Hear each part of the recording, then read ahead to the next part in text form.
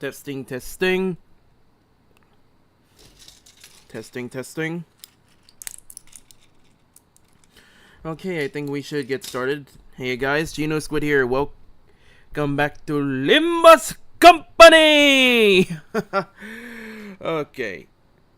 I know some of you were expecting that I get Destiny 2 up and running, but I was waiting on another friend of mine to do it with. Unfortunately, he's not available, and this is going to be ending in a week, so I have to catch up. Luckily, I had been doing some off-stream grinding, so we have a bit of a start.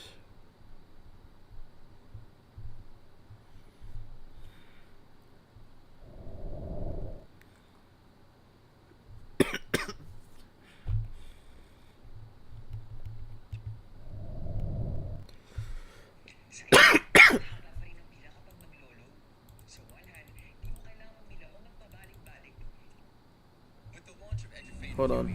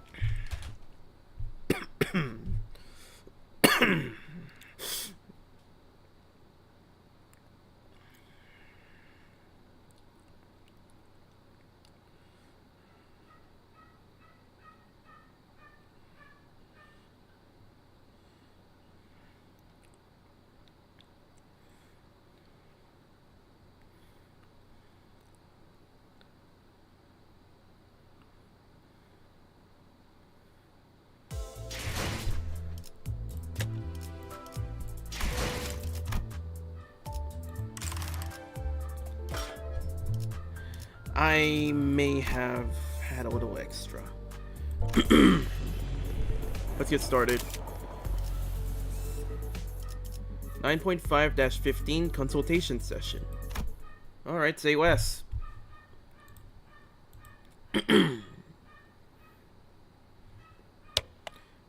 No, wait. For this one, we should go about it like... No, Heathcliff's been in the Vanguard for too long. I should pull him back and let him... Dante. Huh? Oh, sorry. Did you say something? I provided you an answer to your question, but you exhibited no observable response. Is the Sinner's combat performance deteriorating beyond manageable parameters? No, things aren't that bad, but it's just hard to focus on one conversation when I'm trying to support battles happening in completely different places at once. On top of that, Roja's shopping chatter's starting to get a little distracting. A few days after we entered N Corp's district, the bus pulled over in the back streets of N Corp to take care of a distortion case. This contract was supposed to be handled jointly with the LCD team, but distortion suddenly started cropping up all over an area of the back streets called Butter Street, without any coherent pattern. No obvious point of origin or route of spread, nothing convenient like that, and I had no choice but to split the sinners into several groups and send them out. Otis, Ishmael, Sinclair, Don Quixote, Isang, and Marceau were on their way to rendezvous with the LCD team. Heathcliff, Gregor, and Hong Wu were suppressing distortions that had showed up from other directions.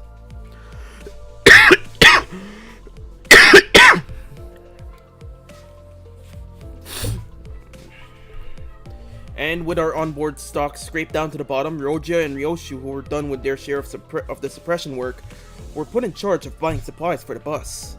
As for Faust, she decided to stay behind with me on the bus. I wanted to get through the consultation sessions I've been putting off, and thought I might as well get myself some much needed practice with handling the new golden bow power it acquired. To reiterate, there are no issues requiring special concern regarding Faust. It is true that Faust has on several recent occasions expressed dissatisfaction with a certain Faust. However, those instances should be classified as a mere personal grievance. I mean...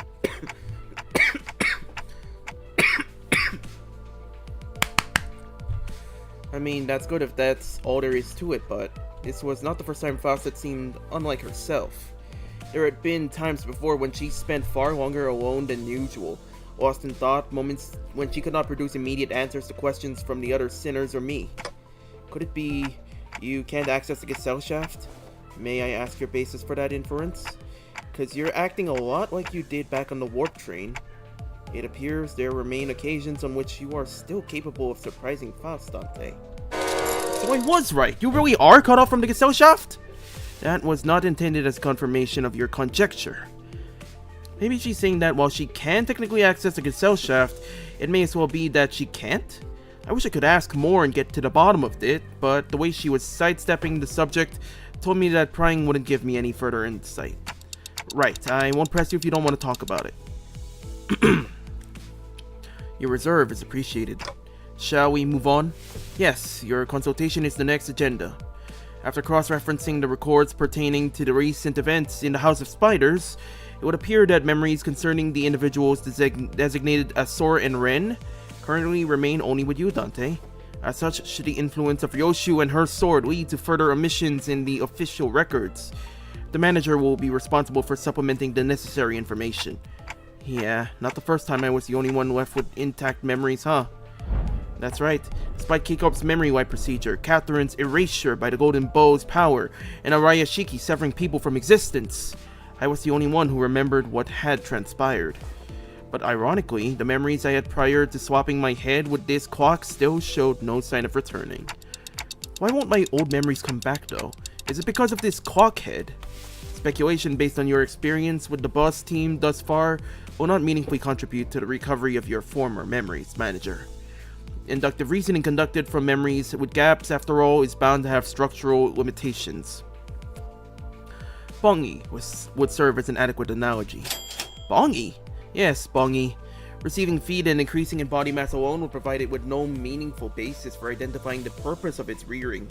Even at the terminal stage when exposed to kitchen instruments and the heat of the stove, its limited experience would prove inadequate to constitute an understanding of its ultimate fate and purpose. Likewise, the ultimate answer to your doubts can only be obtained from the whole of the experience that you will have accumulated at the terminus of your entire journey, that is, your allotted mission. Because treasure awaits at the end of the road, at the end of hell. And that treasure will give me back my memories and my head. Also, indeed, at the end of the road, you will be able to engrave your aspect. Your aspect, huh? I still have no idea exactly what aspect means, or even whether it's an object, but if I know one thing, it's that the me from before all this began had wanted it badly, obsessively, desperately. It's more like an instinctive knowledge, but with my memories gone, that feeling, however strong it is, does not change the fact that it's just another word with no discernible mental image. And you're not going to tell me what it actually is, are you? The aspect. What it means or why I wanted it so much? If it remains a piece of information that must be disclosed to you, then no. I'm unable to tell you. Pay it no mind. You're still following your star acceptably. Please concentrate on the journey. More importantly, have you grown accustomed to that incomplete power? Current observation suggests you have yet to arrive at that level. Well, I've gotten pretty used to focusing on one place at a time, but keeping track of several places at once is still a bit rough. Otis's team is doing well in combat even without my direct supervision, and Roja's team is shopping and not engaged in battle at the moment. Taking my mind off them would prove much easier, but that wouldn't give me the much needed practice, so I'm doing my best to keep an eye on every sinner's status. Sufficient familiarity should result in substantial tactical value. You would be able to cast a wider net when information gathering and employ previously unavailable tactical patterns. Right, and I'd also be able to tell when it's a bad time to call someone in, too. Even as I continue talking with Faust, I make sure not to stop observing the places where each group is and what they're doing. Yep, pulling Heathcliff to the rear was the right call. I don't see any injuries, his team's still doing pretty well even without my directions. As for Roja, wait, did she just stuff all of the pastries and bread she bought into her pockets? How did she manage that with a huge baguette?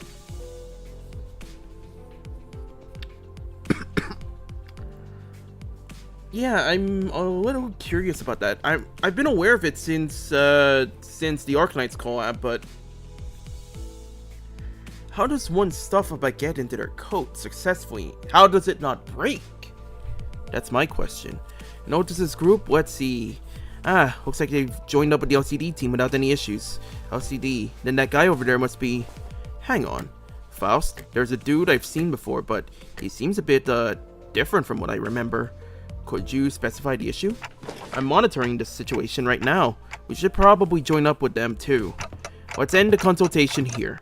This is rather precipitous, Dante. If the incident is of a serious nature, perhaps a request for support from the LCC. No, it's not an incident. Though I wouldn't say it's not serious.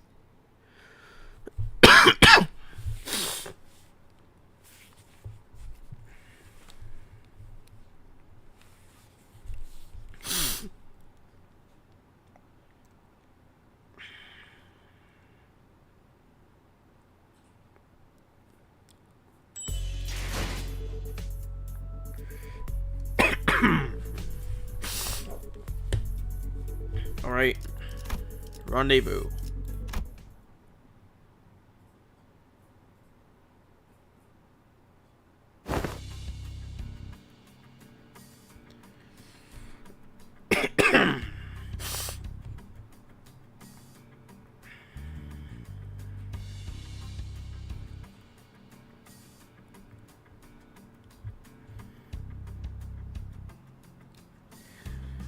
This is going from bad to worse, really.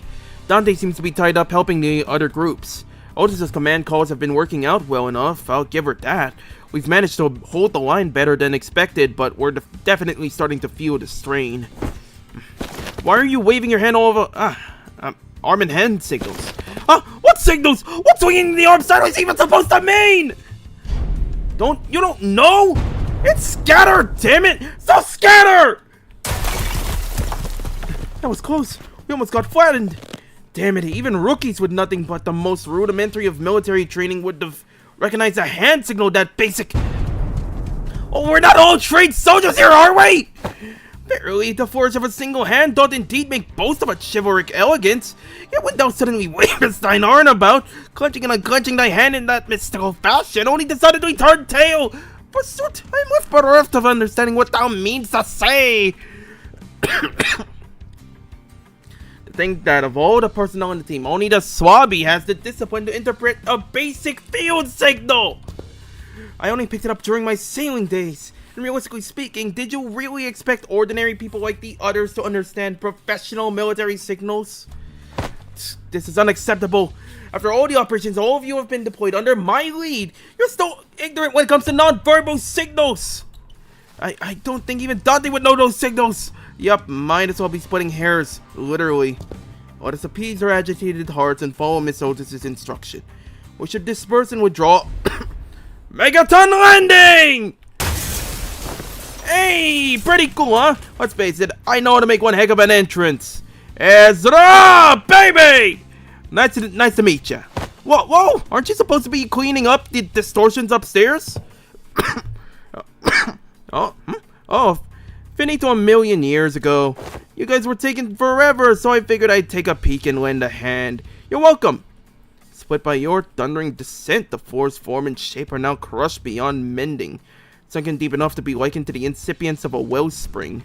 Don't you worry your head about it. That's all after teams to take care of.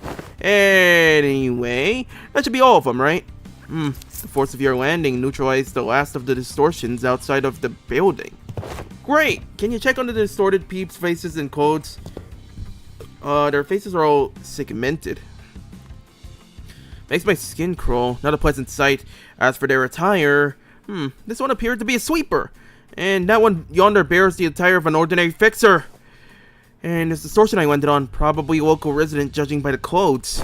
Did any of you happen to see anything nearby bursting with a big poppin' flash? Nay, not once. Okie dokie. You know what? Then let's all head upstairs. The suppression request is kind of a pain. We'll need to put together a nice, neat plan before we start poking it too hard. A plan, says now? How was this not... Was this not a mere matter of showing distortions where they stand? Huh? Wait, did nobody brief you? This has often been the structure of our assignments. We are given instructions, we perform them, and only afterward do we begin to perceive the nature and contour of the task to which we have committed our hands.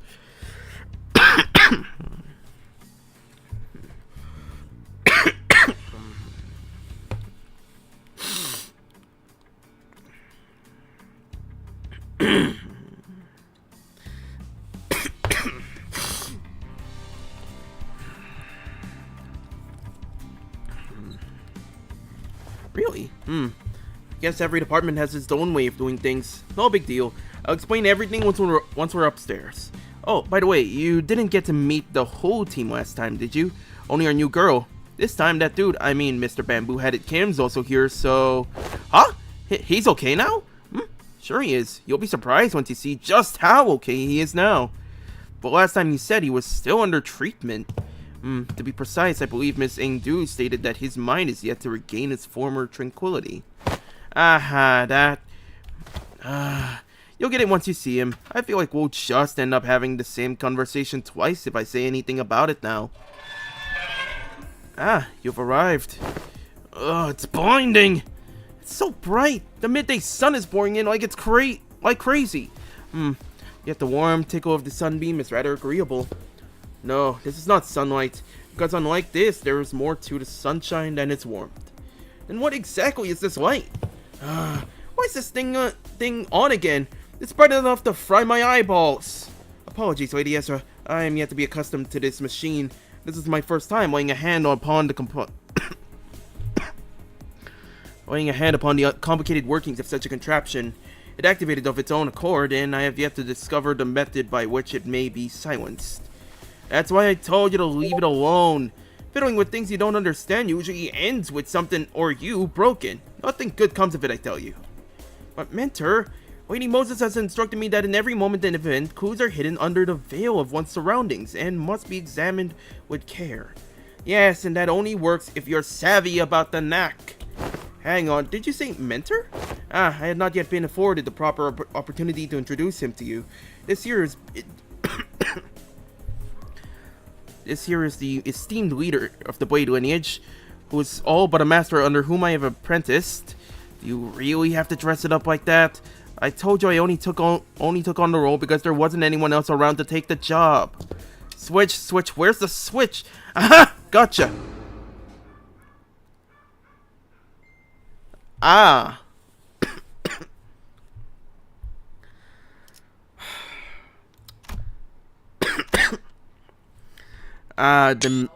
The mislead, it's just... Jeez. So that's Kim. Goodness. Known as Bamboo-Headed Kim. Yes, that's me. Yes, I should say pleased to meet you, folks.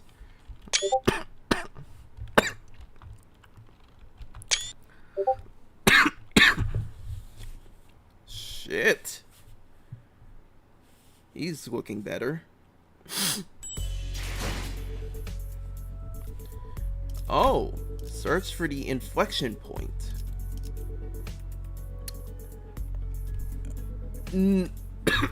I was spoiled a little, but I didn't think I'd be introduced to another sexy man of all people. Oh well. Better than nothing.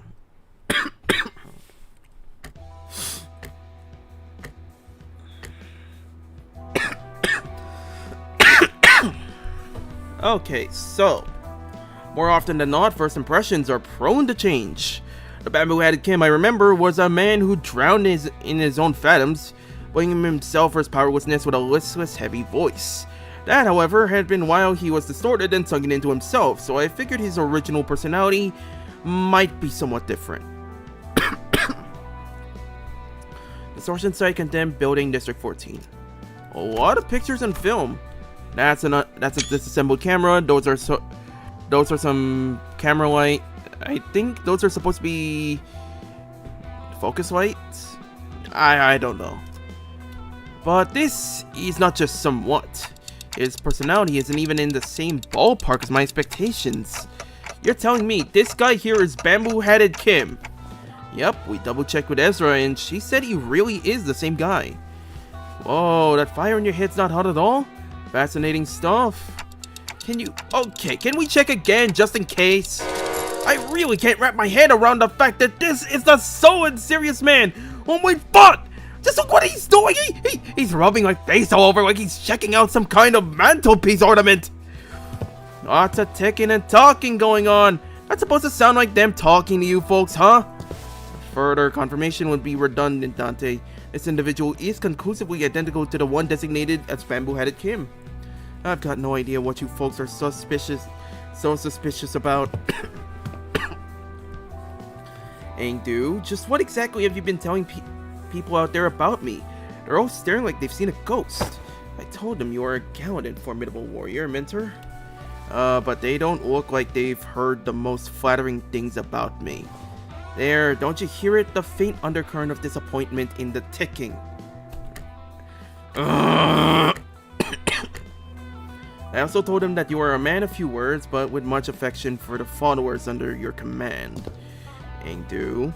Yes, mentor? That's a complete and utter lie. Man of few words, it's definitely not something you can say about a guy who was talkative as me, don't you think? Yet I spoke no falsehood. Although your conduct is rather shallow and perhaps less refined for a leader of an organization, you are much more reserved and taciturn when conversing with those unfamiliar to you, are you not? Hey, Abreek. Welcome back.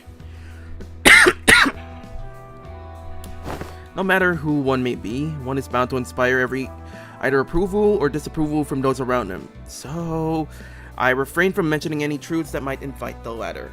To even hint at anything that might tarnish the reputation of my master would not be unlike splitting on his name and mine by extension. I simply had no reason to put on airs in front of my own folks. Oh, in any case. So you can't see anything if I block this part, hmm? Do tell, how many fingers am I holding up? Those are not my eyes, you know. Your own folks, huh? Then you have already acknowledged and accepted that you now belong to Limbus Company. Why didst thou not pay a visit to the LCE? Apparently, when one's mind is plagued by the absence of tranquility, venturing forth into the open air and touchable field of grass cleared the storm of the heart. It's been a while since the last Limbus stream. Yeah, no kidding. I have a lot to catch up on, don't I? Yep. An asset of the company is expected to act in the company's interest, yet, for whatever reason, I didn't see you fighting on the field of battle during Operation Spider-Pyre. You will have to account for your absence in the mission. Otis addressed Kim as though she were conducting a formal investigation, every word flat and hard. It's obvious she was not about to let her guard down anytime soon. What mission? Oh, that one. Kim finally seemed inclined to assume the more serious disposition. He stopped peering into my face and turned toward Otis. Although his hand was still on my head. Alright, clearly there's some disconnect in expectations here. Listen here, you. I'm really not all about hard, bothersome work. Get what I mean? The real disconnect was between his stoic expression and the words coming out of his mouth. What? So let's talk about the kind of fellow I am. Meet the resident layabout, who's forced to do his job, with a frown too, I might add, who's only when he's got absolutely no other choice. I'm really not some big shot Ing who's apparently been promoting me as, folks. And I'd very much like to stop getting roped into stuff that keeps putting my life on the line. Fine, then why did you join the LCD in the first place if you'd rather be unemployed? No, never mind, they probably forced you to stay. You catch on quick. First they spout this nonsense about distortions and all, and then force hired me calling me a company-owned resource or whatever. And the other day they were on about what's its name, Golden Bow. Yes, they invited me on a tour to another department to listen in on some important presentation. And I accepted. I thought it would be a fine opportunity to broaden my perspective. Engdu, dear, there are times when your commitment to duty shines brighter than the sun. I find that attitude so dazzling that I have to squint when I'm looking at you. Who knows, maybe that's why I'm wearing this bamboo hat.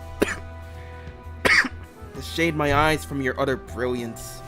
You mean to say that you're in need of a shield to protect your... Okay! Okay, don't take it literally! Lady Ezra, might I submit a request for a pair of sunglasses for my mentor? Only if it's not too much on an imposition on the budget, that is. That right there. That's what I keep telling you not to do. You can't just say yes to every silly thing he says and turn it into a supply request. Small expenses add up to a lot, you know.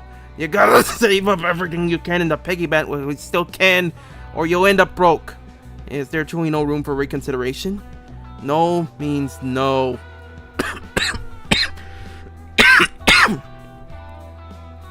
Okay, so now we're getting the dynamic. Kim's basically a laid-back guy. Okay, Kim's a laid-back guy. Engdu is a to-the-letter, takes it on the nose kind of gal, and Ezra's basically the exasperated cousin. Is this what I'm getting here? No, not cousin, older sister. At least that's what I'm getting here. Then pray make it the purchase for me. I shall cover the cost myself. No kid. Wait, what? My poor mentor is in a state of great discomfort, yet I possess neither the wisdom nor the knowledge to navigate the silver tongue of merchants and the maze of souls to locate the very best item. So I must beg this favor of you. You're giving me a frickin' headache, girl.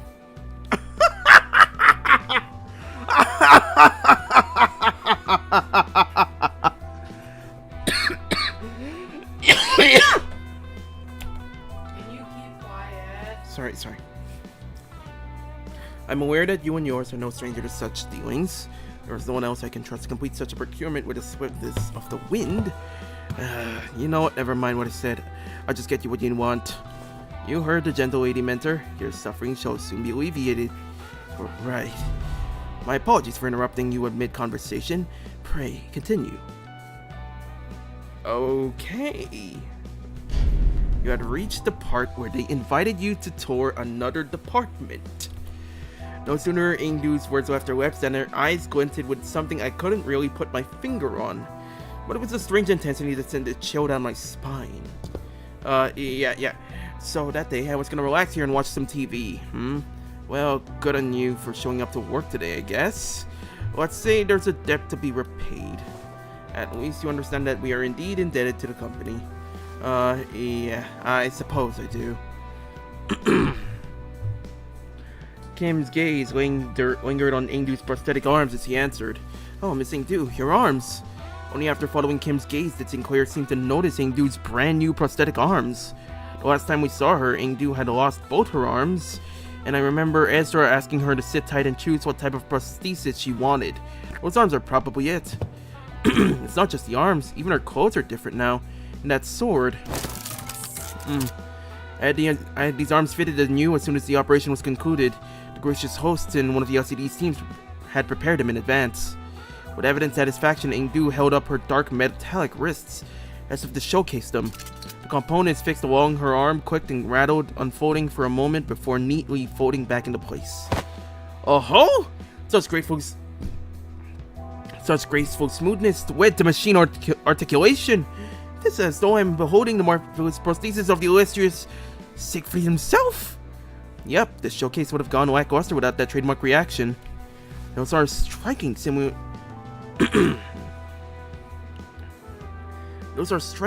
to Schwartz's Industries and 7 lineup.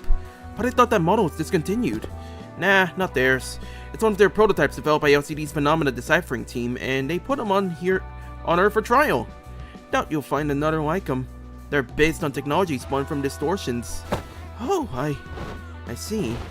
For a brief moment, Sinclair's eyes lit up as if he had glimpsed something that brought him back to a memory. Then, just as quickly, he fell silent. Whatever he'd wanted to say next, catching in his chest. Does something trouble you, Master Sinclair? It wasn't hard to understand what struck the tender memory for Sinclair, and why it cast a shadow over his face. Yeah, his family was big on prosthesis. He was the only one who didn't get one. Oh boy. What? Sorry, just reminded me of something from a long time ago. My dad used to work with prosthetics before he passed away. I thought this was the exact same model I saw back then. It appears I lack tact. These arms have stirred a painful memory within you. For that, I apologize. It's alright. I'm fine now. Sinclair's voice still carried a faint tremor, but beneath it there was a firmness that had not been there before. He really had grown a great deal. You can thank yours truly for picking the sword. I was there with her. I did inform Lady Ezra that any blade that could serve as a weapon would suffice, but she insisted on browsing the goods. I dare say I was given the opportunity to lay my eyes on every type of sword I could ever hope to see in this life, walking through the workshop street that day. Oh please, girl, we walked for just 4 hours. That's nothing. While everyone was distracted and taking in Ingdu's new outfit and equipment, Kim had quietly stepped away from the crowd and crouched down in a corner. He was rummaging through things scattered on the floor, picking them up. Was he pocketing them? Anyway, what is this place supposed to be? What are all these things?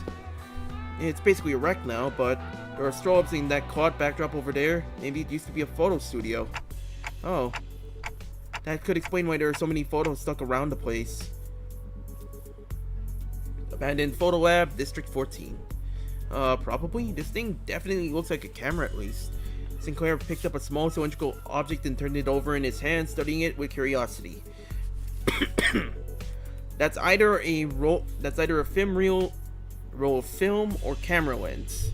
I'm betting camera lens. What do you suppose this is? A battery-made roll of film. Ah, there's some kind of strip inside. Let me just pull it out. No, that's...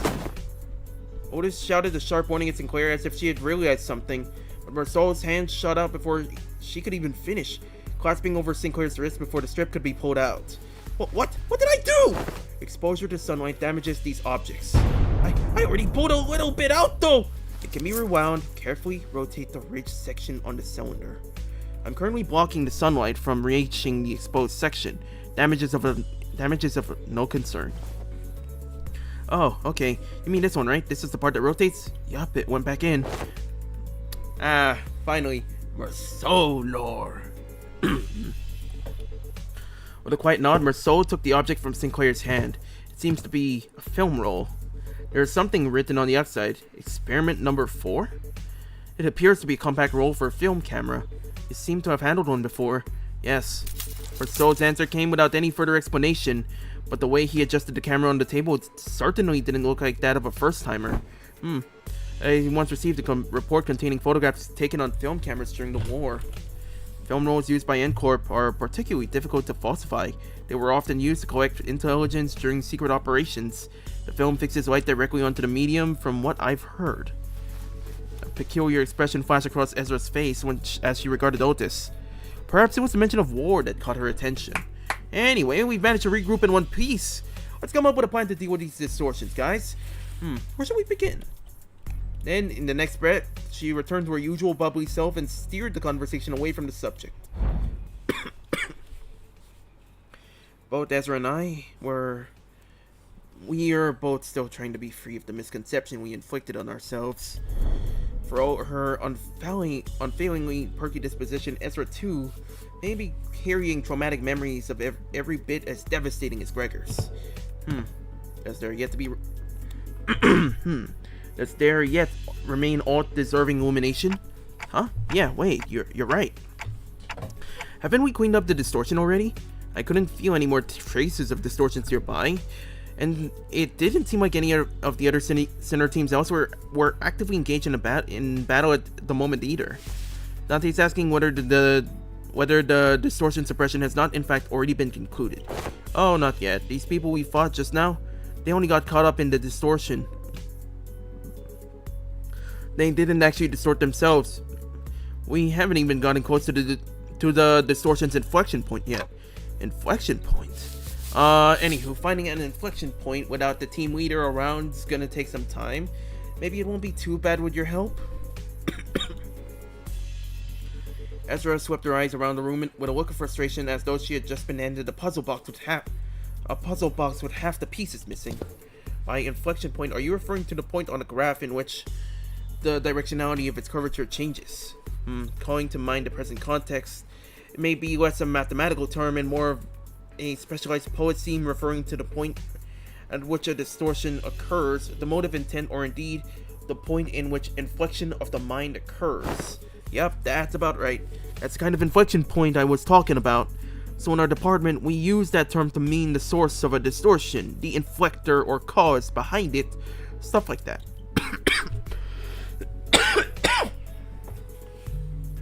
You know, distortion's hard to treat if you don't know the core cause. Treat the symptoms you see on the surface all you like, but if you never find the root cause, the distortion's never getting solved. So I guess you guys never really had to look for that kind of stuff, huh? Your boss clock opens the door into their phantoms or whatever, right? You mean Dungeon of the Phantoms? Yep, that's the one. From where we're standing, distortions are really high maintenance, time-consuming headaches. It's one thing to somehow manage to locate the inflection point, but curing it is another thing. But you guys can just march straight into someone's heart, knock the sod out of everything in there, and then ta-da! Patient ready for discharge. That's how it works, right? Not gonna lie, I was so jealous when I heard about it, I almost bit my sleeve off. Apparently, I had thought your team would set about resolving distortions once the foe was vanquished, as we are wont to do. Was that not so? Of course not! Why would anyone come to us with a distortion suppression request if it were that simple in the first place? But yeah, most of the time peeps try brute force approaches to it first, and when things go south they send requests to the company or to our detective's office. That means the client this time must have been... bingo!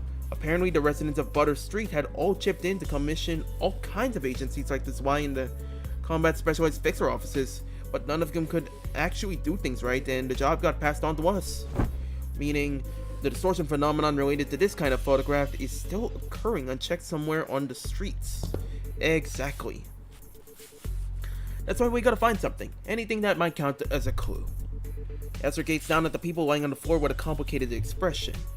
Neat ash gray suits and a logo on the collar of their uniform and briefcases. Hey, isn't that N Corp's logo? Come to think of it, wasn't Merceau... I was once employed by N Corp. What, you used to work with those people?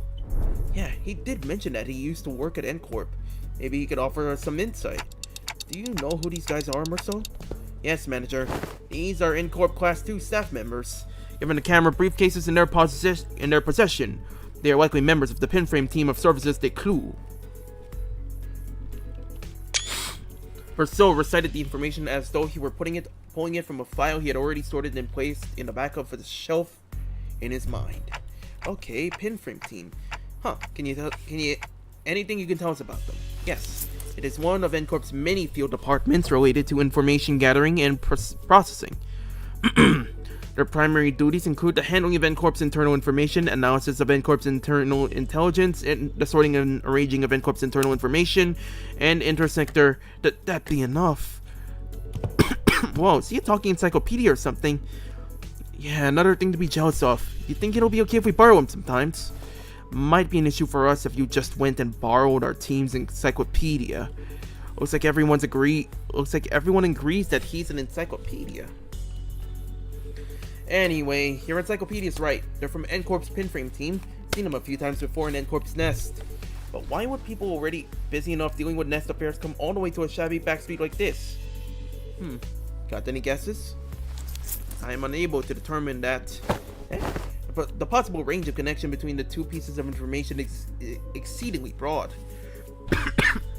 Listing every relevant reason as to why they may have come here would require a considerable amount of time. Therefore, I will not present a determinative answer to that question. Ezra, staring holes into me with an unspoken, is this dude always like this? Wouldn't pull any answers from me, you know? Because aside from combat situations, I've still got no way to figure out what's going on in his head. Okay then, Merceau, maybe this will be easier to answer from an objective point of view. And that was when I noticed something I'd never imagined would happen. Merceau's eyes widened, his gaze fixing me with such force that I could almost feel the faint tremor in it. A leveling stare that came with, there is no such thing as an objective point of view. Manager, a clipped tone in a look almost bordering on rebuke. A given judgment may seem infinitely close to objectivity, but ultimately, all things are subjective, without exception.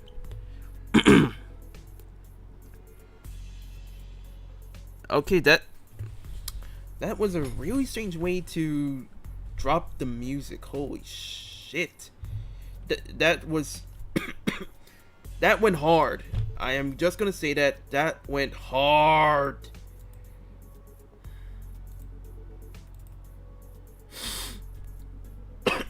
Give me a minute.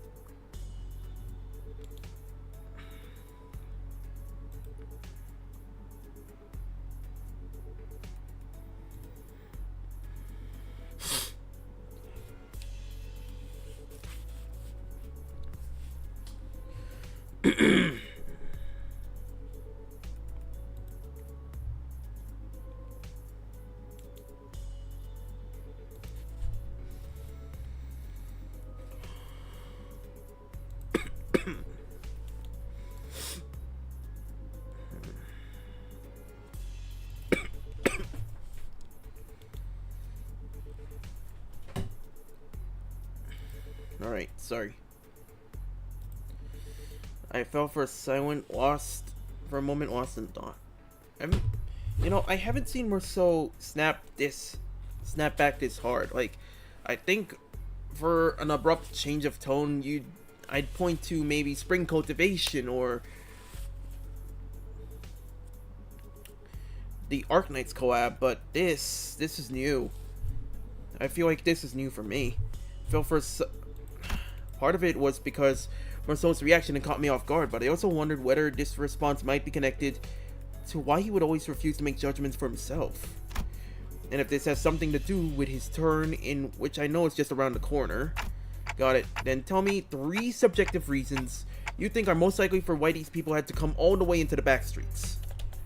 I need to understand who he actually is as much as I can.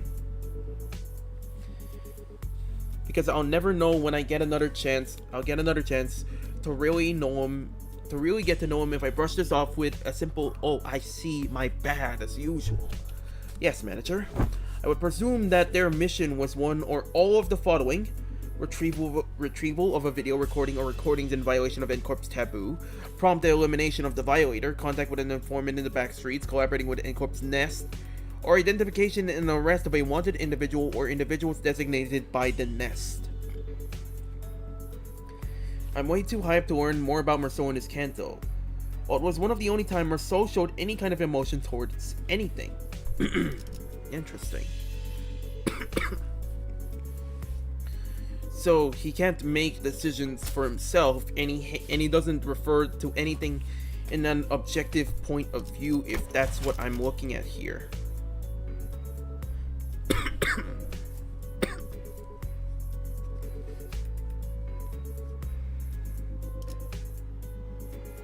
A given judgment may seem infinitely close to objectivity, but ultimately all things are subjective without exception.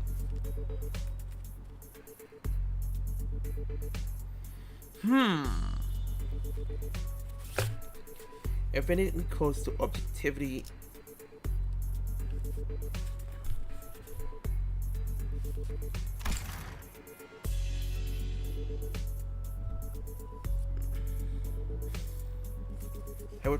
Alright. Taboo? You mean these people could be taboo hunters? Nah, no way. They don't send out taboo hunters for every single violation, you know? So, Rikyo's saying it seems as if Marceau is not even a real human, to be honest. Yeah, I mean, it seems like Marceau seems to have what? This associative identity disorder?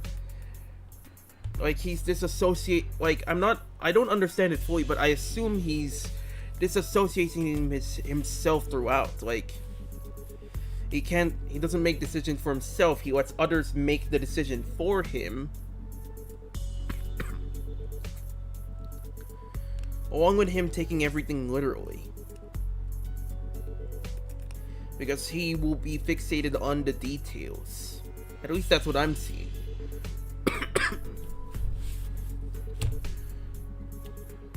Nah, no way.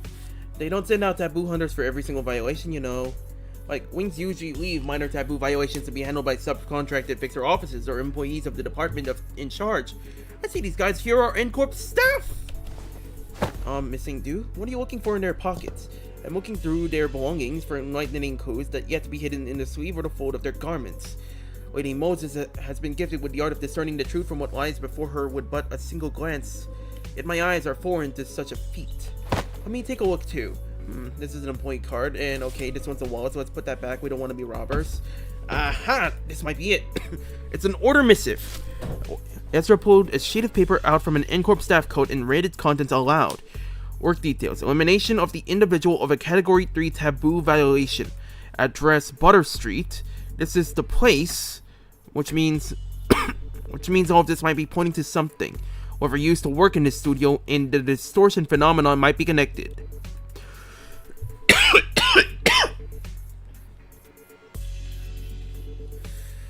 Yeah, now that you mention it, when that whole pop and change thing happened, it did kind of feel like a camera flash.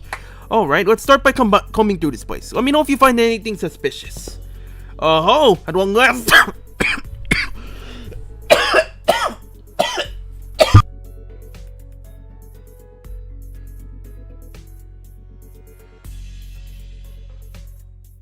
Choke, sorry. Give me a minute. I need to drink.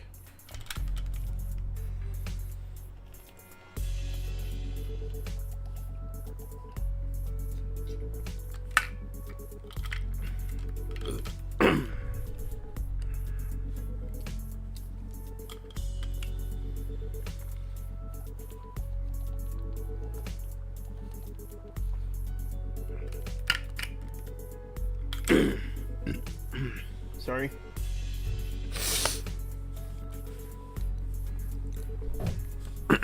Oh ho! At long last, the hour arrived for my debut as a detective forsooth! Don Quixote must have been miffed for not getting to play detective back in T Corp. No idea where she'd been keeping them, but she immediately pulled out the detective props that'd been given to Roja, Ryoshi, and Hong-Woo back then. Apparently, I had foreseen that the day would come! Fortunately, Otis wasted no time putting an end to Don Quixote's battling time shenanigan. Our sharp dressing down from her was enough to make our dejected, chivalric adventure stuff the costume away. Okay then, we should get moving too.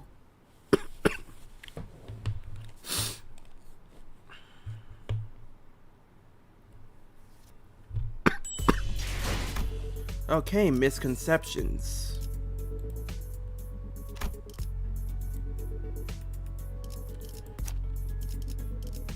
Oh boy.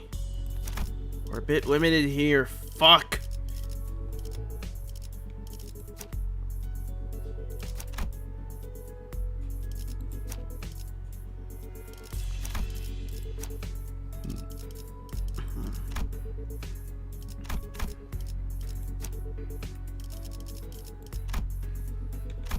Dang it, we're a little short-staffed in terms of bonus. Fuck! Did you try the new game mode? 화점에 두지. 망설임. 배워내겠습니다. What new game mode exactly? You're gonna have to be specific here. Hold on. 화점에 두지. 망설임. 배워내겠습니다. 대상. 혹시 이럴 것 같아서 대기 타고 있었지.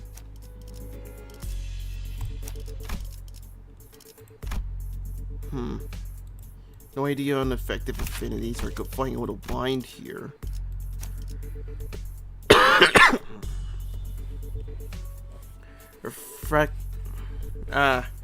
Reflectrio. I've done it before. Don't worry. Don't worry yourself about that. Hold on.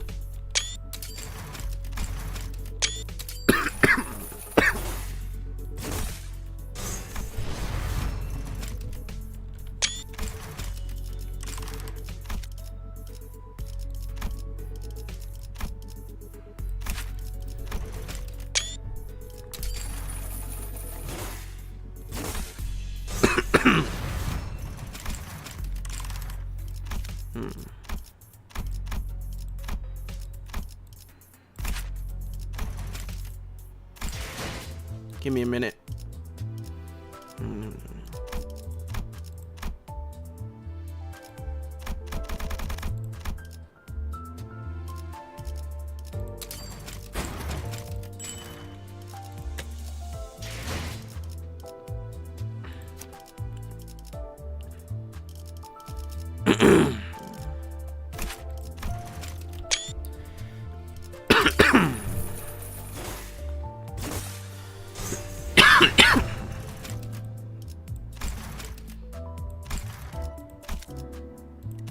Alright, back to it.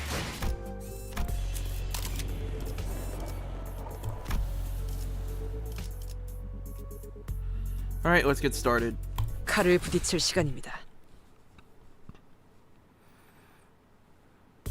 We spent a long while rifling through the photo studio with the LCD team, but no one found any decisive evidence. There sure are a lot of photos around, but almost all of them are just pictures of buildings. Nothing much to tell from that. Aside from the canister containing the film Rose Sinclair picked up, there are no remaining items here that can count as a proper clue, Executive Manager. I've confirmed that the rest are all empty plastic containers. Then it's probably best to check the contents of the film roll directly. Yes, Executive Manager, I will find a way to develop the film. Did you guys find any sort of photo development room or equipment nearby? Let's search a little more before we can see what's in that film roll. Mentor, what do you make of this object? For the 8th time, Ingdu, I have no idea. If I had wits bright enough to understand all the lies that before me with a single glance at the team leader, I would have passed the royal examinations long ago and secured myself a lucrative position as a court official. But Mentor, hadn't you already passed the royal? Once swung, a sword does not retrace its arc, Ingdu. So it is with life. There's no undoing what has already been cut. Thus, it is unnecessary to dwell on what can no longer be undone. There's no after for what has already been slashed away. Not for you, Mentor. Watch you not to dwell on what can no longer be undone. Oh shit. I misspoke. I did not mean it that way, Ingdu.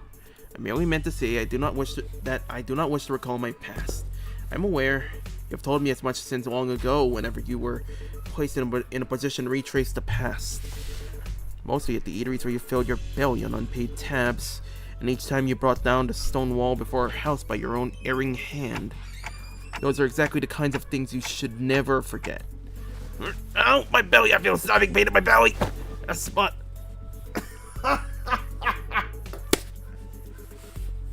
Oh, the very wound you once gave me afflicts me yet. The one from when you thought you were only poking me with a scabbard gift by some cruel turn.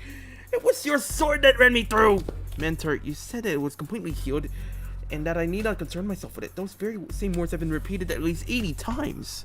But it still aches every now and then, chiefly when I hear your sharp-cutting words that I really don't want to hear. Is that so?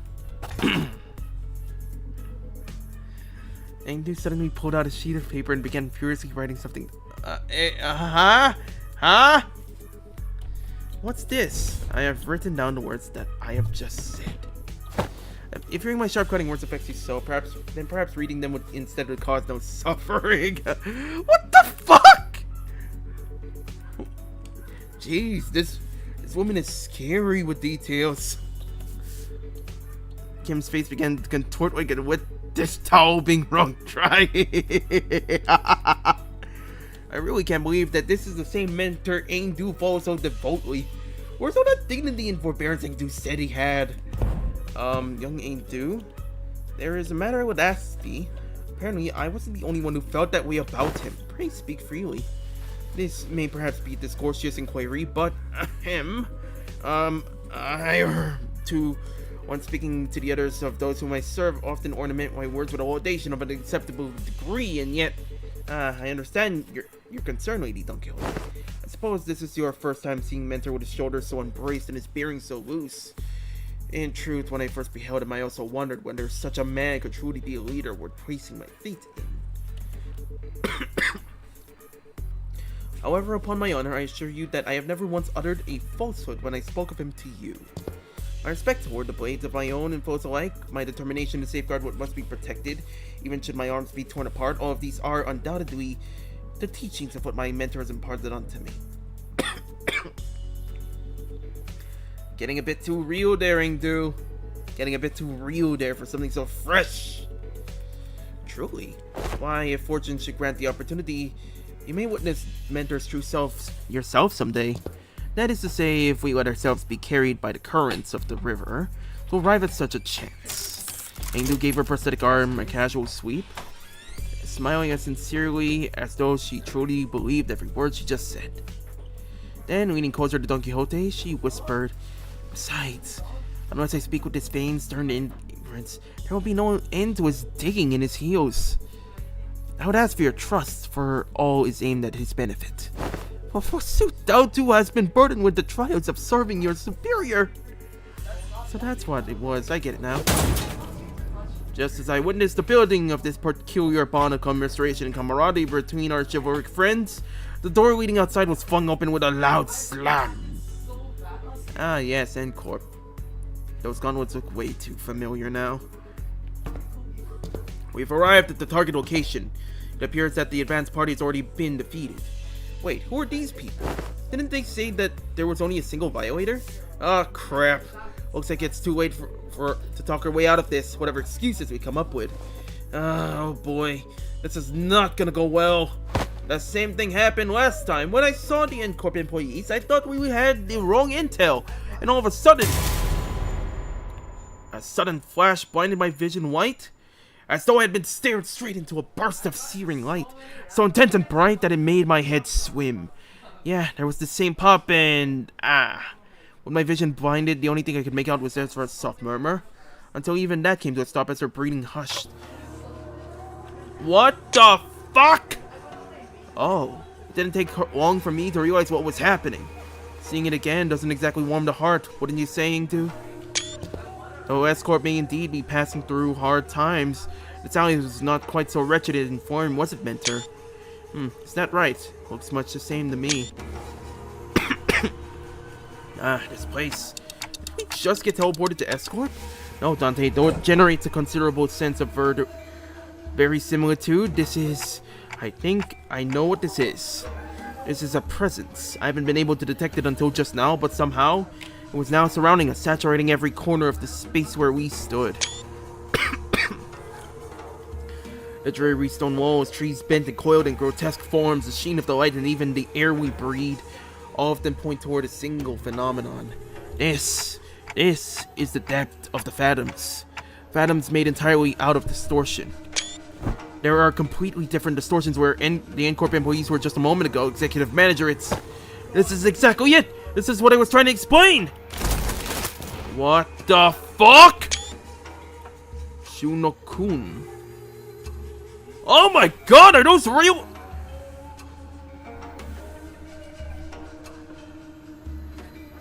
That's a real eyeball. That's a beard. What the fuck? Their Chuno, where Ezra pointed, the people in smart, neat suits had vanished. In their place, figures clad in blood-stained dopo robes were approaching us with dragging, uneasy steps. Right, let's fight first and talk later. Ready, Ingdu? My blade is poised to strike, Lady Ezra. And, wait, where's the bamboo-headed dude? I am afraid he has already taken his leave. He said he has no desire to cross blades with the Chuno-kuns of S Corp twice. Come on, man, not again! He's a repeat offender, that's for certain. Executive Manager? Wherever Kim's gone off to, this definitely isn't the time to be asking trivial questions. Right, let's see what Ezra says and get ready for battle. On your orders, Executive Manager. Men, prepare for battle!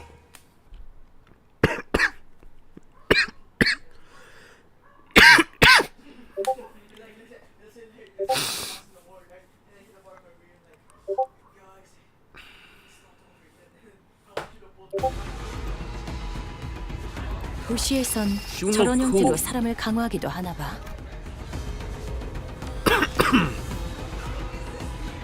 Huh, interesting. Level 50. In prisoner transport order for this encounter. Class was gain 1 head-splitting memory.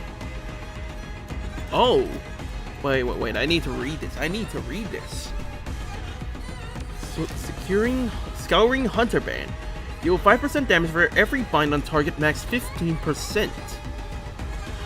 Cover the eyes is not to be blind. These fabrics, created using Q Corp Singularity, are fashioned into many forms, such as blindfolds and headbands, and are commonly used throughout the East. It is not unusual to see fixers and employees of corporate entities in the East covering their heads and faces with these products. The fabrics serve the same function as sunglasses, visors, and combat prosthetic eyes found elsewhere in the city. They scan the target's information in real time, augment the wearer's vision, and provide tactical analysis. At times, they can also serve as a means of communications with distant allies. My guy, are those fucking cleavers? That is some serious coffee got there. And there's an Hongo ID of them. Yeah, I saw it. I'm not sure if I want to get it though yet. Give me a minute. Clashable counter.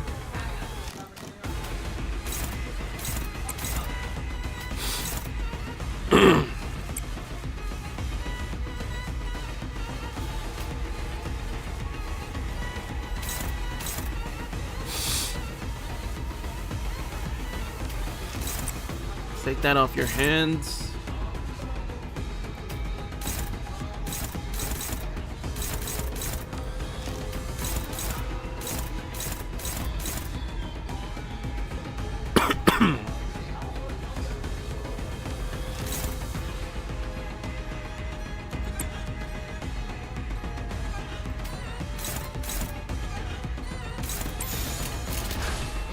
당신 Alright. Go off. The ID is alright. It's solid, but not really incredible. Ah, so it's like every other event ID. Okay.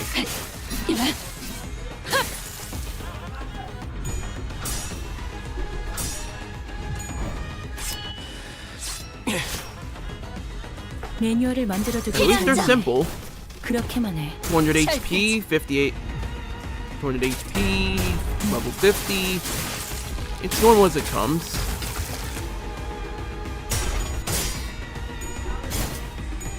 Good to see these guys in action again. Take it away, Ezra.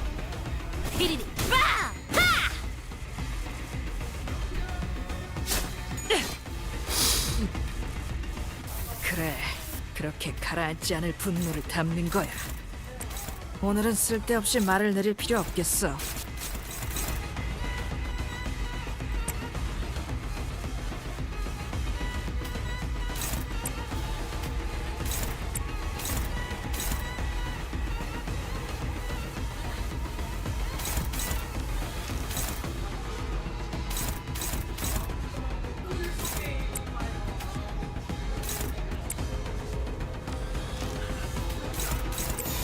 물러서지 않겠습니다.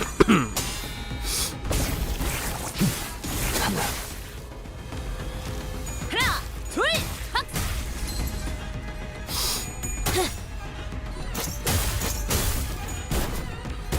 차. 사물. 앵화. 징계팀 직원이라면 당연한 판단이긴 해. 잘했다는 칭찬은 생략하는 게 좋겠지? 6천. 제압 개체에게 맞는 정상적인 공격이야. 잘했어. 티페리트. Ooh, 당연한 거란 Endu's 것 pretty 가지고 handy. 굳이 칭찬할 필요 없어.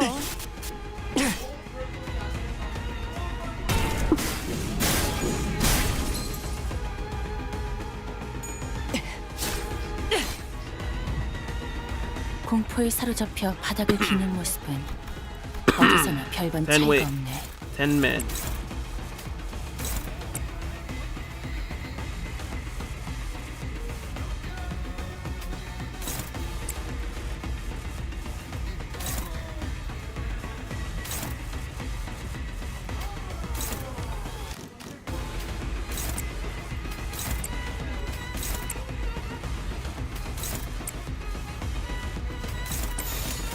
예측할 수 없게.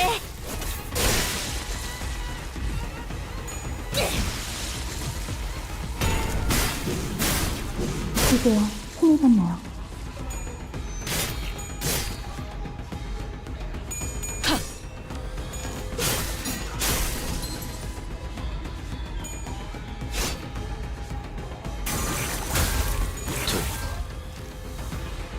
그대 정해진 운명이라네. 조금 무르긴 했지만 제압은 성공적이었어. 뭐 별건 아니었지. 안 그래? I need to size everyone up. Huh. Base offense and defense levels bumped up. That's heavy.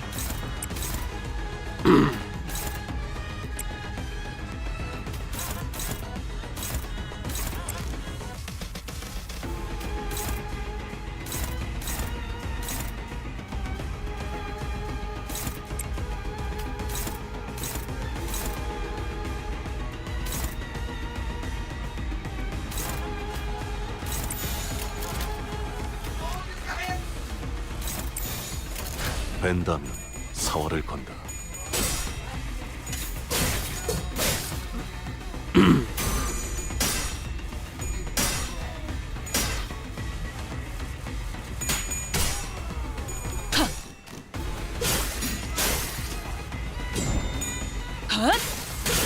삼코. 이것 봐. 한 상체를 제압하는 건 Oh. 우리만으로 충분하잖아. Okay, tougher than I thought.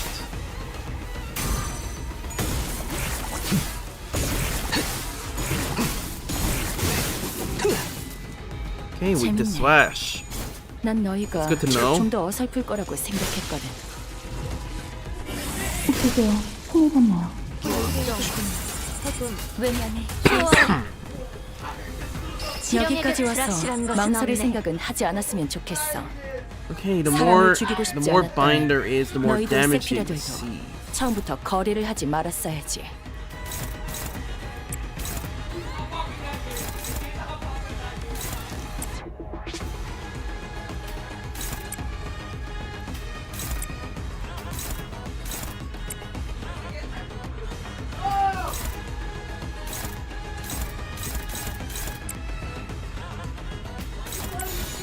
물러서지 않겠습니다. Holy shit, she's strong. I'm sorry, she has an ult? She just took down 2 men.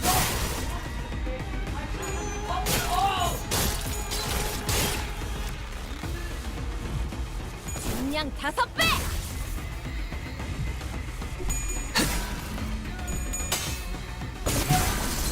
다섯.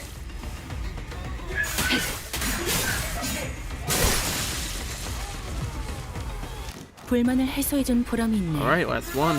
지금처럼 적들을 성공적으로 이끌다 보면 앞으로 더 많은 층을 개방하고 더 많은 제조사서의 도움을 힘내세요. 받을 수 있을 거야. 이번에도 잘해줬어. Oh shit. 유익한 책이. That should be all of them. Surveying the area would measure the word. Ingdu cast the blood from her sword with a few sharp flicks before sliding it back to its sheath. Huh, they're not changing it back. Doesn't look like beating up the distorted ones reverts them immediately this time around. Perhaps this is perhaps a fortunate turn of events in a way. Let's search for clues while time allows us. Right. You take that side, Ingdu. I'll search here. Ezra and Ingdu moved about as though they were used to this kind of situation. Without even taking a moment to catch their breath after the battle, they began searching the space. Pretty! Don Quixote was the first one to voice her doubt in the surreal, unfamiliar situation we found ourselves in.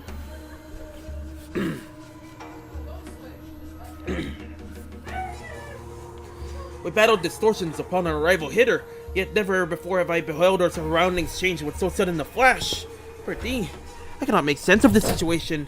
Must thou render a detailed account of this distortion phenomenon? Apologies. It would appear I overlooked the briefings due to the urgency of this predicament.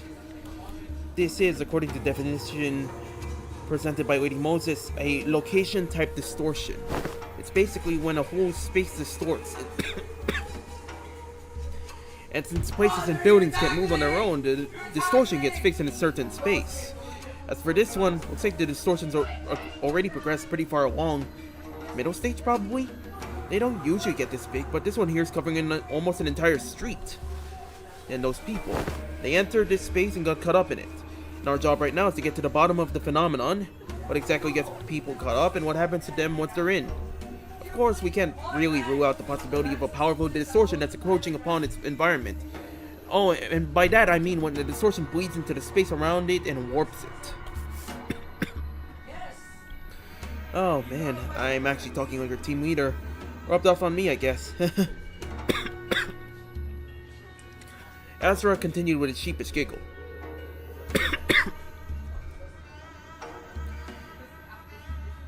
Oh, Breek says he has to go. Alright, see ya, Breek. Anyways, back to it. In any case, we won't be able to suppress or cure the distortion even if we whoop these guys' asses 100 times. We need more clues to help us locate the inflection point. Maybe we should examine these people over here too?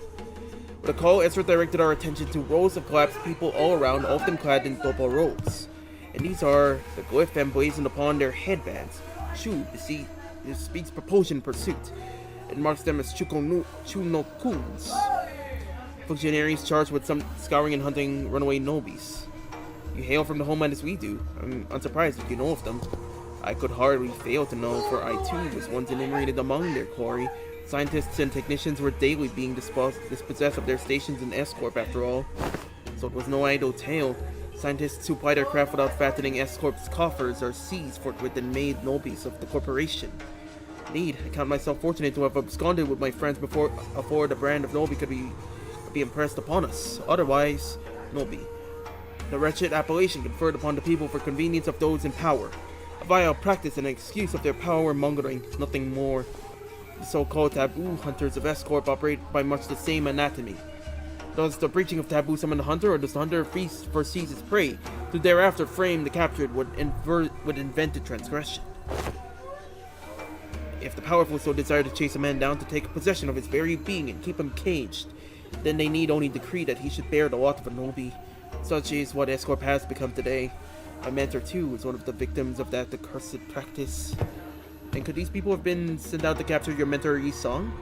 Or me, perhaps, or none of us? You mean to state that they may be conceptual forms of Chuno-kuns generated by distortion? That is a plausible conjecture. We are getting nowhere with this coup hunting. Whoa. What? Pictures hung up everywhere instead of what? Decoration, ropes and trees. A lot of rubble here and there. Masks. I see some masks in the walls, and is that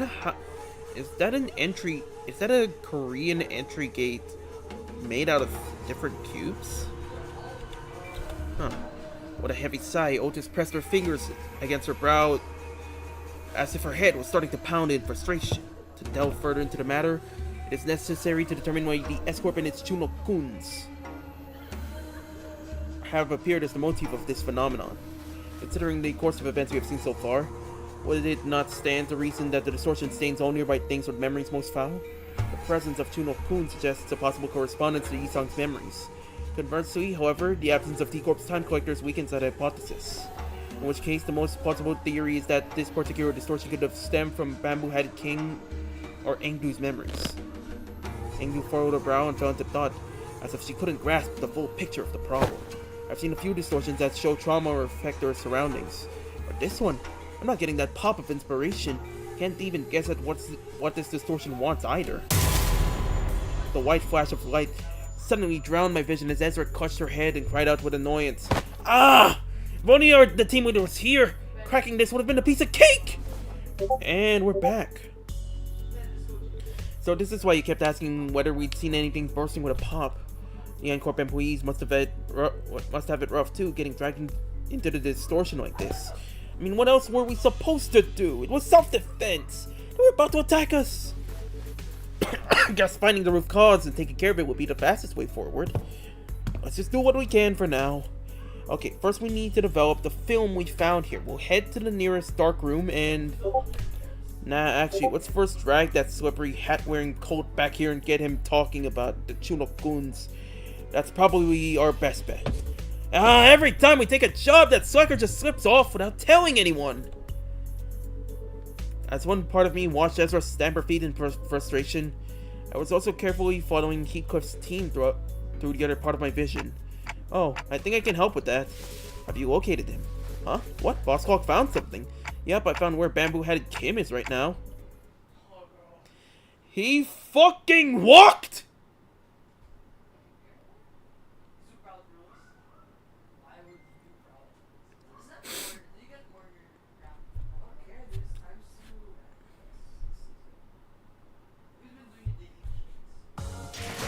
완벽하게 수행되었지 않은가? 하지만 아직 기약은 없구려. 그렇다면 여전히 Alright. 난 Next up, 아무것도 film. 인가? I gotta buy a fucking box.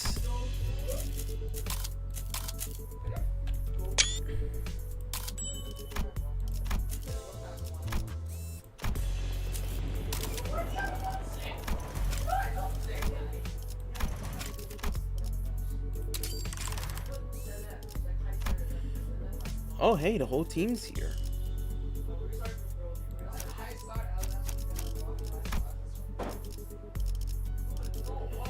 Alright, let's see what we can bring. KKs are off the list. Let's see anything use. Alright, let's see how many bonuses are we missing. Ah, crap, I forgot. Chuno-kun Hongwoo. Engdu-ish.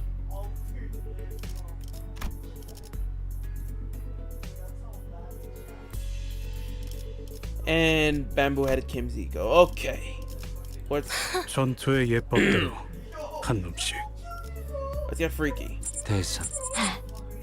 이번 전투가 끝나면 반드시. Meanwhile, he could steam. Bloody hell! What's up with these kids? They're showing up out of nowhere.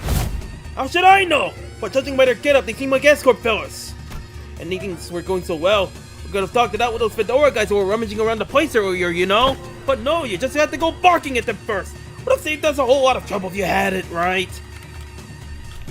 Oh, so it's my fault. Those bastards look like they were nicking stuff. This is our contract area, ain't it? If they walked off with something important, we'd be the ones catching hell. Listen, bud, not everyone's itching to swipe hair coupons into their pockets the second they get the chance. Oh, for how many bloody butts are you gonna milk that? Excuse me. What? You got a problem too, mate? No, not at all. Just wondering whether that gentleman over there is also one of our enemies. Is that the end of your troop performance? Shame. I was really enjoying watching you folks dance. Might have mistaken this place for the Peach Blossom Land of Legends had there been a cup of fine macchioli to go with it. Yeah, that's an enemy, alright. He has a name tag though. I think it says LCD. LCD or whatever, who gives a toss? Am I supposed to put up with every bastard having a dig at me? Oh dear. Such bold swings! Didn't know there was an encore to that performance! Ha! You slippery little rat! Well, I do find this amusing enough, but if you intend to play with me, you ought to be more aware of your surroundings. Hey, behind you! There's... Wow, he took out all those doppel-wearing people with just a single strike! I'd say that about covers the price of admittance for your troop circus, wouldn't you? Well then, I leave the rest of you folks. Only blades and mortal tails never linger on the stage for long after all. Oi, what the hell do you think you're going? God damn it! Well, at least Kim's fast. 뭐야? Alright, a little bit of Malkut. 갑자기 제압 개체가 더 강해졌잖아. 당장 우리한텐 그런 정보가 없어. Let's play with 다른 세피라들에게도 Valentina. Alright, let's see. Okay, I have precognition, overheat, activate following effects, gain 1 accelerated feature with every clash. An attack with by non-opposed attack, an unbreakable coin attack or losing clash against the attack skill, activate precog skill. Okay, following causes the unit to lose one ice EOP stack. Okay, lose one with every clash. When this unit activates precognition skill, be a passive effect due to being attacked by an unopposed or unbreakable coin. Lose 3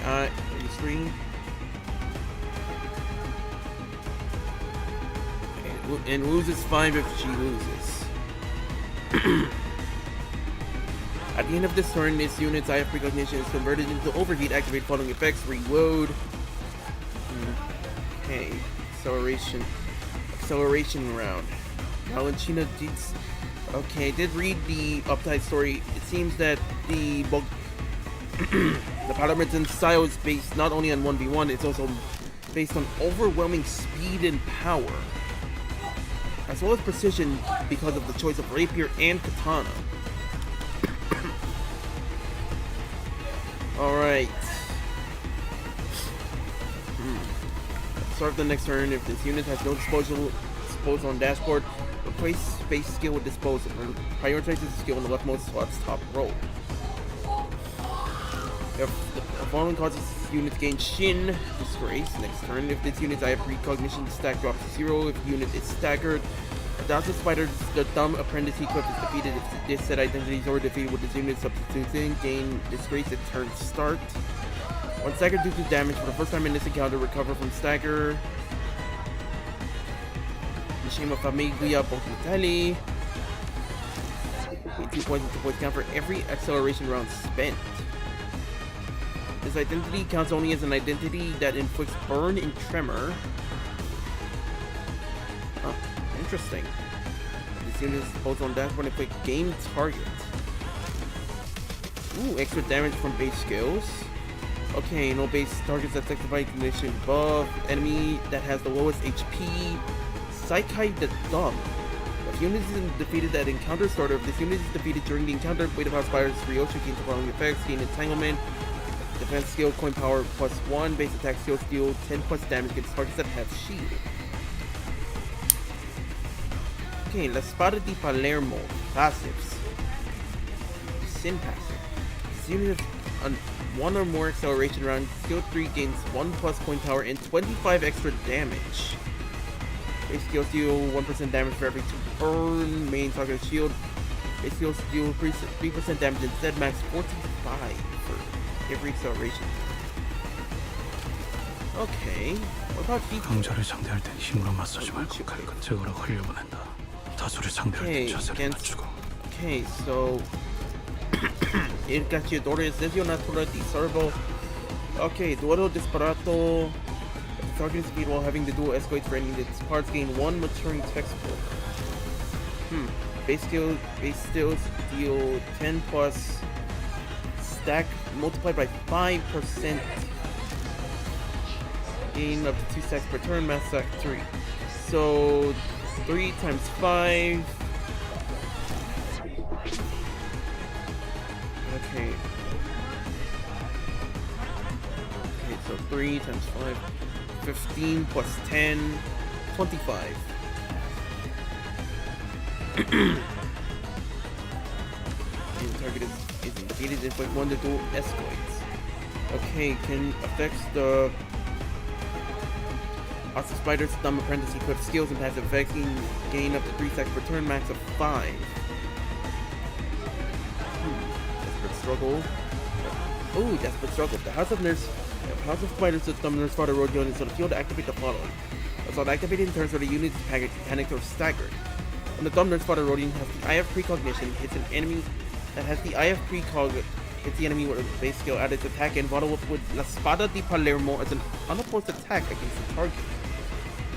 Okay, Combat Star, when the Thumb Nurse Father Rodion that has the Eye of Precog overheat is targeted by the enemy's unopposed skill. Equip gains 1 assist defense, only activates with Balan Thumb Nurse Father Rodion in the field. Ooh, Palermitan style. In the following effect, okay, has 2 lust and 2 gluttony.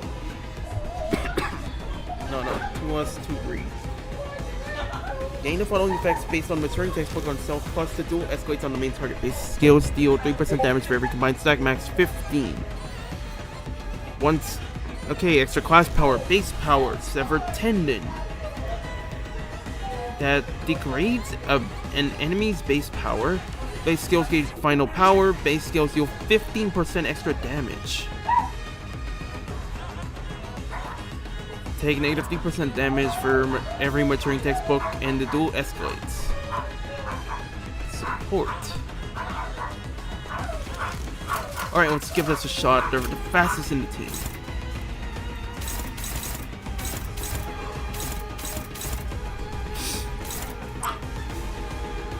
Won't be stunned.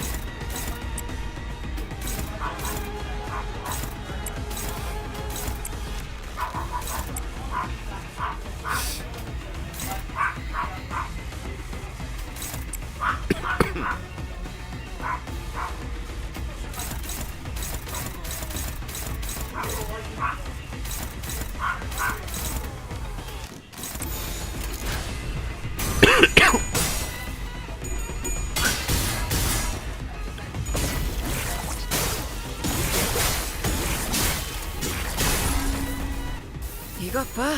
환상체를 Sesionatura 제압하는 건 di 얼마나 elefante. 충분하잖아. Holy shit.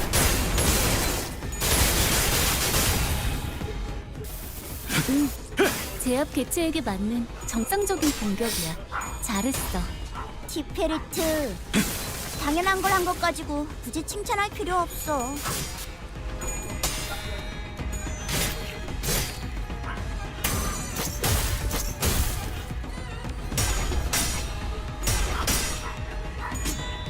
Oh boy.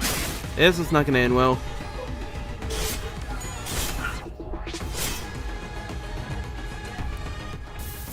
뭐야 이 수치는. 아까 어떤 직원이 제압 개체에 한 번에 입힌 피해량이야. 잠깐! 진짜? 왜 부서팀장을 안 달아줬지?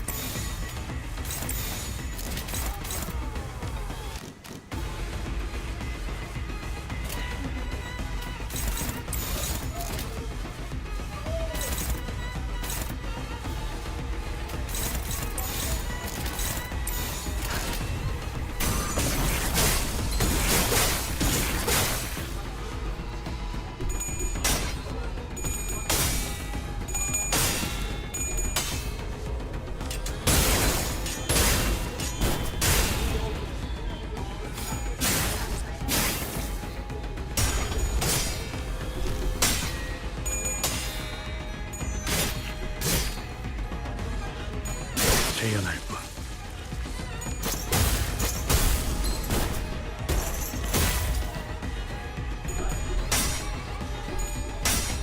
와우.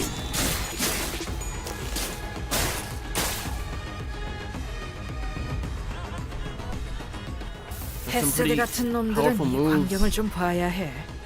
환상체 가두고 에너지 짜는 회사에서 이 정도 전투 능력은 있어줘야지. 복지팀 애들만 데리고선 뭘 한다고?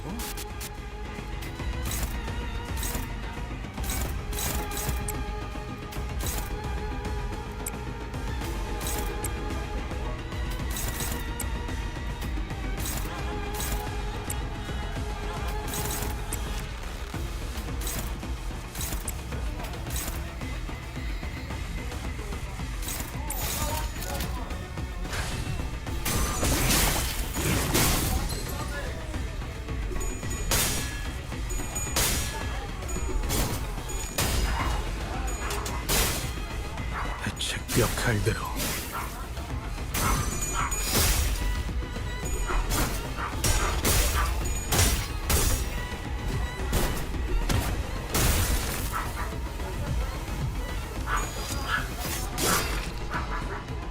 매뉴얼을 만들어두길 잘했네.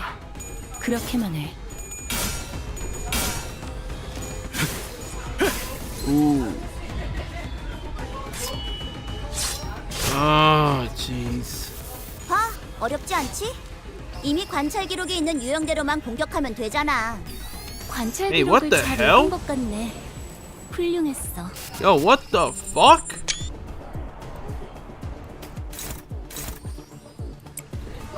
Okay. Let's... Okay, same... Huh, they're the same except for one difference. Pinning nail. Yep, they're basically the same. Okay.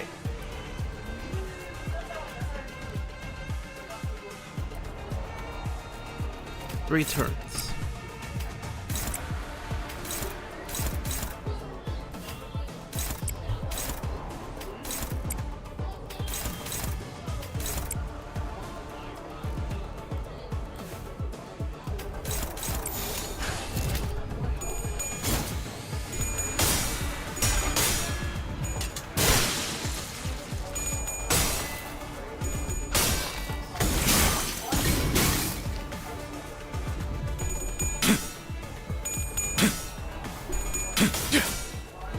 당신과 한없이 닮은 극도가 속도로. 징계팀 직원이라면 당연한 판단이긴 해. 잘했다는 칭찬은 생략하는 게 좋겠지?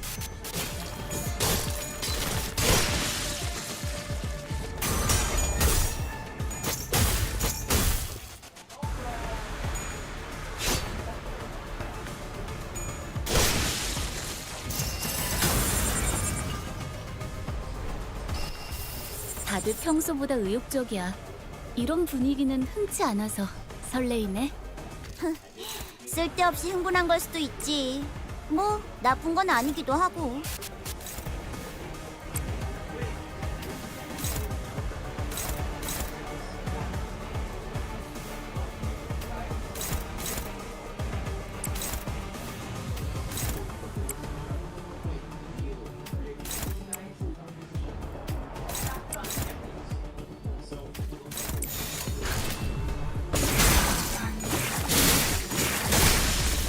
Also, they hate peers. 난 너희가 좀 더 어설플 거라고 That's 생각했거든. good to know.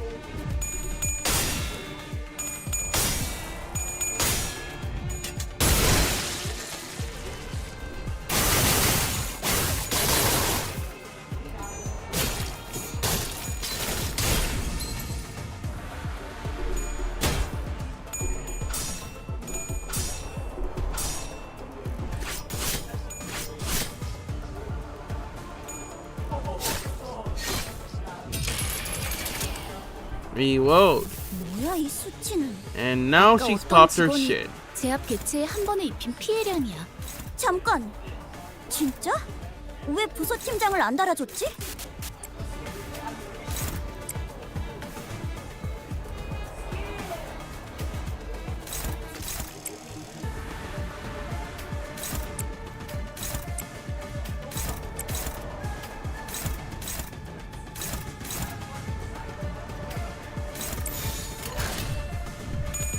Ooh. Boson action!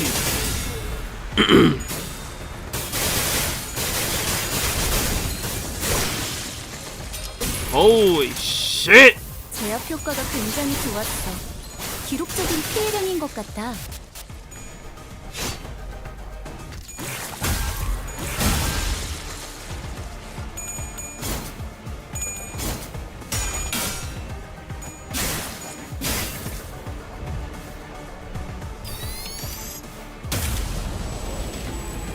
여기까지 와서 망설일 Get his 생각을 ass. 하지 않았으면 좋겠어. 사람을 죽이고 싶지 않았다면 너희도 세피라들도 처음부터 거래를 하지 말았어야지.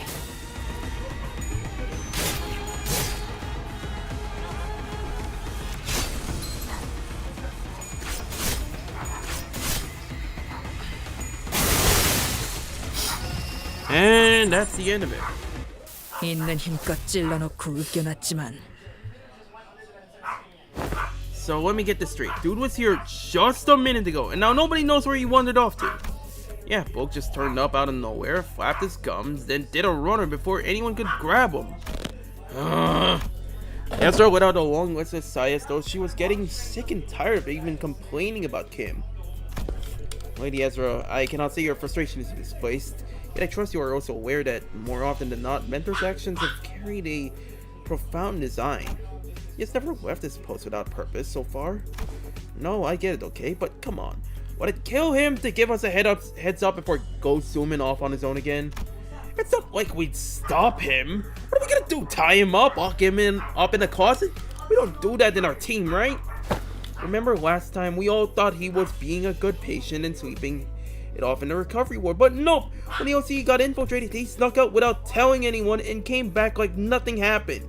And the team leader didn't even chew him out for that. Lady Ezra, that's... Oopsie, wasn't supposed to mention that, was I? And the reason he failed to participate in the operation was simply because the LCD was lax in supervising its personnel. Is that what you're suggesting? Lady Moses bade us hold our tongues for this very reason. She knew full well Mentor's intentions would be misunderstood in precisely such a manner. What part of this have I misunderstood? Did you not just disclose that the man deserted his post without authorization?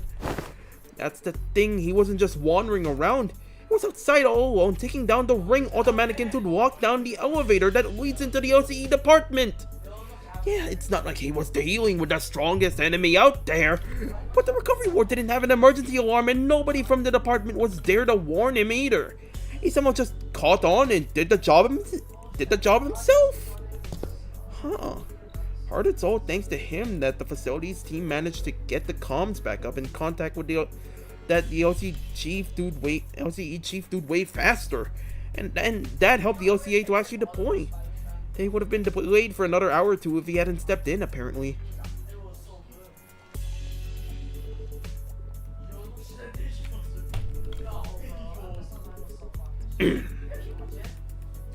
So you're telling me that Bamboo had it, that Kim just motherfucking got up from his bed, killed ring auto mannequins, the hardest foot soldier I have fought to date, and got the elevators running. Holy shit! And he went fighting even though he wasn't fully recovered, so he came back looking like he'd been processed through a meat grinder. So yeah, he did end up staying in bed like a good patient in a lot of pain. Ahem. Then the soldier is not entirely deserving of reproach. Nope, he's a less talking, more doing type, I guess. Anyway, we were all stuck inside the building back then during the incident, so fine, I suppose. There was no helping it. Today, though, never mind. It's always like this with him. He always slips away and pops back in saying it's done. My point is, what happens if one day one of those solo missions doesn't go his way and he just drops dead in the street somewhere? How are we supposed to help him then? Actually, how does he even know what's supposed to be done in the first place when nobody gave him any instructions? Folks got to be relying on his gut feeling in it. Gut feeling? Look, I only saw the book for a bit, so I can't say I've got him all figured out. He's an annoying bastard, but he didn't strike me as some clueless sort who doesn't know where he's stepping. He could have scratched at his chin, then kept talking as though he was stating an obvious fact. Today's proof enough. He's not one of us, so Cockhead couldn't have reached him from that far and sent him to back us up. And there's no way he just happened to run into us just when we were about to get into battle in it. And, well, could be folks got some stupidly sharp head on them and piece things together. Could be that. But I've got these moments when I get the flash of that gut feeling. However you want to call it. My boss man Matthew said he could hear that kind of shit too. He said, I could hear them gears turning. Or, I think I hear rats scurrying about.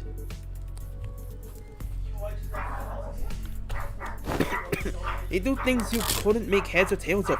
Listen, there was that one time when we were expecting a life or death fight. Matt says he can hear them gears turning. Walks into a random pub, starts throwing back drinks like he lost his bloody mind. That does sound like someone who's lost his bloody mind. Back when I was on the ship, some sailors used to drink the barrel dry before battling whales to blunt their fear. Or only to stumble around on the deck and fall overboard. Yeah, boss could knock it back like a whale. Still, the point is getting plastered right before a turf war is not what most sane people would call a good idea. Had us all cross, so we went storming after him. And guess what? Turns out that pub was the secret hideout where the opposing syndicate was holed up. They were crowding around the gaffer, running their mouths about how they'll kill him and put an end to the dead rabbits. That's when we came storming in and had them surrounded instead. Not a single one of them got away. We beat them bloody, every last bastard. And boss knew it would play out that way. Sorry, but this really sounds like a Barstool bragging to me. You sure that wasn't just a coincidence? I should think it was no mere chance. If you're saying as much, then surely this was but one among many such coincidences. Is that not so? Yeah. Every time Matthew pulled one of those stunts, our luck ended up growing bigger. Wouldn't have kept working so neatly if it were just a coincidence. It is likely what is often referred to as indeed an instinctive sense or experience-based precognition. More accurately, an unconscious process by which information accumulated in the subconscious is sorted and converted into sensible conclusions. There have been some extremely rare cases in which Heathcliff has demonstrated the ability to arrive at coherent conclusions that surprise even Faust. On further analysis, it would appear that he was employing a mechanism called similar to a sixth sense, as some people call it. Is that a compliment, or are you taking the piss out of me? Though my mentor does not see fit to explain each step he takes. When all is past, I often find that no footfall of his was taken in vain. I would ask of you, grant him but a little time and wait. Keep waiting, and the shape of his intent may yet become clear. Though I confess, I have also been concerned about him of late. His recent silence is far heavier than what I have not noticed in the past. But wait. Don Quixote began, hesitated, then stopped herself from saying more. She only gave a quiet nod. Yeah, okay. I suppose our team leader has her own reasons for letting him be. That said, doesn't mean I'm happy about it. Let us return to the task at hand and do what we can for now. Fine. As the others quieted down, I finally had room to notice the place we found ourselves in. There wasn't a single ray of light, just a deep red hue pressing in from every side. Welcome to the dark room, Dante. I can't believe we've been chatting away in the dark this whole time, fellas. And the red lights aren't helping at all, especially with my aging eyes. Ah, yes. Old man Gregor. Oh, are you looking for the light switch? It's right here. And right then, don't turn on the light. I heard Marceau's clip warning, his voice coming from a corner I didn't expect to find. Marceau, where are you? Ah, there he is, that corner. Is he washing something? I'm developing the film roll, manager. Exposure to light might ruin the entire roll. Please exercise caution. So he'd been doing his own thing. That explains why he was quiet all along. Huh, didn't think you'd know how to print photographs, pal. What's that for, anyway? You expressed the wish to have the film developed, manager. I'm carrying out that instruction. I see. Photo studio first and now a darkroom. This may be no more than a conjecture, but it would not be unreasonable to suppose that the axis of this distortion rests upon a photographer. The film's serial numbers either match those found in the photo studio or deviate by only a single digit. It is certain that this darkroom is connected to the studio in some way. The images bear striking resemblance to these photographs. I also believe this building and that photo studio share a strong connection. Oh, where did you get these photos? I brought some from the photo studio. I cannot name the locations in the picture with certainty, yet they all appear to have been taken in at various places in N Corp's district. Buildings, mostly. Hey, wait, I know what these are. People take pictures like these when supplying stuff to that department store. Correct? The photos must have been taken by a docugrapher. Marceau chimed in, holding an odd cylindrical container in his hand this time. He gave the container a shake every now and then with a measured rhythm. Whatever he was doing seemed to be part of the process of developing the film. Film rolls are hardly affordable for the average resident in N Corp. In most cases, taking photographs is done as a part of professional duties. There are approximately 21 occupations in District 14 that utilize photography. However, only a single profession involves routinely photographing specific buildings adhering to fixed standards that can be observed in these pictures. And these docugraphers you mentioned, are the people entrusted with that job? Yes, they photograph the information to be poured into canned experience. A docugrapher. How could a person of such this decently lucrative profession fall into distortion? Decent job, maybe, but how do we know if they're a decent person? Ezra replied with a clear-cut answer after only a brief pause. What makes you say that? The photo studio we were at didn't have any darkrooms, right? No, it didn't. My team leader said there are other ways of processing film rolls, but in N Corp you have to go to a darkroom to develop and print them. Correct. Film rolls are usually immersed in a developer solution to be processed. Which is why photo studios have these darkrooms equipped with red safe lights right next to them. But this place, it's pretty far from that photo studio. Huh, yeah, now that you mention it. Check out these windows. They're only covered by newspapers, all messy. Like, if you consider how sensitive film rolls are to light, it's really super suspicious that this darkroom doesn't have any proper blackout panels. And you know films can cost a fortune in some places in the city, right? Who in their right mind would print photos in a room patched up with yesterday's newspaper? Oh, this probably isn't even a legit darkroom. Someone just hauled in the bare minimum tools needed to develop film and threw them together in a hurry. Someone who didn't want to be seen printing photos, and people who don't usually avoid scrutiny unless they're doing something not so decent. If that's the case, then I can see why they might have distorted, right? Manager, Marceau came to my side quietly, still giving the strange cylinder the occasional shake. I have a request regarding your instruction to develop this film roll. What is it? Please ensure that the light in this room is not turned on until development is complete. Aren't we already doing that? Yes, however, engaging in battle opens the door to uncontrollable variables. This is why I have judged it necessary to make a separate request. Battle. There is no need for concern. I am capable of participating in combat while maintaining the development process. Well, wait. Can you slow down? A battle, you say? Surely there must be cause for you to believe so. At the photo studio, reinforcements arrived exactly 11 minutes and 34 seconds after N Corp's pin frame team staff were defeated. Deductions based on the events thus make it clear that the photo studio and this darkroom share some kind of connection. Furthermore, Senator Heathcliff, Senator Hongwoo, and Senator Gregor have battled N Corp's pin frame team in this very location. I hear footsteps rushing up the staircases, approaching closer and closer. I have a feeling I know what Marceau's getting at, but I ask anyway. meaning the initial rinse is finished. The process is now halfway to the completion of the second agitation. This indicates that 11 minutes and 30 seconds have elapsed since the start of development. Holy shit! Talk about detailed.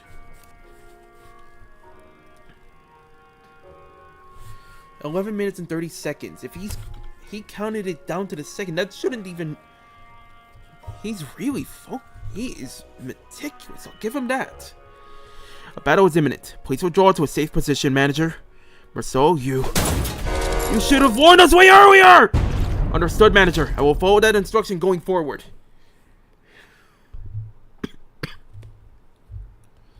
Holy shit.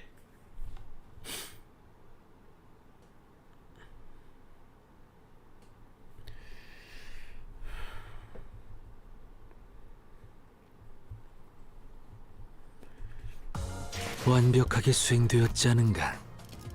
Alright. 아직 기회는 없구려. Rojan nearly beat East Sung by 10 여전히 points. No, wait. 아무것도 5 points, I think. Damn. Pretty good. Hold on, I gotta go to the toilet. I'll be right back.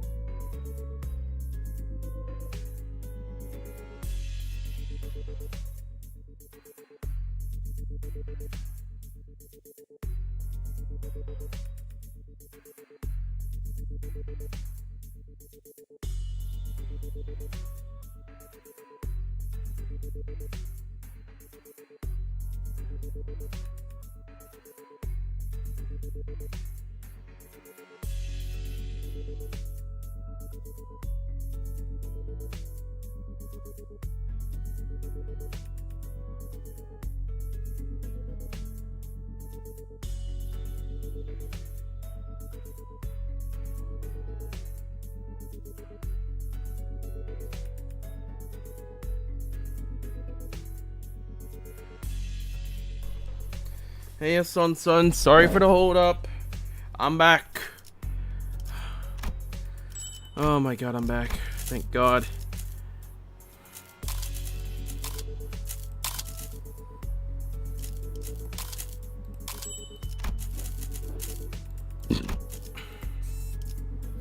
Okay, 9.5-20 photos. Oh, I gotta check something. 9.5-26. Alright, so we know a definitive endpoint. Thank the Lord. After the battle, something sits ill with me. Amid the sprawl of escort backstreets, distorted with the flash, Ingdu had her gaze fixed somewhere high overhead. And at the end of her gaze, are those photographs? To a long line stretched across the open air, photographs hanging from it like laundry clipped to a clothesline.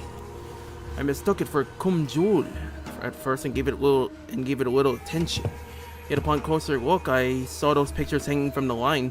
Perhaps they had been strung within the darkroom and remained thus when the distortion took hold. Bizarre.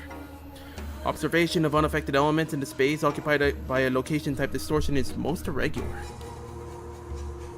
Indeed, the items we bore from the studio have already changed into images of various sites of S Corp, yet these alone remain as they were. Let's take them down and check them out ourselves. Just as I was wondering if the line was perhaps too high for me to reach, Marceau stepped forward and plucked a few photos off of it.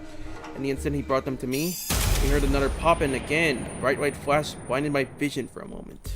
Good grief. This distortion likes to change its mind, huh? It keeps switching between S Corp and N Corp. This feels like getting caught in a flashbang detonation. My whole body tenses up, then goes slack right after. The other sinners were busy grumbling about the distortion and its sudden jumps, except for Marceau, who stood right in front of me with the photos still held out in his hand. Oh, he didn't drop them. No. He gave his usual short answer, then returned his attention to the cylinder that he had been shaking. It took the film out of the container and flicked the liquid off it with clean, controlled motions. Is the processing finally done? Wait, we're back here with the lights on now. Is it okay to take the film out? Yes, exposure to light will not damage the film once development is complete and the image is fixed. There is no cause for concern. That's a relief. I couldn't say I followed all the technical details, but no cause for concern was all I needed to hear. Sighing in relief, I held up the photographs so I could take a proper look. So, see anything odd in there, Manager Bud? There are people in them. Oh. The people in the photographs all look different from one another. If I had to pick one similarity between them though, they all looked cold and indifferent. Yeah, that's a city alright. Ordinary folks you'd see anywhere. These aren't like the photos we picked up at the studio earlier. Are these the kind of photographs they used to make canned experiences? What was that? The scenery around us seemed to ripple just now. Wait, what the fuck?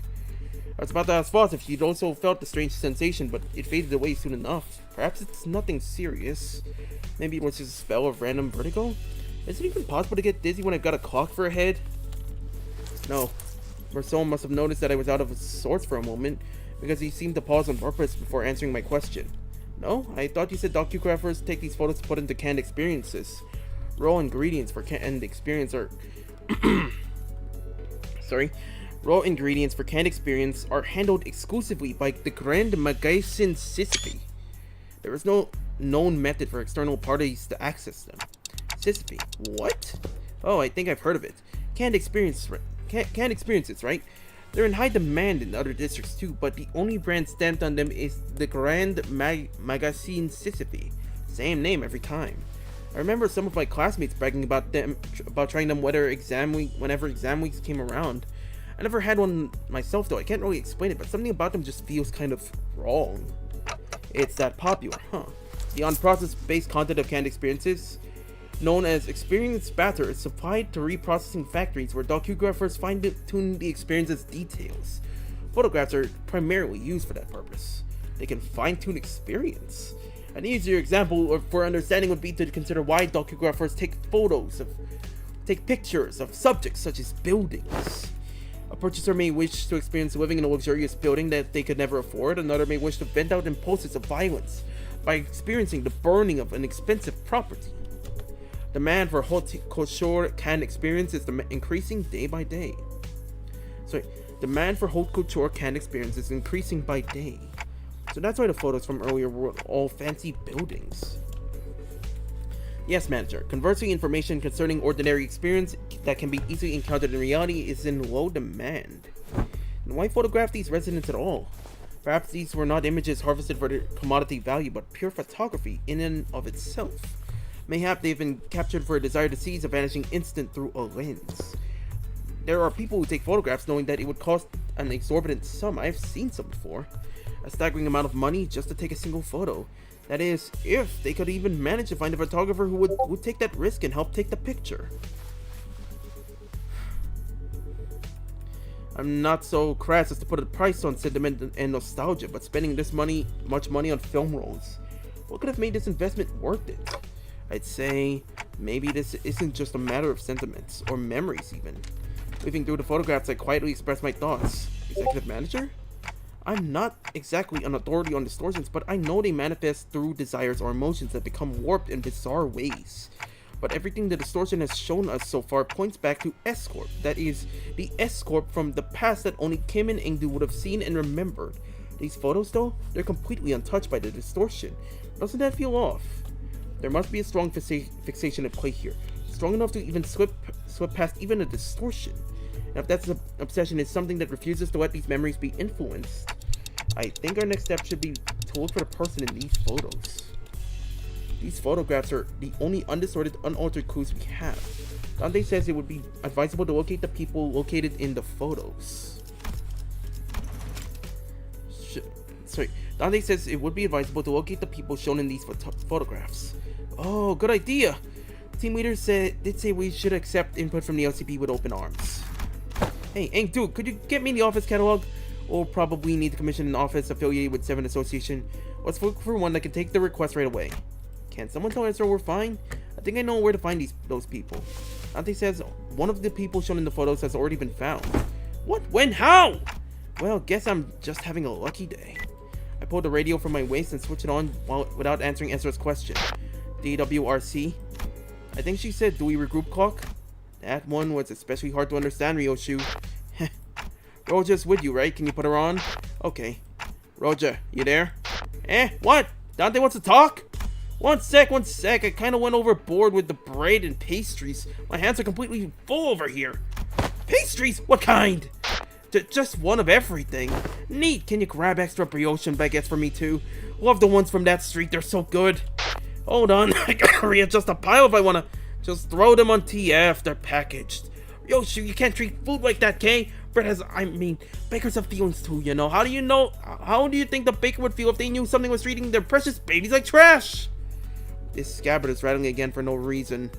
Anyways, Dante, can you give me a sec if you need me to fight? Just need to cram these in my pockets real quick. No, it's not a fight. Huh? Then what's this about? I took a closer look at the words written on the wicker basket in the first photograph Marceau had brought me. It's a bakery.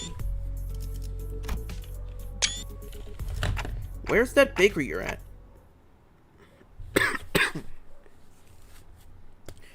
Okay, so first stop, we gotta visit a bakery. Ain't that interesting? Okay, so bakery, three men in white coats, a bouquet of withering flowers, and an upside-down picture involving a tree. Quite the interesting conundrum.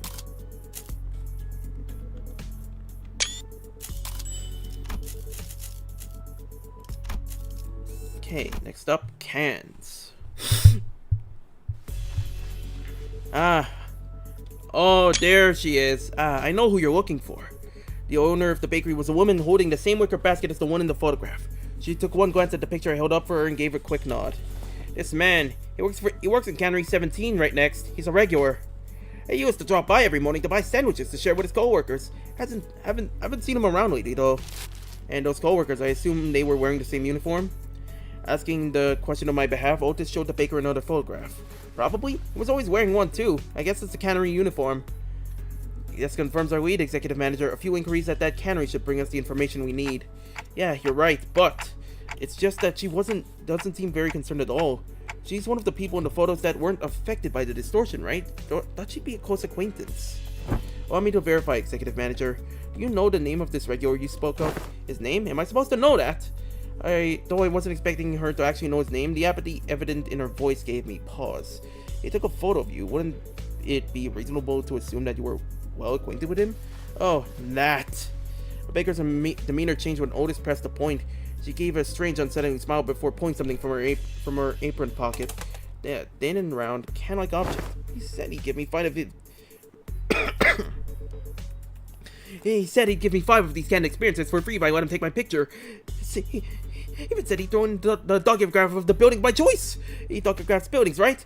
I hear he takes work trips to the Nest every now and then, so I asked him to get me a docugraph of this lovely mansion I saw by the Nest suburbs. I know I'll never get to afford a beautiful place like that, but this way, I could at least experience what it's like. Gosh, it was everything I ever hoped for. I couldn't quite put my finger on it, but there was a distinct eeriness to that dreary, wistful smile on the baker's face that sent it chill down my spine. Okay, lady, take it easy. Young Marceau, are these canned experiences truly possessed of such marvels? To pluck all semblance of reason from one's countenance.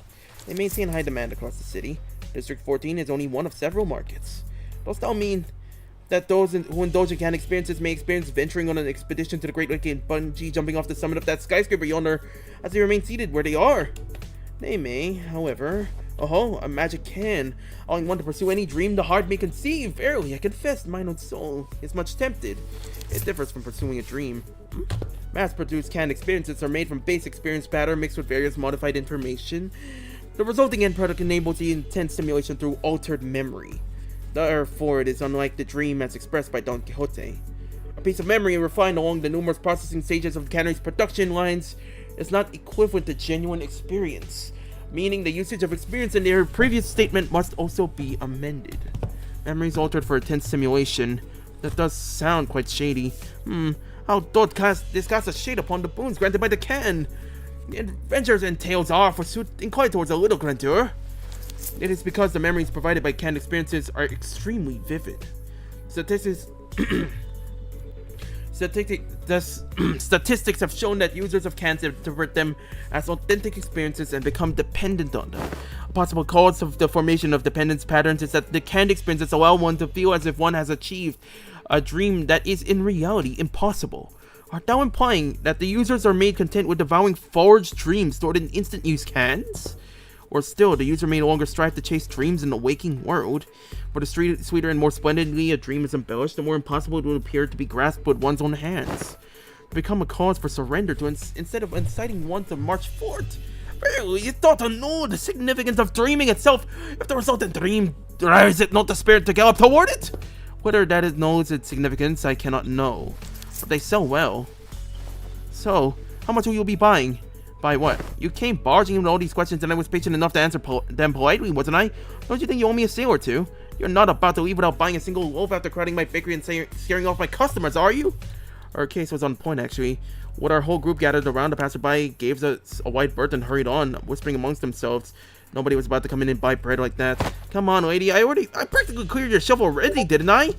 You did? Where the hell are you keeping all that then? Do you even gotta ask? Of course I had some already. And the rest is safely tucked in my coat pocket so we can all share later. So you already ate some. Let's buy a little more. It's true we scared off the other customers. Understood. Given that the expenses made to facilitate this operation, the lack of prior budgeting should not pose a problem. Oh, nice. Sesame rice bun for me, please. Huh? Huh? Huh? What? It was Kim. He really did have a knack for making an entrance at the least expected moments. Hey, mister! Where have you been this whole time? Wait. Be cross with me. Oh, you but just give me a moment. Ezra paused, waiting in puzzled anticipation, only for Kim to take a sesame rice bun from the baker's hands and chomp into it. Alright, I'm ready. Frickin' waste of bread! Ah! Ezra's angry fist drove straight into Kim's solar plexus, folding him to the ground like a crumbled sack of potatoes as he rolled over. What the fuck?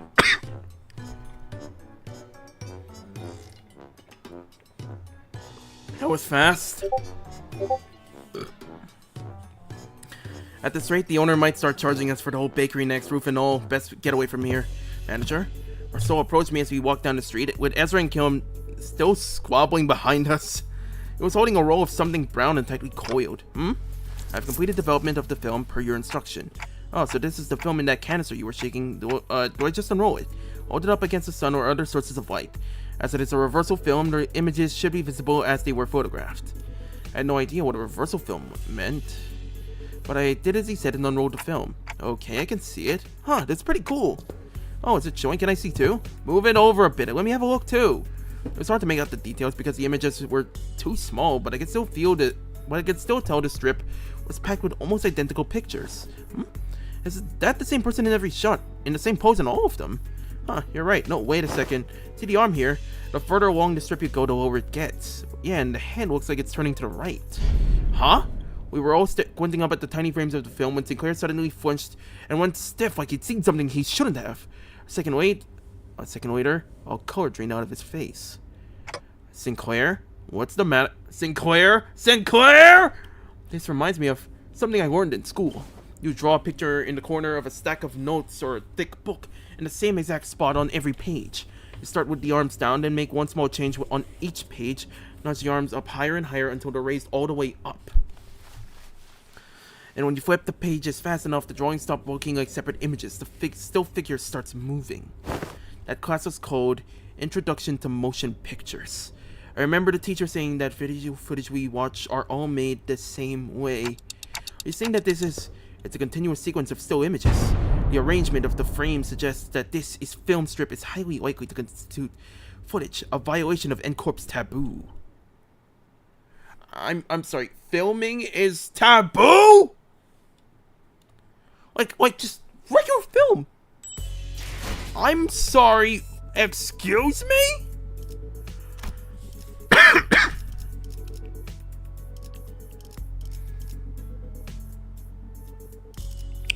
Shit.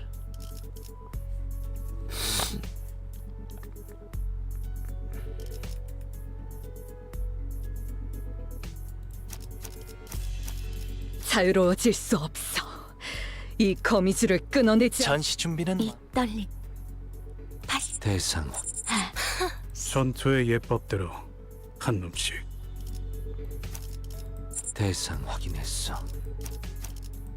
전투의 예법대로 한 놈씩. Alright, let's experiment a little, shall we? 이번에도 치령의 뜻은 본인과 같군. Oh crap! As soon as I registered Marceau's words, my hand reflexively threw the film to the ground. Are we gonna be okay? We might have just broken a taboo! My mind began to race, rapidly traveling back to our journey. Specifically to the time when Don Quixote had smashed that window at N Corp and caused to wipe out our team multiple times over. I felt faint. At least we had Rejoice with us then, and it ended up not being that big of a deal at the end of the day since I could revive the sinners, but some nest taboos can get us in serious trouble just for carrying anything that has to do with them, can't they? I hurriedly turned toward the sinners, many of whom looked every bit as troubled as I felt. Still, a few of them expressed a casual lack of concern, citing all the crazy things we've gone through so far. Miss Faust! What'll happen to us if this gets the manager killed? Okay, so this is it, huh? Stop freaking out, guys. They're not dying and we'll be fine. N Corp's not gonna kill you on the spot just for possessing a film roll. Really? Well, it might be a problem if the film roll does contain genuine recorded footage, but it's not like you guys had a hand in filming it, right? When N Corp dudes get here to pick it up, just comply with their commands, thank them for their service, and actually hand it over to the authorities. Everything should be a-okay. There's a possibility that everything will not be okay. Eh? Because I have developed the contents of that film roll in that dark room. Oh!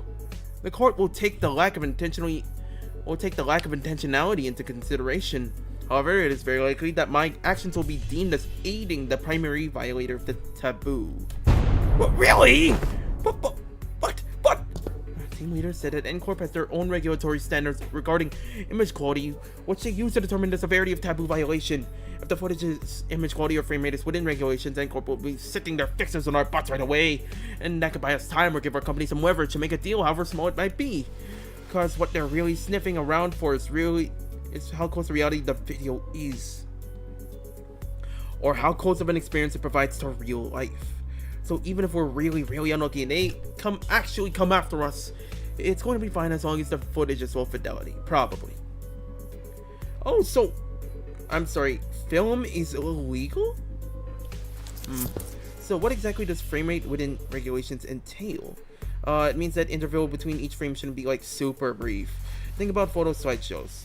They only show you one image every few seconds so it doesn't feel real or vivid, right? You can technically call them motion pictures, but there's no vividness required to violate their taboo. Then let's analyze this film roll and see how vivid it really is. Marceau, I trust that you are knowledgeable in subjects concerning N Corp, yes? Cooperate. Could this film roll be considered a violation of the taboo? Otis picked up the film from the ground and showed it to Marceau. That cannot be determined, unless each frame is thoroughly analyzed and compared with adjacent without waiting for Marceau to finish. Otis unrolled the film roll and raised it against the sky. The rest of you, get over here, we must analyze these frames. The film canister was able to experiment, so I assume the culprit had created this as a test run of sorts. An experiment to see how close they could get to violating a taboo, and testing the limits of the law. It may even be a mere collection of similar photographs that are pretending to be recorded footage. The sinners all gather around Otis and look up toward the unrolled film in unison. Here, the flower pot moves between frames, doesn't it? The docugrapher couldn't have possibly moved the pot, also holding down the shutter button. I don't see any difference. See here, the expression written on the subject's visage appears rather stiff. Maybe they're just a gloomy sort. Yeah, perhaps, yet observe closer. The stiffness arises not from gloom, but from strain to maintain it. Ooh, if that's the case, maybe the subject really is trying to fake an actual footage by moving very slowly.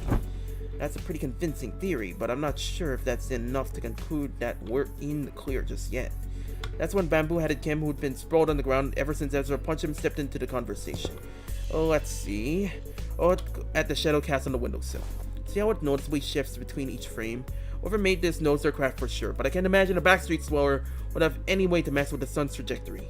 Then the likely scenario must be that the creator of this film roll deliberately made its subject move very slowly from frame to frame, creating a series of disconnected photos that, when played sequentially, would look like footage that violates the taboo. In which case, if this terminal does not violate the nest's taboo, correct? That is highly probable. So he says, Executive Manager, we should be in the clear for now, at least in regards to aiding the violation of a wing's taboo. Phew. But if he was willing to go through this much just to test N Corp's patience, it's hard to believe that he'd have stopped here.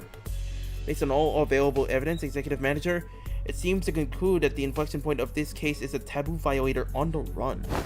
Huh, but what motive would they have to do that? Sure, working for a wing subsidiary is nothing on being an actual wing employee, but it's still pretty up there when it comes to careers available in the back streets. Work for a subsidiary long enough, and you might even get transferred to a factory job in a nest. That gives you a pretty okay chance at a better life, so maybe he was just tired of living that kind of life. Everyone has it one of these days, don't they? That sudden feeling like you could be doing more than live the rest of your life in a 9-to-5 hell. The drive to do something that takes you away from the pressure of trying to make a life. Something about what Ishmael said must have tickled bamboo-headed Kim, because he suddenly whipped around her and shook his head. Around toward her and shook his head. Maybe, but how many of those people do you think are actually capable of throwing away everything they've built on a whim? From what I've seen, maybe your culprit just likes to play with fire. Play with fire? Yeah, must have started by doing something that technically doesn't count as a taboo, and then on and on until he brushed thrillingly close to one. One throwing shot through his camera and another with the next, until eventually he ended up recording actual footage. Cool, then that leaves the question of what the heck was he trying to do with it? Might have been trying to screen it using a projector for all of this part of the back streets to see. What? But that wouldn't that make everyone hear it, even though it unwittingly came across the projection? Right on, it'd have made those folks violators of the taboo. But why would anyone so? Orchid Cup, care to explain how you know that, Mr. Bread Brain? I asked around on the opposite street, and apparently some guy's been going around asking the workshops if they could make him a projector. Seemed like most of them turned him down, but they also said that he stopped showing up after a certain point. Fair to guess that he got his hands on a projector somehow. Alas, is it not the taboo of N Corp to view recorded videos? Pray tell, why would any insane mind? Oh, it ain't a taboo if you only made a projector in it. Backstreet spokes are down for anything as long as there's coin. So how do we track this guy down? Multiple individuals in the same garb as the pinframe team have just been identified in the vicinity. They are all carrying the same briefcase. Oh, well, isn't that convenient? Maybe we can play this like a festival or a convention and just tail people who look like they're involved with what we're looking for, so they'll lead us to wherever we need to go. Indeed, at architecture conventions, there would be those in formal plaid shirts and suspenders milling about, and I could always trust them to lead me to the convention venue. And was it common for those plaid shirt fellas to look around like they're scanning the area? Did they also go around checking people against photographs? Collect evidence. Police advised for. They also radioed each other, glaring at people like they're glaring at. Perhaps you could answer that series of queries yourself. Nope, this crowd doesn't look like they're gonna let us follow them. All right, let's get to it. Oh my god, my neck was a little stiff. Let's get started. 뭐야? 한 상체라도 풀려났어? 5, 6, 7, 갑자기 8. 제압 기체가 더 강해졌잖아. Oh sweet. 당장 우리한텐 Eight-man 그런 brawl. 정보가 없어. 다른 세피라들에게도 물어볼게.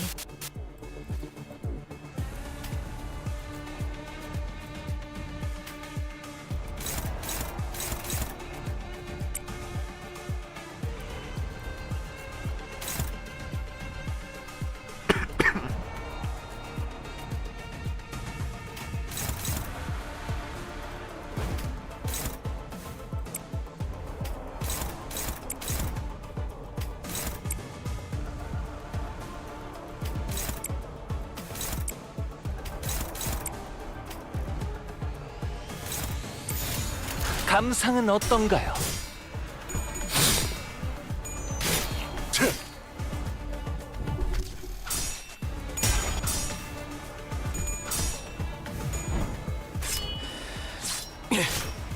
Ooh. 제압 개체에게 맞는 정상적인 공격이야. 잘했어. 티페리트. 당연한 걸 한 것 가지고 굳이 칭찬할 필요 없어.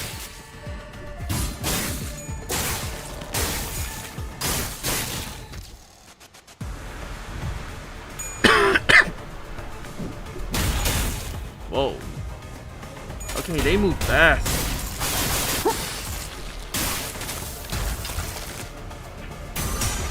They just put a paralysis on ulti.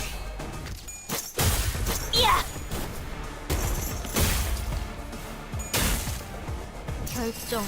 Intelligence scattering. Okay, I gotta look into these guys for a minute. 싹 최고의 Okay, 전투에서 passive. 징계팀이 나설 시간이야. Investigation 환상체라고 order, 불러야 intelligence 하는 그 scattering. 괴물들에게 When a skill or 본때를 of 보여주자고. identical rank to the skill photographed, clash power -5.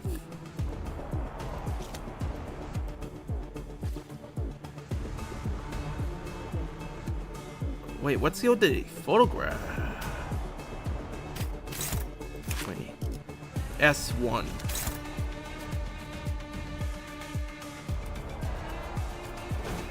간단하게라면 좋습니다. Shit!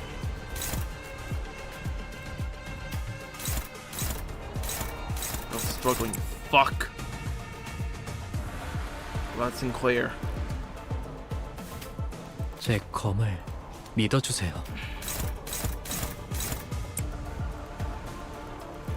제 검을 믿어주세요.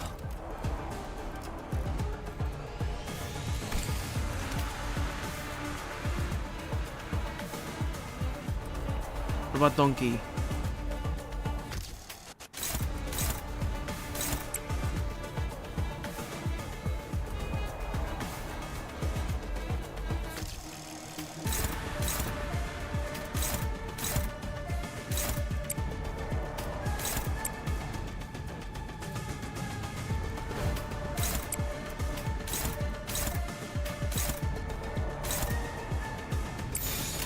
벤다면 서울을 건다.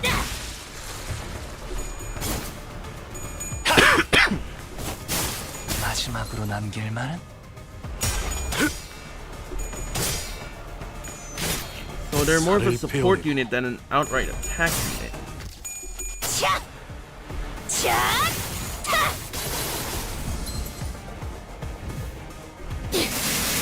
본인은 최선을 다했다고 말해주시게. Modify with the parameters here a bit, shall we?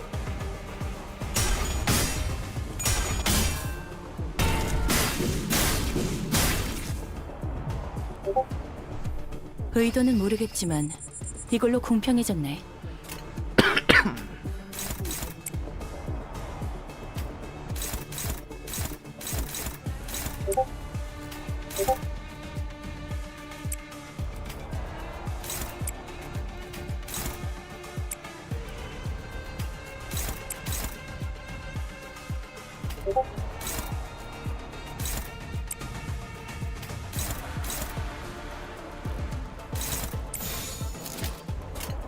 그려낸 대로.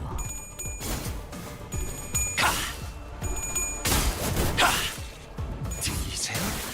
한 쌍의 상황골과 24개의 늑골이 자아내는 티비아의 멜로디가!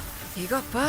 환상체를 제압하는 건 우리만으로 충분하잖아. 징계팀 직원이라면 당연한 판단이긴 해.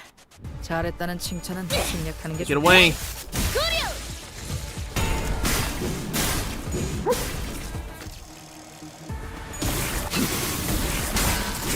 여기 심장이 잠깐짜리 대기에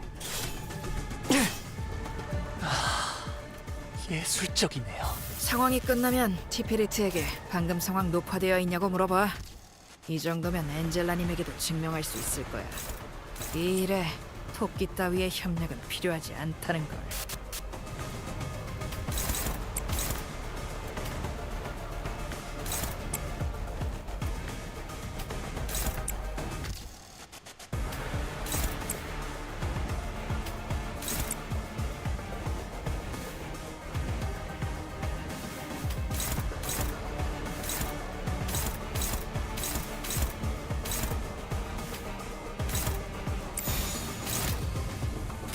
망설임이 없도록.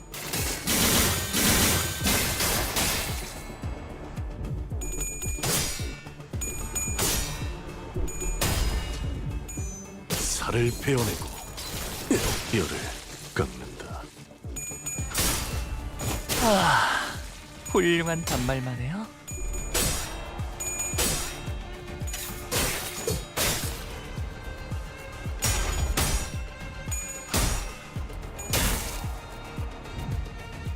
그냥 5배!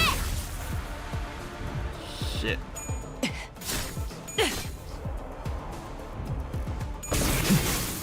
그 슬픈 눈빛 너무 유쾌하게 여기 심장이 재밌네. 난 너희가 좀 더 어설플 거라고 생각했거든.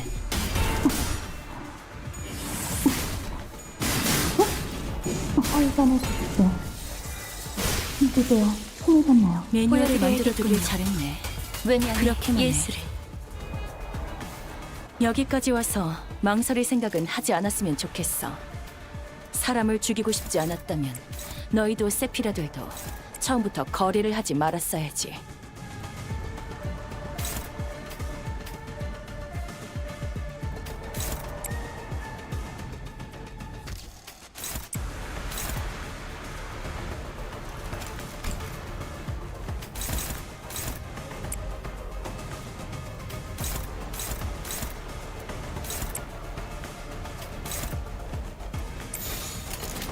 양밤이 떠올랐어요. 이 순간이 닿아도록 베어내리라.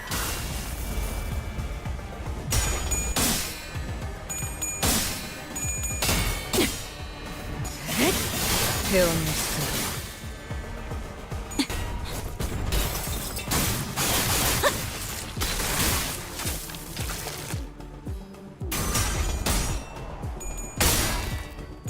하나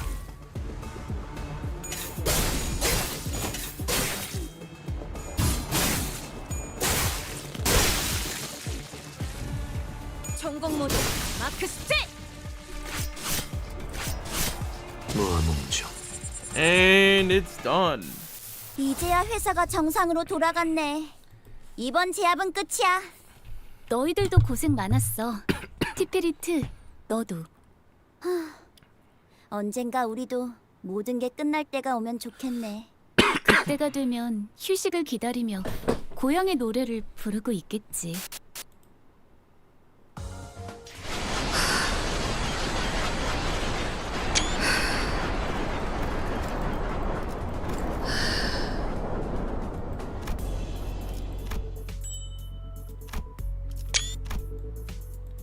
Okay, next up.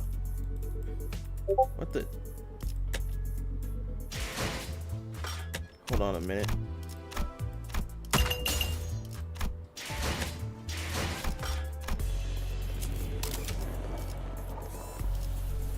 We're getting closer to the end. I can feel it.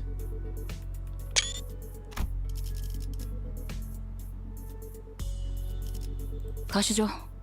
사냥감을 찾은 반드시 팬다. Slash is good, and 아비들도 Pierce seems to be as 거미집도 effective, so keeping that in mind. 지금까지와 앞으로의 도시에선 저런 형태로 사람을 강화하기도 하나 봐.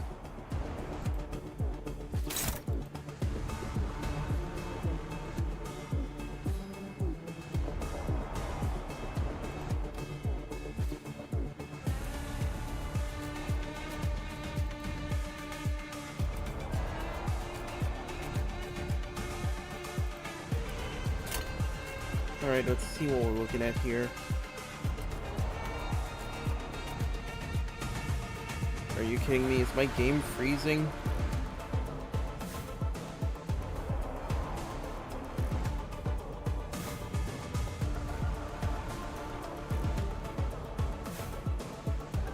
I have no idea what caused it.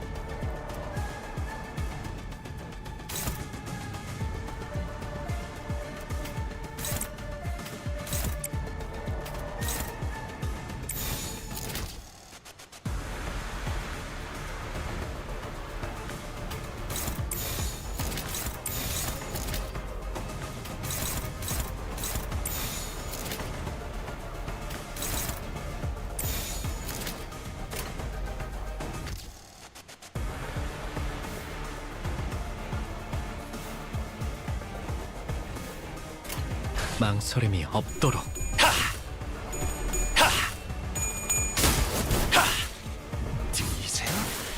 한 쌍의 상황골과 24개의 늑골이 자아내는 티비아의 멜로디가 제압 개체에게 맞는 정상적인 공격이야. 잘했어. 티페리트. 당연한 걸 한 것 가지고 굳이 칭찬할 필요 없어.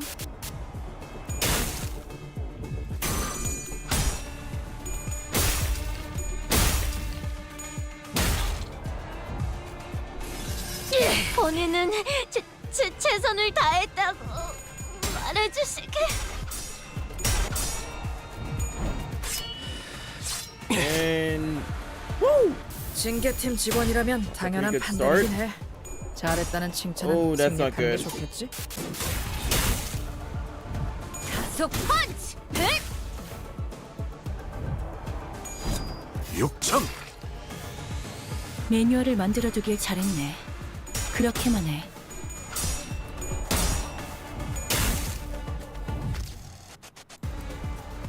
직원 하나가 죽었군. 하지만 슬프다고 질질 짜거나 애도할 필요는 없어. 용기 있는 죽음에 눈물은 필요하지 않아. alright, that's not good.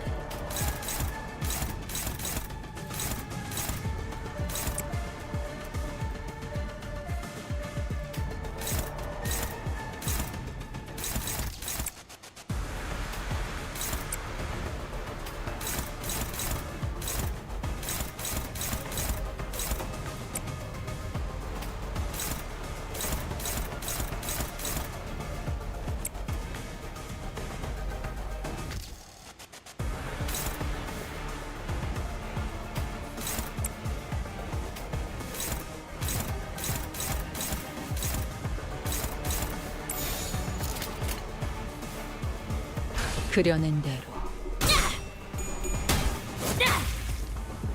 하나, 둘, 확산!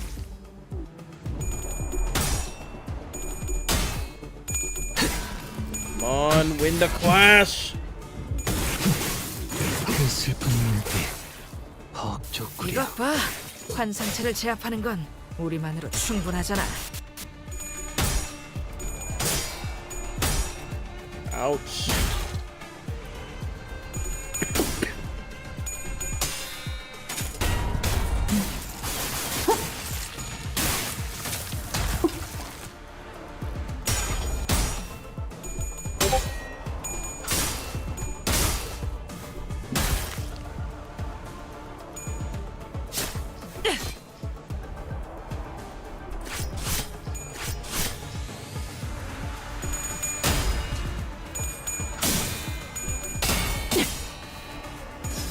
배운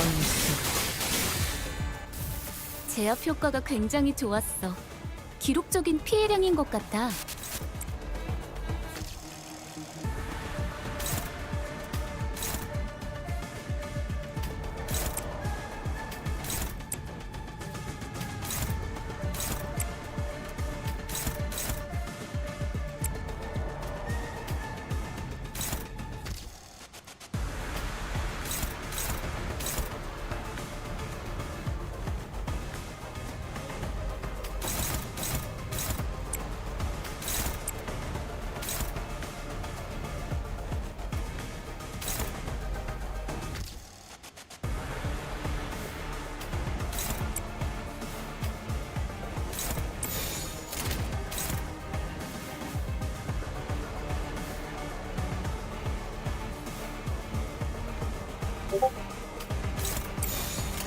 Alright, take it away. 감상은 어떤가요?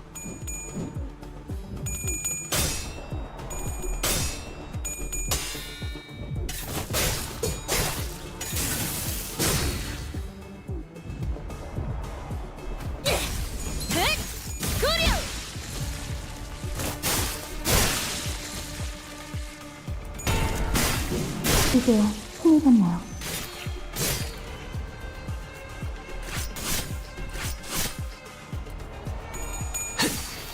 그 슬픈 눈빛 벅적거려. 재밌네. 난 너희가 알고 좀 더 어설플 거라고 예측은 생각했거든. 의미 없다는 걸. 슬슬 저련. 의도는 모르겠지만 이걸로 공평해졌네.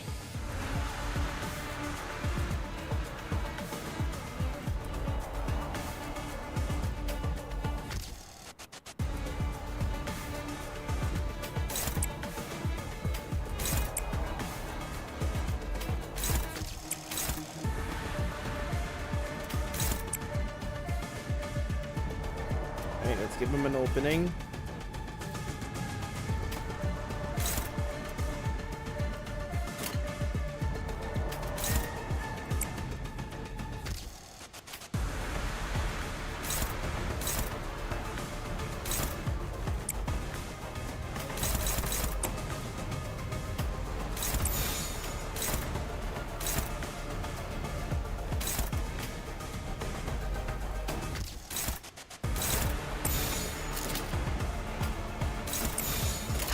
그려낸 대로.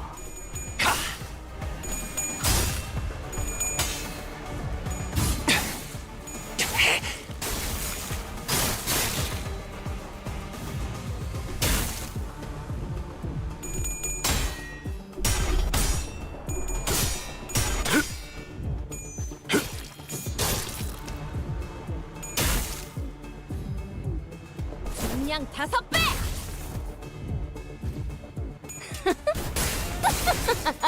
더하면 너 돼준다. 새삼스럽지만 꽤 괜찮네.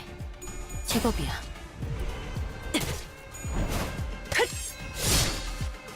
다른 부서에 있는 애고까지 가져오길 잘했지. 적재적소했으니까 그만큼 효율적인 일도 없잖아. 나도 방금 Come on.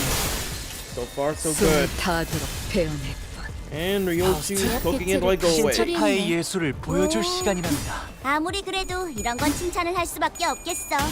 순조로워 보여서 무엇보다 다행이야. 이 넓은 중앙본부를 통제하려면 이 정도 일솜씨는 당연한 거긴 하지만 숨막히도록 견뎌왔고 절박하게 갈망했으며 헤아릴 수 없이 저주했으니 보여드려야겠군. 가끔 옛날 생각이 나곤 해. 외면의 예술을. 나도 저럴 때가 있었거든. 힘 한 번 주고 칼 한 번 휘두르면 죄다. Take it away, gentlemen.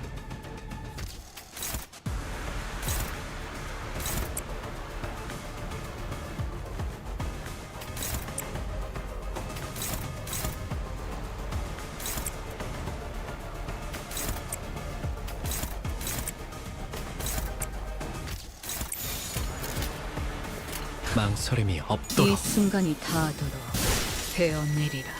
Dang it. Oh, wait. 예측은 의미 몰아치는 것을. Oh, yeah! 봐! 이제야 회사가 정상으로 돌아갔네. 이번 제압은 끝이야. 너희들도 고생 많았어. 티페리트, 너도. 언젠가 우리도 모든 게 끝날 때가 오면 좋겠네.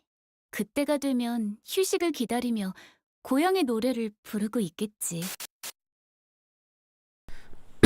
I will be right back. I have something to do. I'll be right back.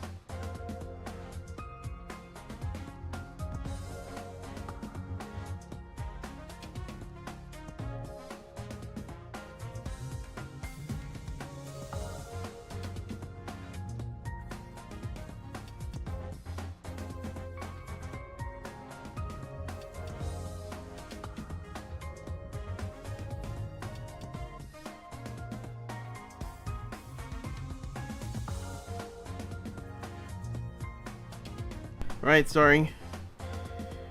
I'm back. Sorry for the hold up. Oh boy. Pursuit 2. Okay, so...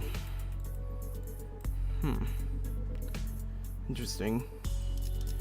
Not much in the way of logs.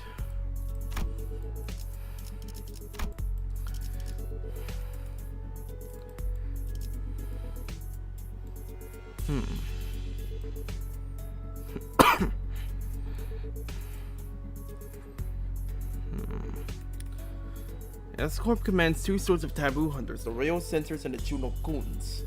Agents of the Royal Court, the Royal Censors generally operate alone, moving undercover to pursue those who have dared to break the taboo of Sao Pepiel. Juno-kuns, much like fixer officers, from bands within their own ranks. Once an order or a contract to hunt down a bandit is bestowed upon them, each band hunts its mark in a manner preferred by the band. The hunt for the Nobi knows neither honor nor dignity. Okay, so bind and incapacitate have two different things. What does incapacitate do exactly? Fix the unit speed to 1, point power to 0. This is basically an advanced form of paralyze. Shit.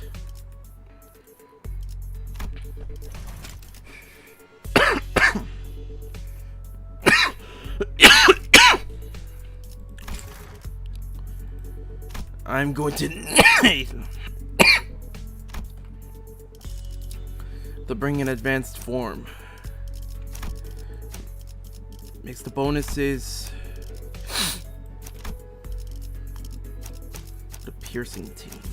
화점을 태연의 망설임 없이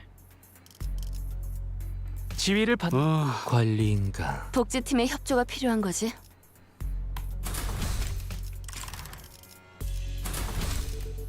Wait, what am I? Oh yeah, forget about this guy.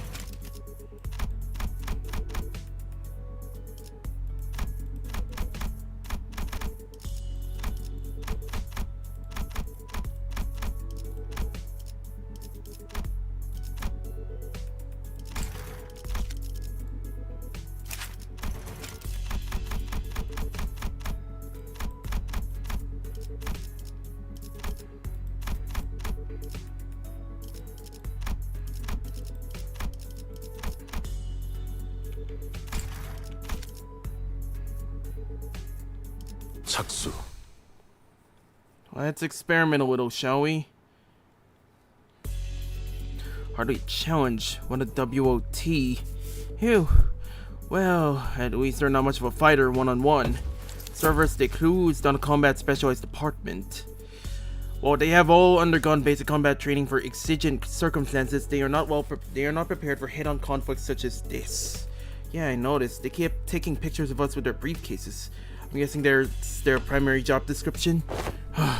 What are they stepping away for then? What's been behind our backs like a load of creeps? Collecting photos to include in the report for their higher-ups, I'd wager. I can kind of see how they could think we're involved in this somehow. Every time they followed the lead, they ended up encountering us. It's hardly surprising rationale. Marceau stood a footstep away from the rest of the sinners and watched in silence as they tried to come up with an explanation.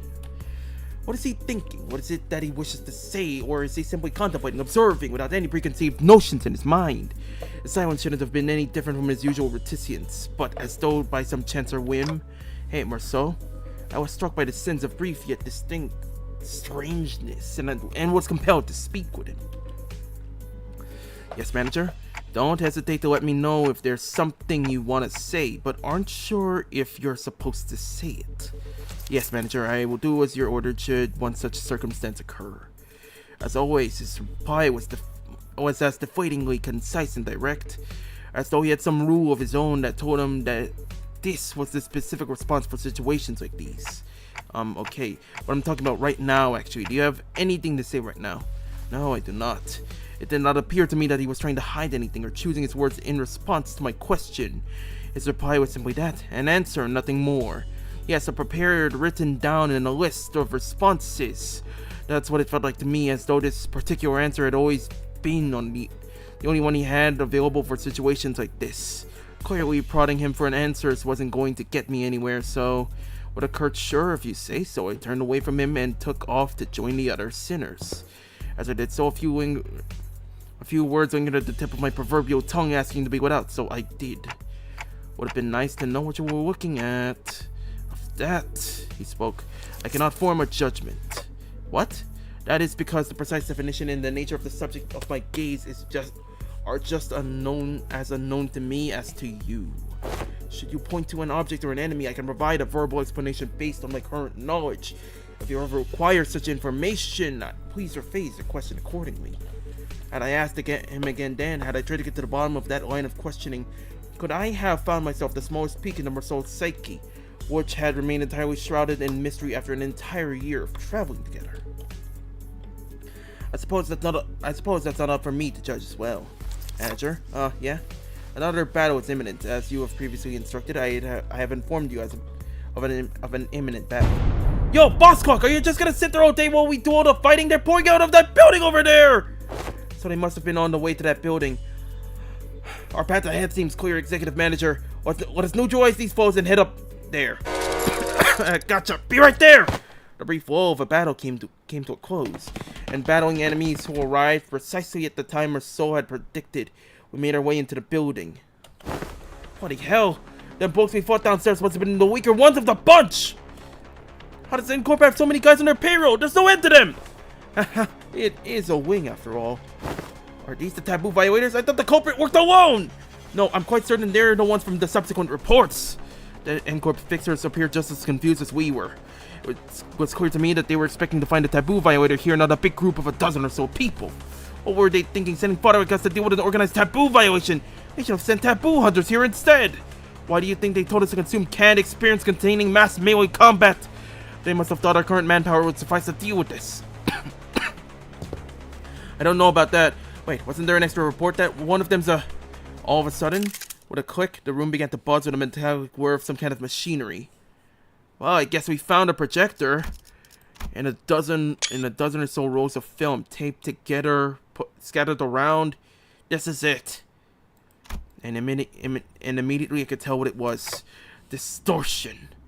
Standing in the middle of that shabby room was a device I wasn't sure if I had seen before. Jesus Christ, it's a collage of shit!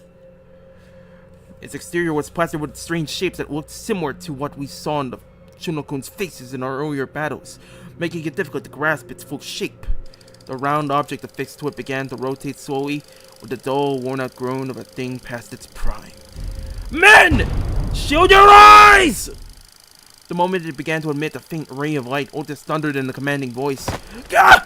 I quickly turned away as well, making sure not to catch even a glimpse of it. The device could be playing a recorded video, Executive Manager. Even a brief look at it could constitute a taboo violation. Shit! I saw that. I'm so finished! This panic began creeping into the voices of several unlucky individuals. Oh man, folks, this is starting to get a little embarrassing! Sorry. Oh wait, hold on. Let me rephrase that. Oh man. Folks, this is starting to get a little embarrassing. See, a sleepy voice breaks through the darkness past my metaphorically speaking shut eyes. Mentor! Eyes opening, dude. What's wrong with everyone? Got dust in your eyes? The hell is wrong with you? Don't you know that anyone who watches even a split second of a recorded video in N Corp gets... Of course I know, but I watched it anyway. Open your eyes, esteemed fellows. This motion picture isn't recorded. Hang on, he's right. That video is not a recording. Possibly emboldened by Kim's comment, or perhaps believing that seeing the video could be excused as incidental exposure incurred while subduing violators, the N Corp employees also opened their eyes and began to mutter amongst themselves. Is that thing talking to us? I allowed myself a good look at the machine while just firing a conical beam of light against the side of the wall. And this was its message, delivered via white words on a black background. So you've tracked me down this far. After what I went through to take refuge in here, they still ended up finding this place. All of you blindly consuming fake experience after fake experience, without even a care about the real thing. Case number TC3224. You are under suspicion of a Category 3 violation. Reveal yourself now and forfeit your illegal recordings. Should you comply, we will... What is foolery but what is buffoonery in the absence of fools? The hollowed vessel, bereft of all but lingering delusions, grants not even a brew of echo to the dogged exoriation of tools. What's this fellow on about? If you mean to obstruct our official duties, we won't hesitate to use force! Without even so much as turning around, bamboo-headed Kim raised his sword and parried away the N Corp employee's nail-shaped weapon. I'm only speaking as my whim guides me, my dear fellows. No need to get so huffy. I only aim to say that this abomination has no consciousness. After what I went through to take refuge in here, they still ended up finding this place. All of you blindly consuming fake experience after fake experience without even a care about the real thing. It's repeating the same sentences over and over. Now that does make me wonder, was I just as far gone when I distorted, past all words and reason? I mean, if anyone has an answer to that question, it'd be you folks, right? Kim said nothing more. He turned a piercing look on us, all the while effortlessly swatting away the N Corp employee's attacks, as though he was goading us into telling him the truth. Well, don't suppose there's any point in asking. I am no different from this abomination. Just as it wields that contraption, I must have wielded the only thing I have really known, the blade. Transforming into a mindless feat consumed by a mere tool, cleaving through both friend and foe unrestrained. Hey, Junior, are you still on about that? I tried to avert my eyes, I truly did, but such disregard is easier said than done. How can I, when that distorted being has no qualms showing me the... Doesn't he know how rude the unsolicited reflecting of the phantoms of one's heart is? That's got to be illegal or something. Illegal, I say! Turning a customer into a thug on a protection racket run, a mere ant before a car in motion into a swerving driver. Conjuring dead followers before the eyes of their mentor, seemingly simply unconscionable. Rude as hell, as some might say. My poor heart almost burst out of my chest, courtesy of you. Oh. In that split second, I think I saw Mersault's eyebrows twitch. A battle is imminent, manager. This is just a natural response to sensing an imminent battle, perhaps? A blinding flash, followed by an explosive bang.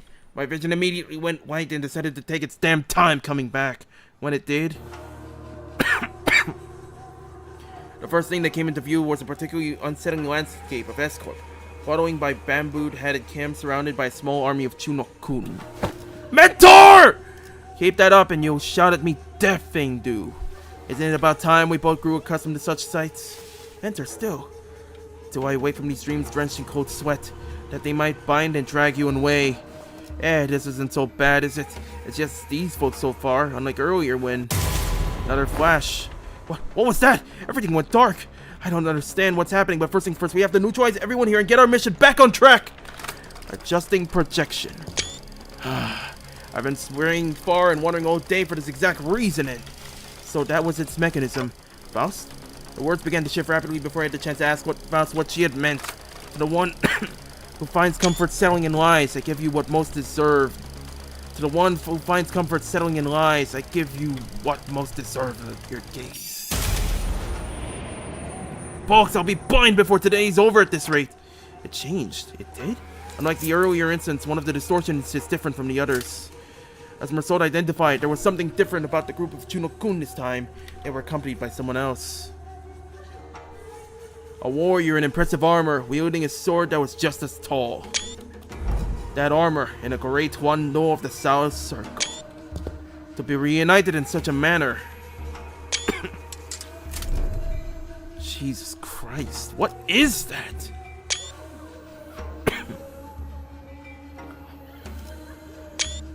What in the world? The warrior drew a bow that hung from the waist guard and knocked an arrow. Arrow.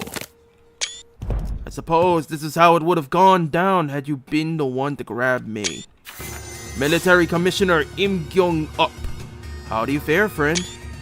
At the signal arrow's loosing, seize the accused!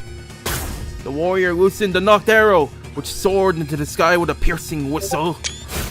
And with that air-splitting sound as their cue, the Chunokun began to swarm us.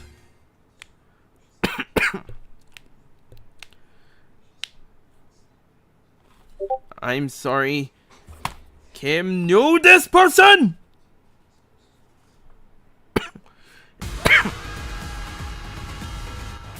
뭐야? Flash? 한 상체라도 풀려났어? Flashman. 갑자기 제압 기체가 더 강해졌잖아. Flashman. 당장 우리한텐 그런 정보가 없어. 다른 세피라들에게도 물어볼게. Flash phenomenon 임종 Court Circle Cell S Corp.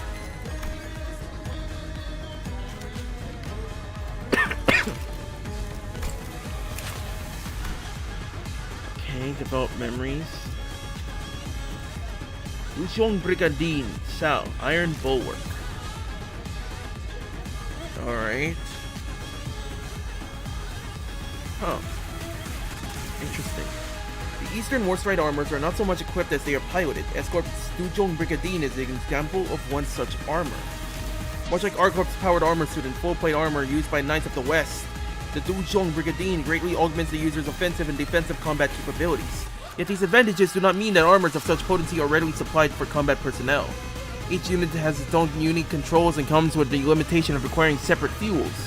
What remains certain, however, is that with all the aforementioned armors, once a rider has familiarized himself with the Dujong Brigadine's extended reach and heightened power output, it becomes a machine of war that strides across battlefields with the promise of slaughter.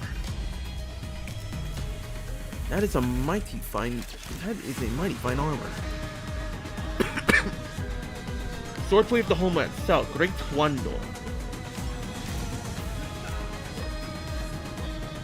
Skill used at Minamax stats. Convert all coins this unit uses to unbreakable coins. Skill based power and coin power shift based on stack. Okay, so 5 stack no effect. Anything below, a lot of decrease. Up to 9, it's fucking jacked. Wait, it's a reverse.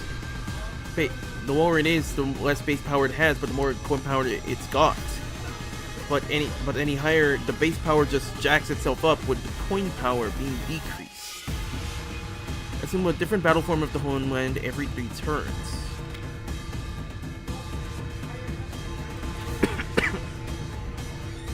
Battlefield of the Homeland Bear Hunt. Mountains of S-Corp's District 19 are home to all manner of beasts, among them the bear in particular boasts strength and force akin to boulders falling from the cliff in a landslide. Giving ground to the creatures ill-advised, one must aim to hew it down with the first slash of the blade. Use a pattern made of single coin skills. Imbyong up gains advantage at higher swordplay. Okay, Tiger. Okay, so Tiger Hunt, use a pattern made of multi-coin, gains advantage at lower swordplay. Tigers are cunning and ferocious. One cannot hope to cut through a tiger's flesh with a single stroke. Only a relentless flurry of chain slashes can overwhelm the creature until dispelled at last. Fail to do so and the tiger will escape death, or best its opponent to one day grow into a Sangun, a lord of the mountain. Whether these beings will grant auspicious fortune on men or return as malevolent calamity is impossible to tell.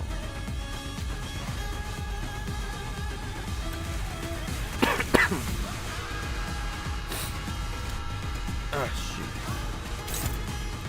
Okay, I'm at a bit of a loss here.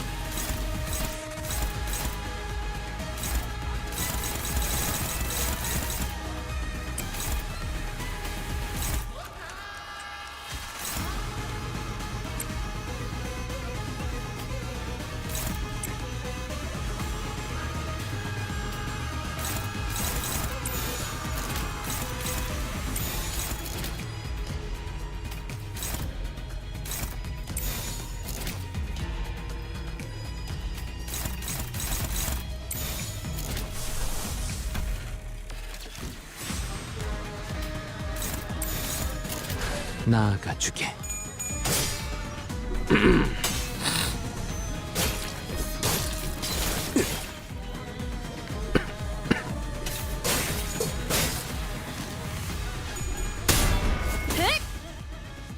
가속 펀치!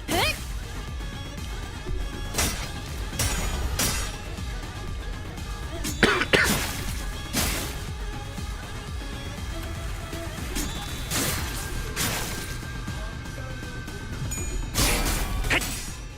그 삶의 마침표를! 이러면 쏠 수 있죠? 어렵지 않지? 이미 관찰 기록에 있는 유형대로만 공격하면 되잖아. 관찰 기록을 잘 읽은 것 같네. 훌륭했어.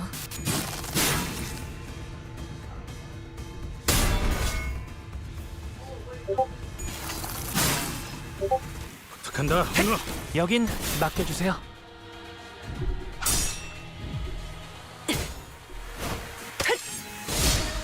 새삼스럽지만 꽤 괜찮네. 제법이야.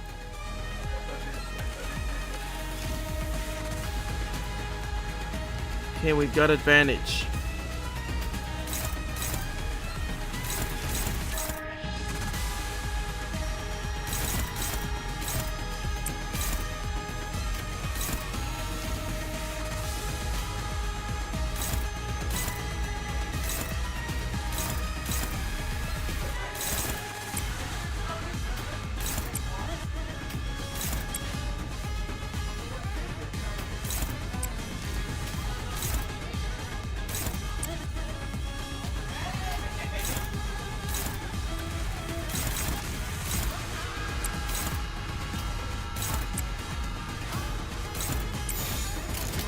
물러서지 않겠습니다.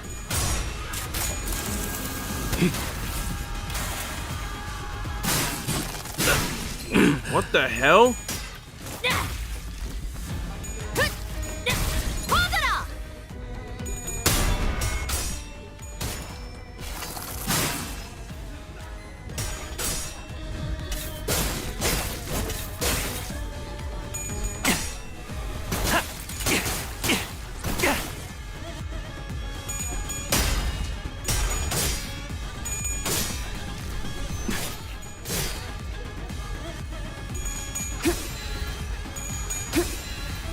지키기 위해서.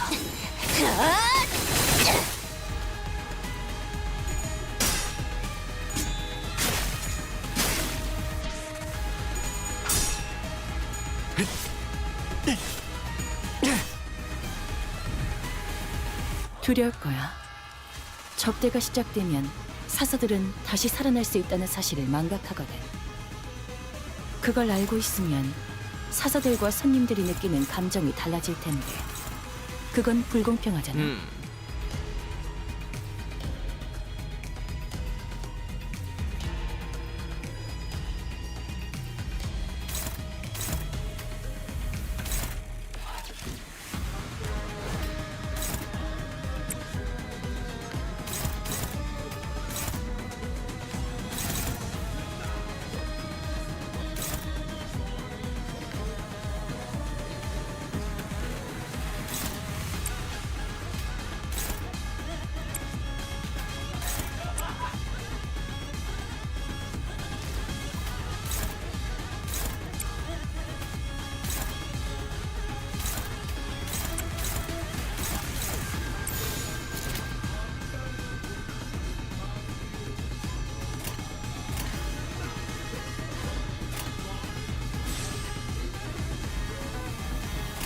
망설임이 없도록. Alright.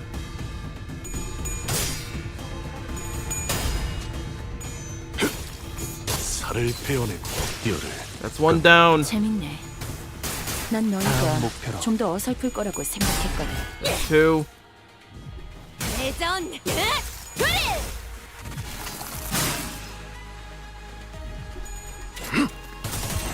편히 쉬시게.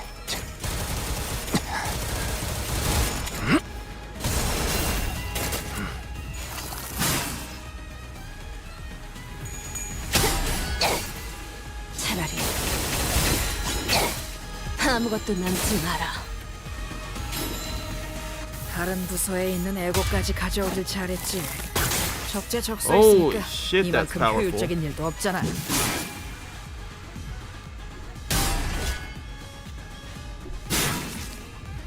Damn. Alright, change the scenery. Back to the studio. 여기까지 와서 망설일 생각은 하지 않았으면 좋겠어. Let's take a look. 사람을 죽이고 싶지 않았다면 너희도 세피라들도 처음부터 Alright, 거래를 you 하지 cannot be killed 말았어야지. and does not take any damage from sources other than skill damage from skills attacking this unit as the main target.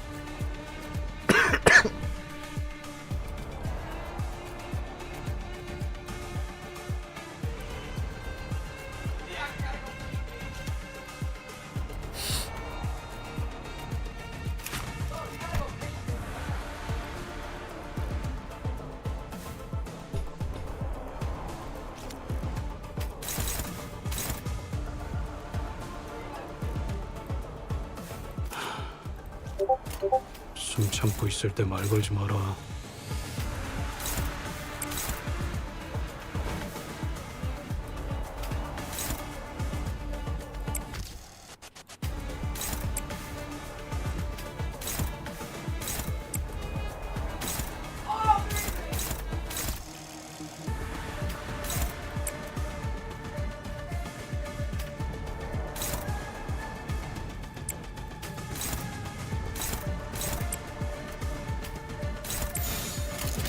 타겟 포착 1시 방. 그냥 5배!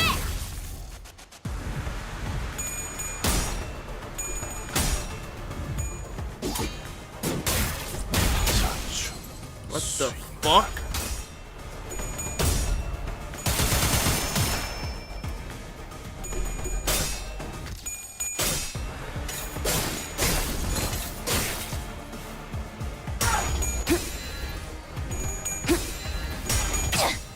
지키기 위해서. 제압 효과가 굉장히 좋았어. 기록적인 피해량인 것 같아. 사선이 비었어요. 홍로 지원한다.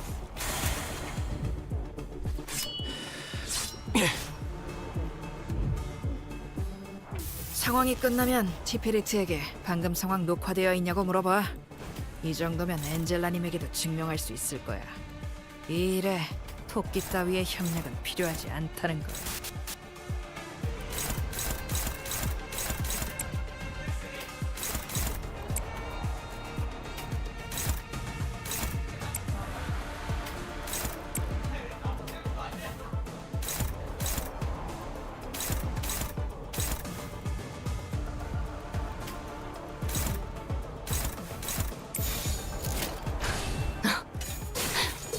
날카롭고 정확하게.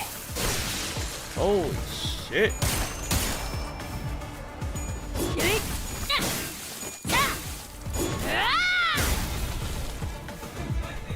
Oh, at least you know. At least I know what she was going for.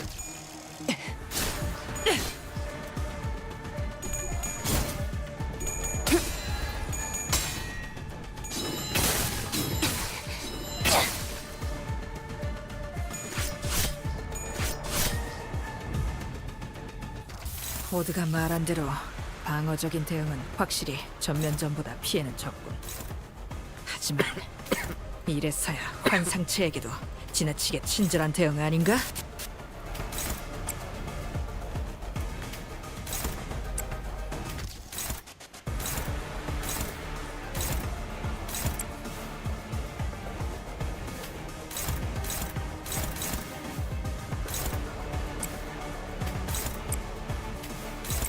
물러서지 않겠습니다.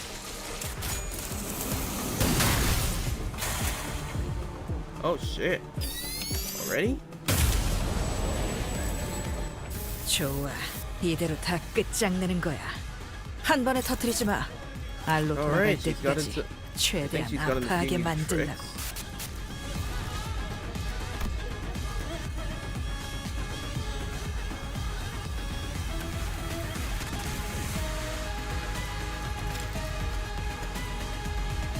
Gains advantage at lower sword play of the homeland stack.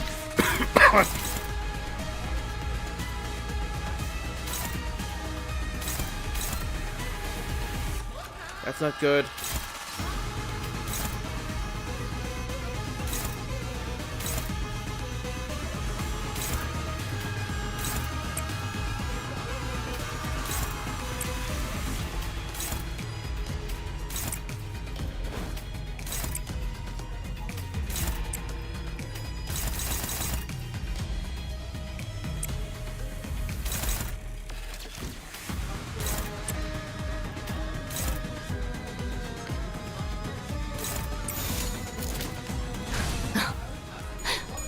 날카롭고 정확하게.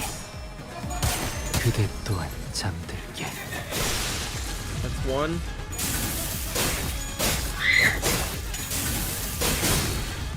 네 상대는 나야. No base power. That's odd. 가속 펀치. 흑!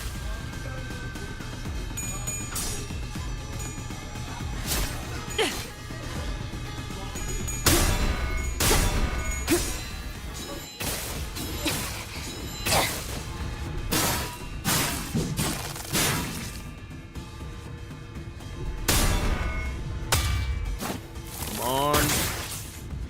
육참 Take it away. 헐떡. Double stuck. 이것 봐. 한 상체를 제압하는 건 우리만으로 충분하잖아.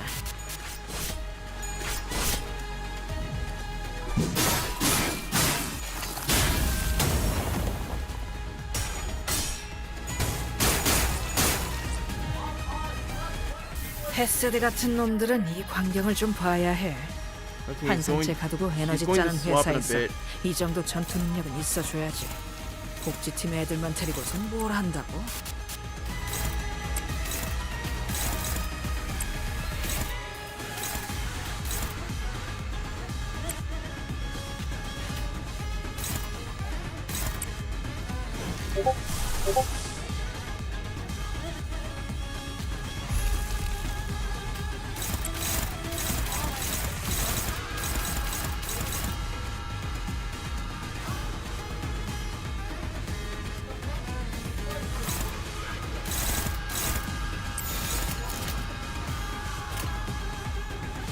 사격 개시.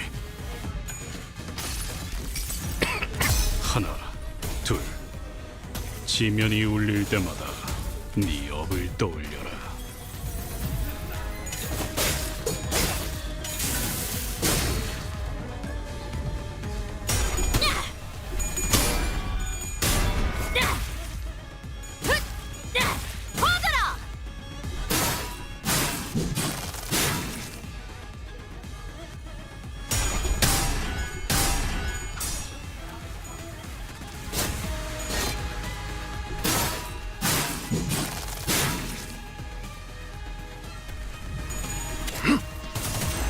편히 쉬시게.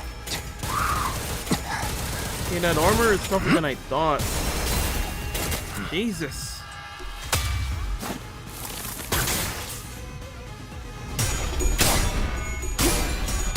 Need a better reprieve than a bunch of ones.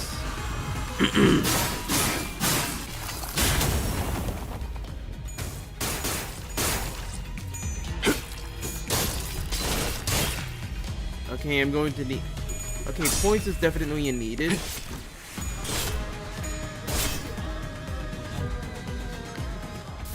중앙 본부에서 Man, where's the 전파할 때 Furioso replica when you 지금부터 fucking 제압 임무를 need it? 시작할 거야. 언제나 하는 일이지만 항상 꼼꼼하게 하라고.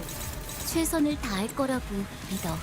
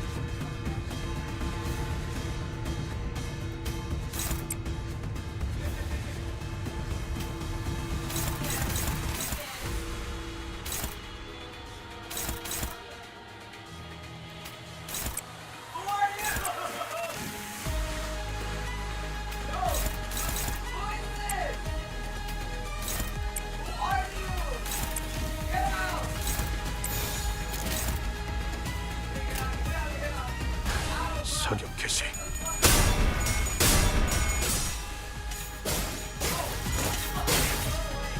Alright, getting somewhere.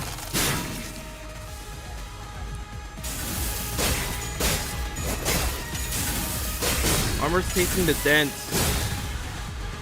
It's almost down. 대전 그리.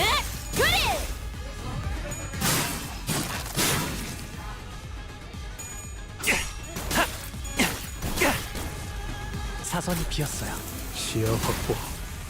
쏜다.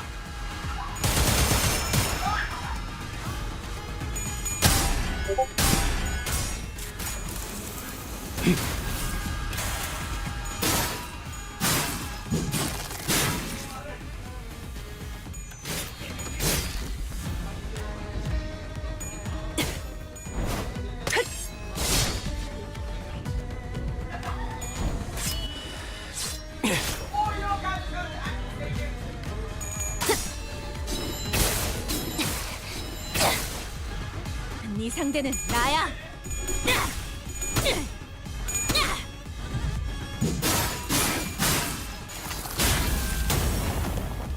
Whoa. It broke? The fuck? 세피라 중 최고의 전투 부서 징계팀이 나설 시간이야. 환상체라고 불러야 하는 그 괴물들에게 본때를 보여주자고.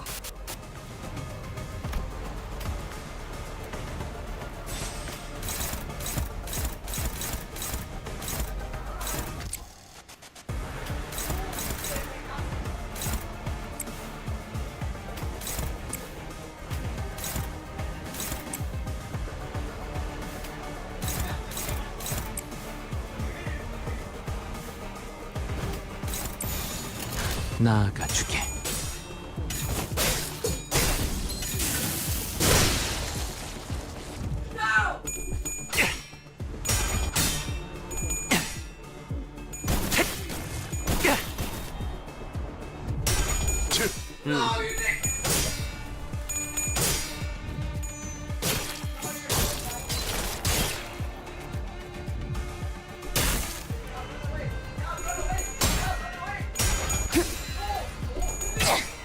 지키기 위해서.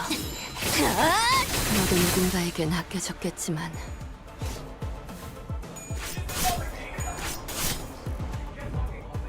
검주먹 모드. 여기까지 와서 망설일 생각은 하지 않았으면 좋겠어. 사람을 죽이고 싶지 않았다면 너희도 세피라들도 처음부터 거래를 하지 말았어야지.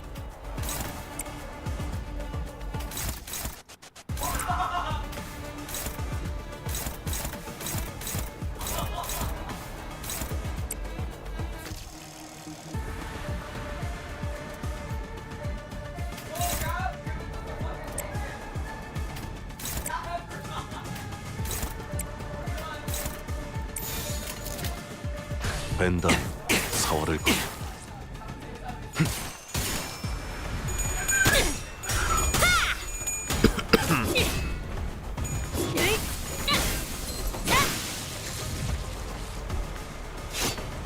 차라리 아무것도 남지 마라.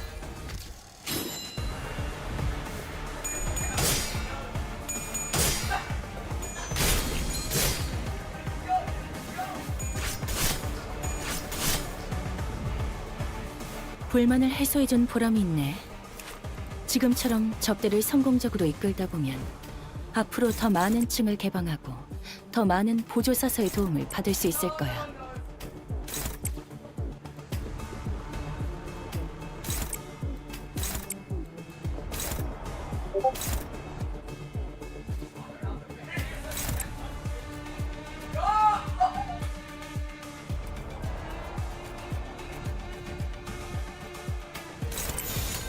사격 개시.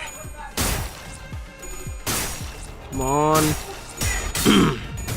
다음 목표로. 뼈를 깎는다.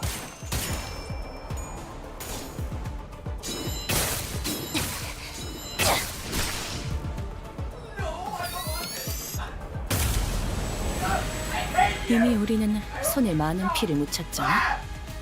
몇 명 늘어난다고 달라지는 건 없어.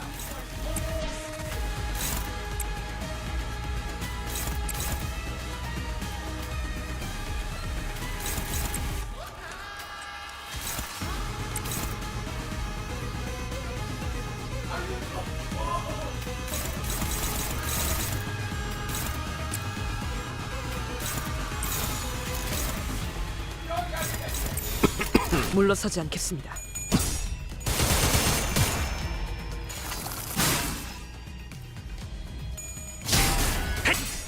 그 삶의 마침표를! 이러면 쏠 수 있죠? Come on. 확보. 쏜다. 지키기 위해서 가속 펀치!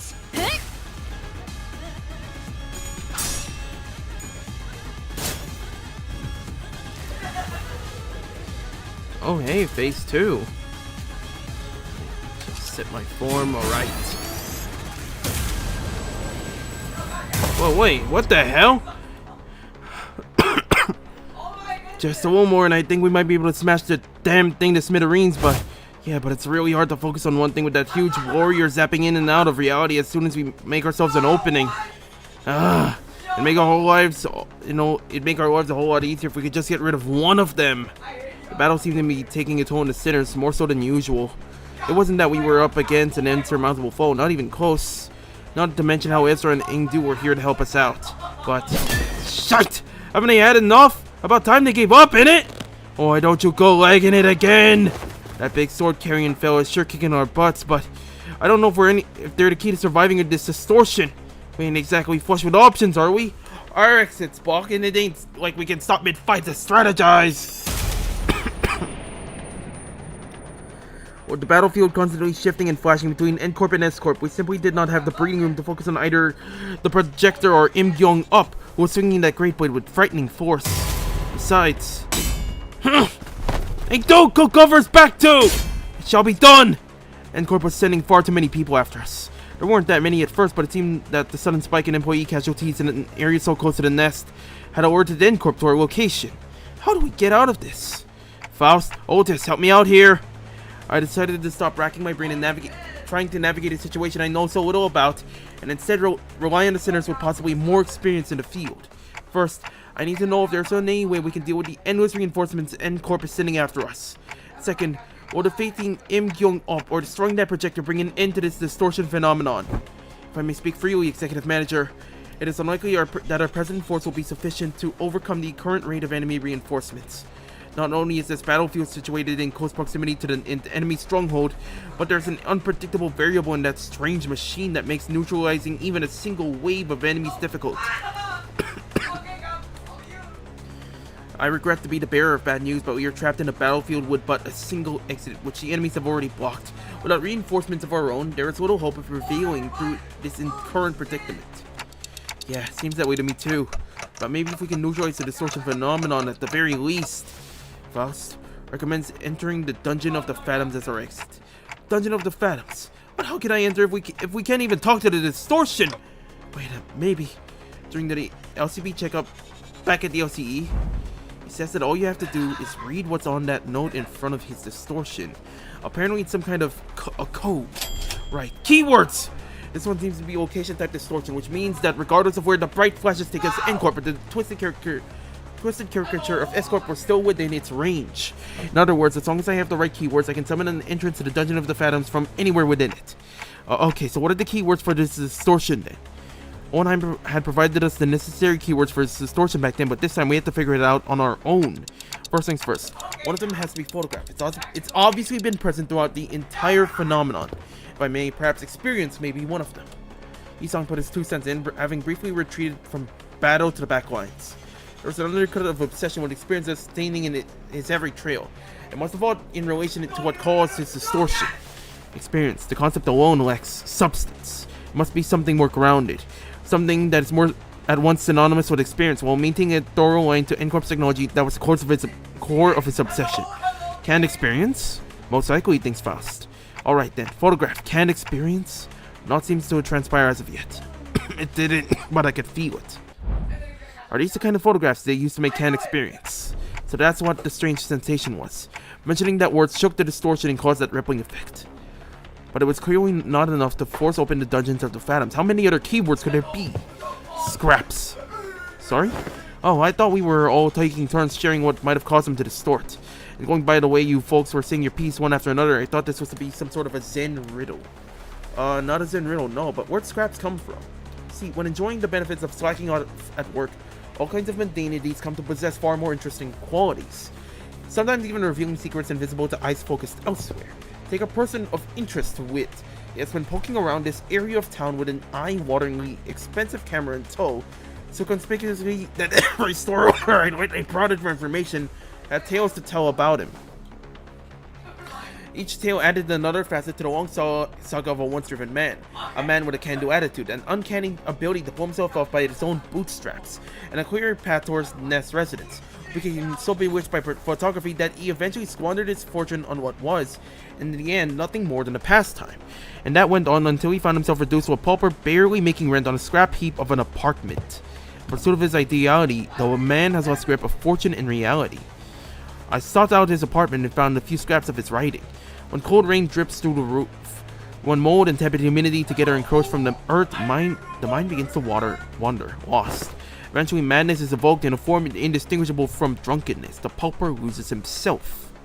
A shadow darker than any I had seen on Kim's face crept beneath the shade of his eyes. No, I had seen that look once in the past. Though it would be more accurate to say that I had heard it in his voice that echoed in his phantoms, distorted by guilt and regret.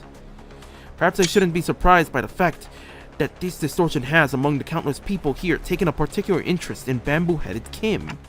Photograph, canned experience, and scraps. Like inserting a final piece of the puzzle, the space before us momentarily warped and flashed, opening a pathway to the distortion's phantoms. Well then, we will be right behind you, Executive Manager. Miss Ezra, this is what I had seen then, the gateway to one's phantoms. Yeah, this is it, huh? Neat stuff. But, before she could finish, Ezra had to redirect her focus from our discussion back to the battle. Most of the sinners were caught in the same predicament. Some managed to disengage from the battle and prepare to enter the dungeon of the Phantoms.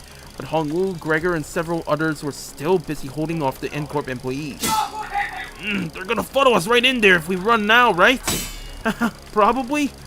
Even those who aren't chained to Dante like we are can travel through the pathway once it's open, so... yeah, let's not drive ourselves into an even narrower corner. I'll keep them at bay. Hearing that, bamboo-headed Kim stepped up.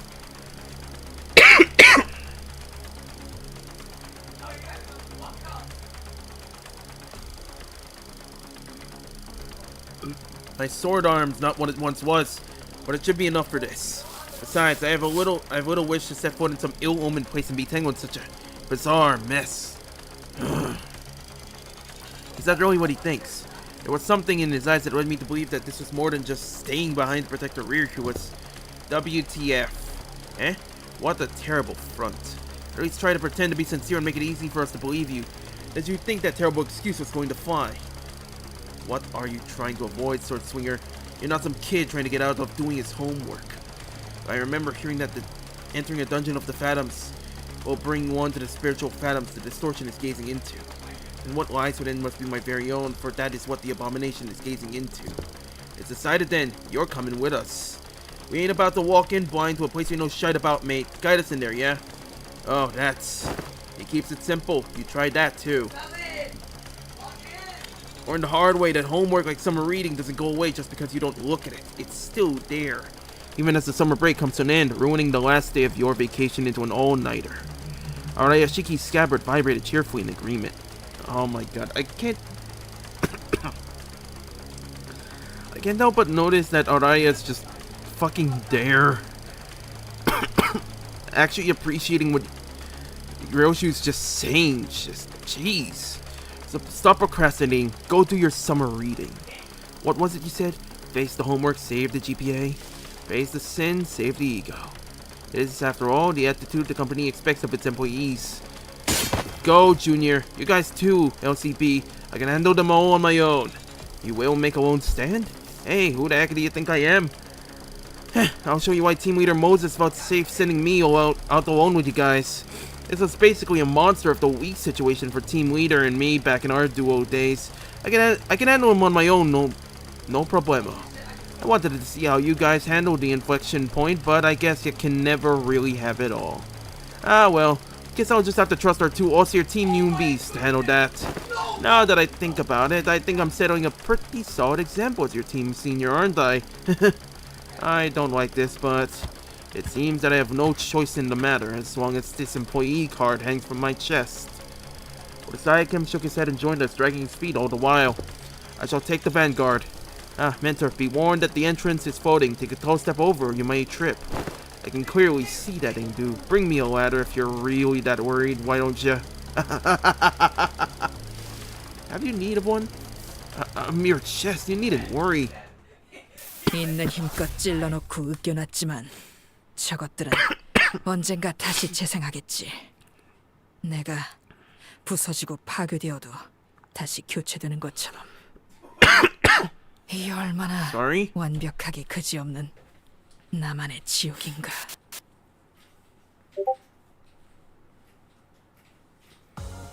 예전보다 많이 나아진 것 같다. Barely 나도. survived it. Jeez. 그러고 보니까 그 환상체 The Phantoms. 이제 가호를 내려준 아이가 없어졌지. 다시 관리를 맡겨주실까? Alright.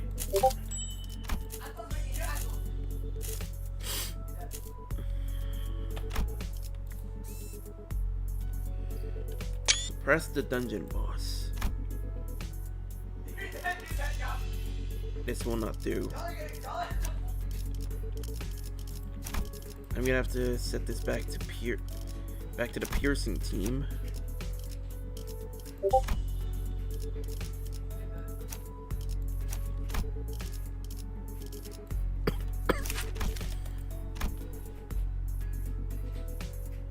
See what I can work with.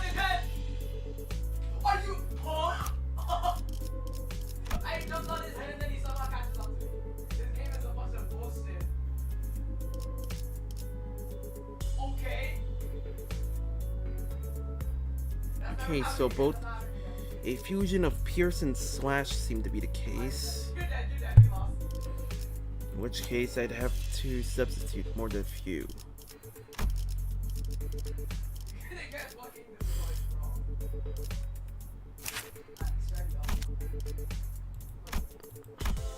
Hold on.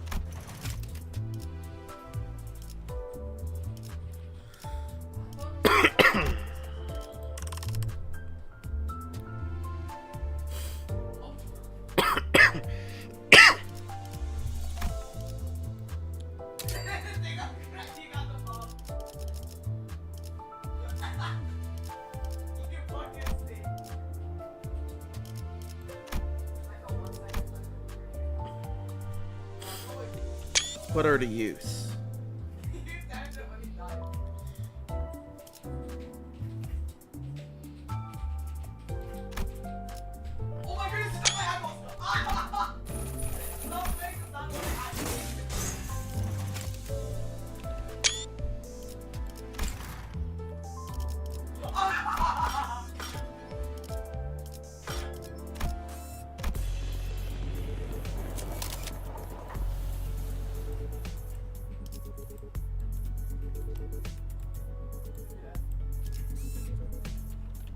All right.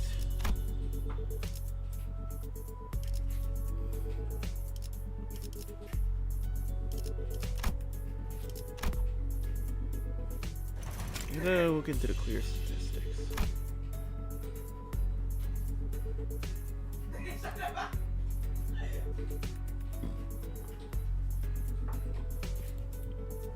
Interesting.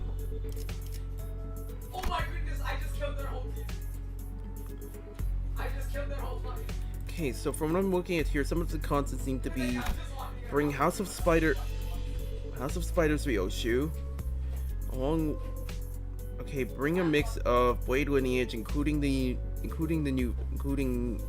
Ishmael.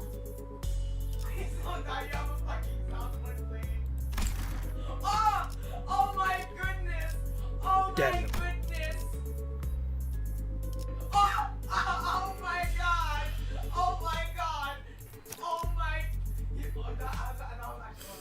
Dang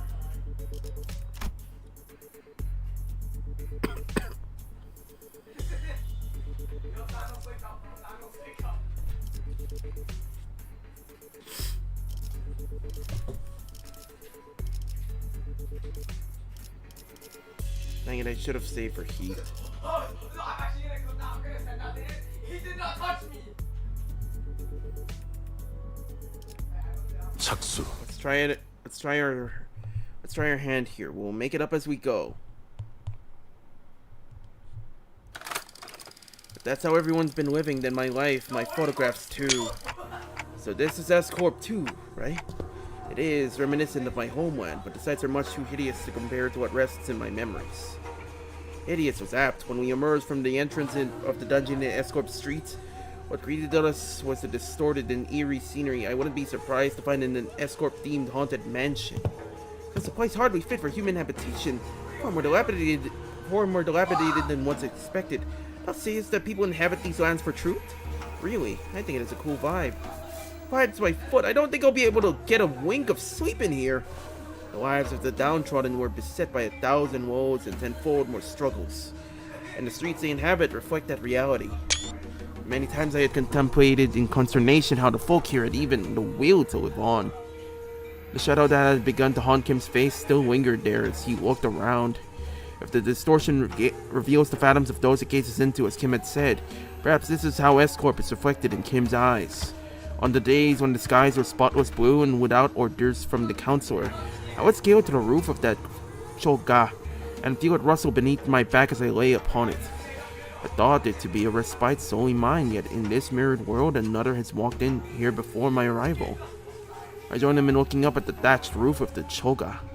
Beneath it, a wicked tunnel have I passed, and now I witness myself before the one who shall strike the head from my torso. There was a figure standing tall next to the building, staring defiantly up toward the man on the straw roof. I'm Im Young Up. Are you home? Escort Bodyguard P.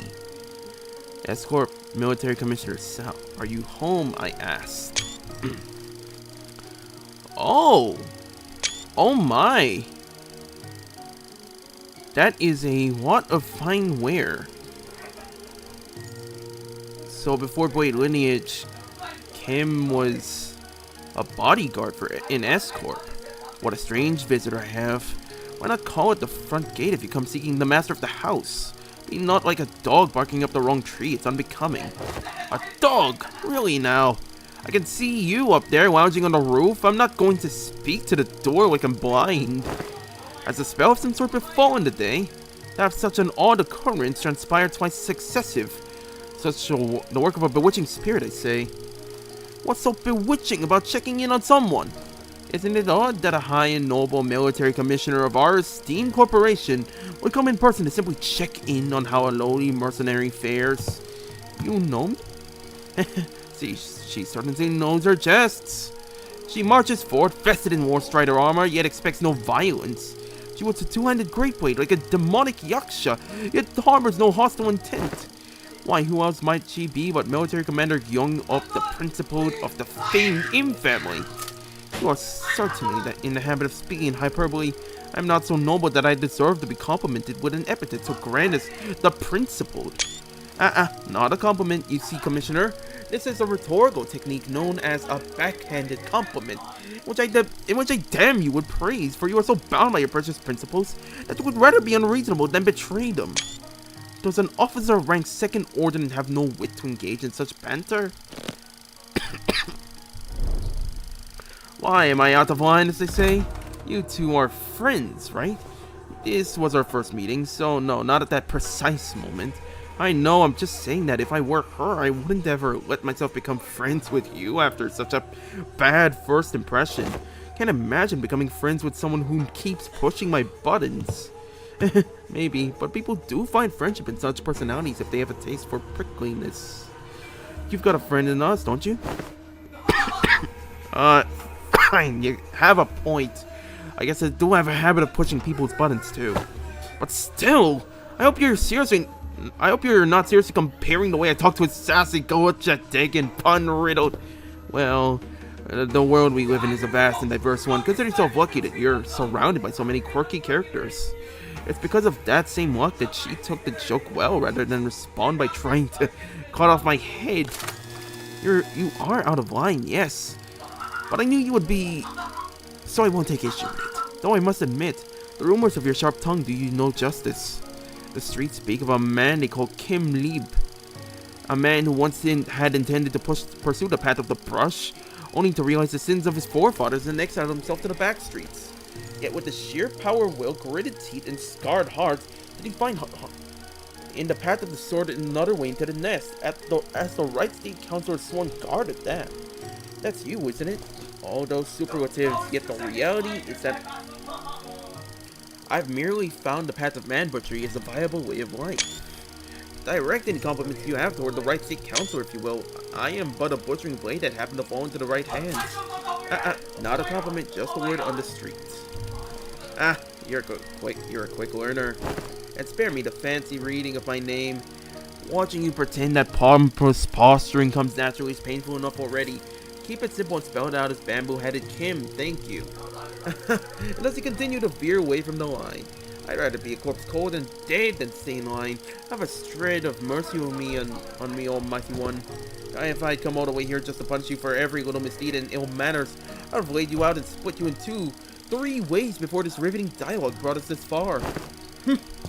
So, feel safe to continue traipsing outside the line, but in your turn, would you answer a few of my questions? I've been watching you from a distance for a while now, and really, stalking someone's not very principled of you. You sure she didn't give you a good wallop after that? No, truly a mystery, isn't it? Besides, she did give me free rein to continue traipsing outside the line. I couldn't in good conscience turn down such offers of kindness. Not that I ever do. You sure have a way with words. A way of finding your way under the listener's skin, huh? Perhaps, yet are such dates not to be expected among fellowships with close mutual bond? They don't look like friends yet, though.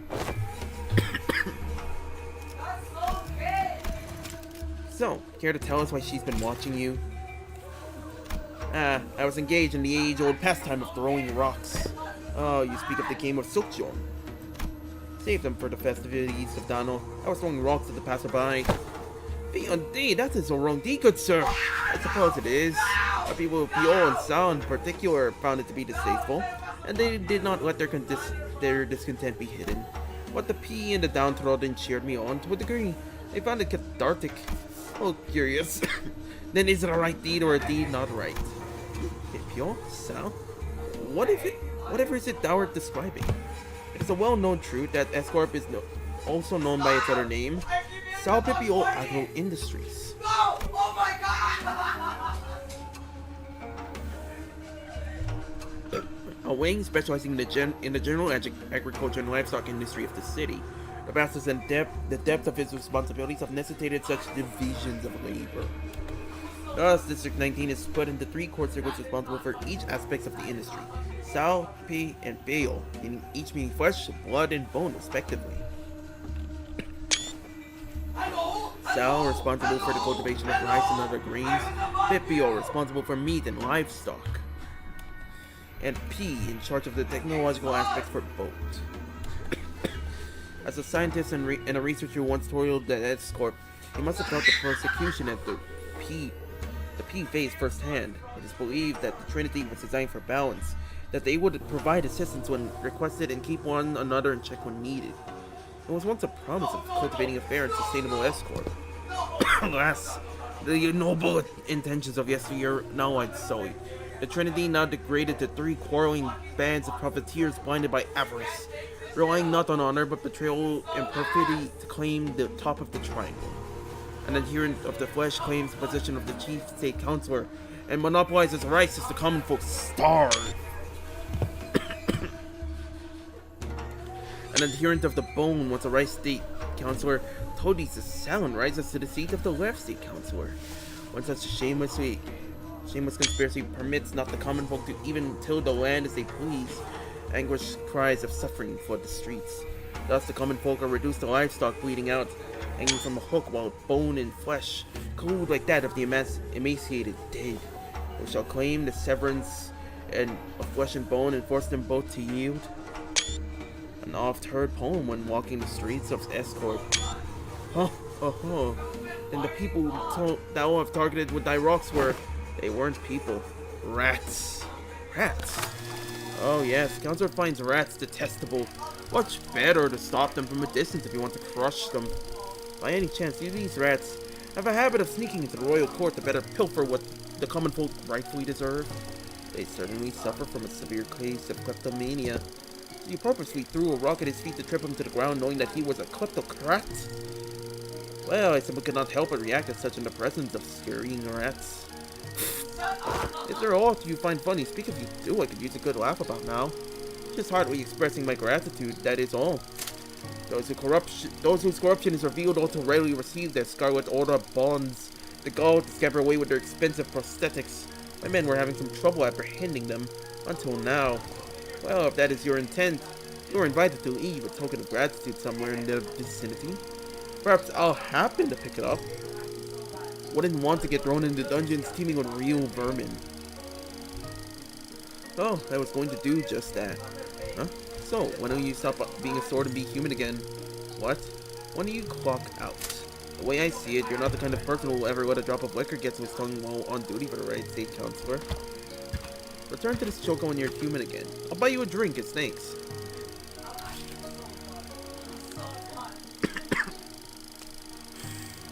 It's hard to imagine that a woman of such stature, such complexity, can wear a fucking battle armor like that. Like, holy shit, she is cute. I need to point this out. I need to point this out. She is beautiful. Ha! She's a funny one, Answer. Then this fellow you had mentioned often mentioned fondly was correct. Haven't I mentioned her a few times as a drinking fellow I had left behind in S Corp? I must say I myself found that relationship most intriguing. That a military commissioner of the South faction would fraternize with a bodyguard of the Right Seat Counselor who was of the P faction. So still, I knew not that the fellow was none other than the military commissioner of S Corp. Engnu's eyes had gone wide in shock, her voice rising unconsciously. It is news to me that you have ties to a second ordinate official, a military officer with command over high-ranking employees of the wing at that. Well, I was in service of the Right State Counselor, who was a first ordinate, you know. Well, that might be true, yet you would like to know why I, with such a powerful friend by my side, have ended up as an exile from S Corp. Yes, your silence over matters of such great import is why I have come to introduce you to others as a reticent one, Mentor. We had made the Blade lineage our home for S Corp, but failed no home for us but the lineage. But you, Mentor, I would rather show than tell. Let's proceed, shall we? This enchanted place seems intent on unearthing all by past, both savory and unsavory. All shall be revealed in due time. Cam looked around, a twinge of loneliness in his eyes before moving on. He followed without a word.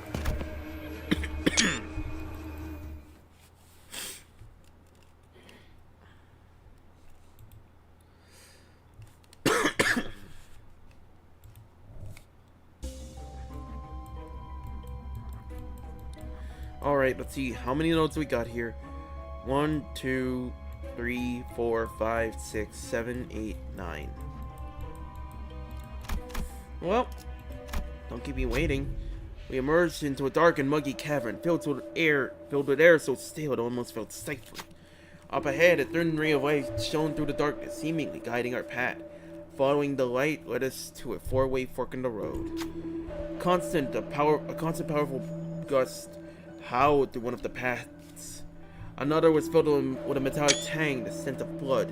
Then there was a path that was entirely silent, and the last one echoed with the harsh noise of sword striking against sword.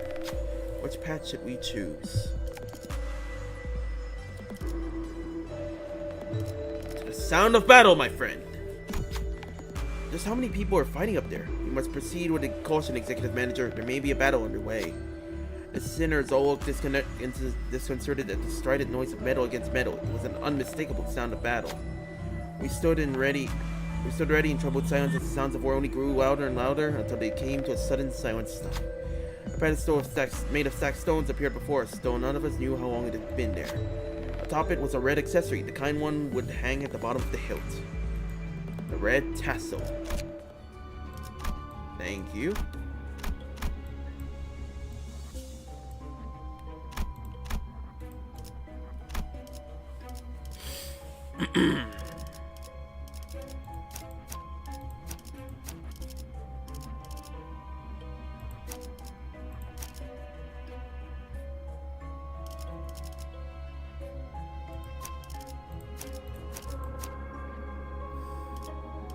이번에 읽어줄 동화책은 이것으로.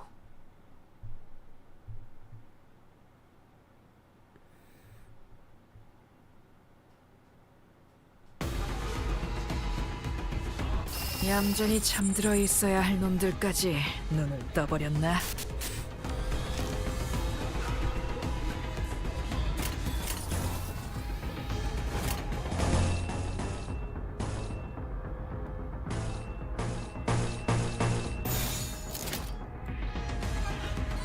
Hey, came from the back. What the hell? 9 exclamation points. 18. Okay, level 81, so he's pretty strong. 16, 20, 24.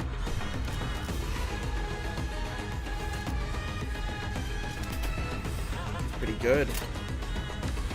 Time to find out. 물러서지 않겠습니다.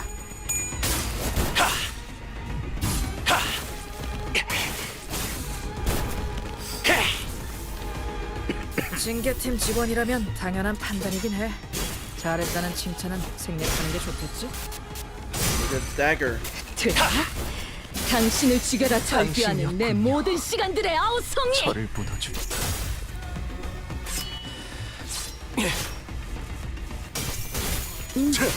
제압 개체에게 맞는 정상적인 공격이야. 잘했어.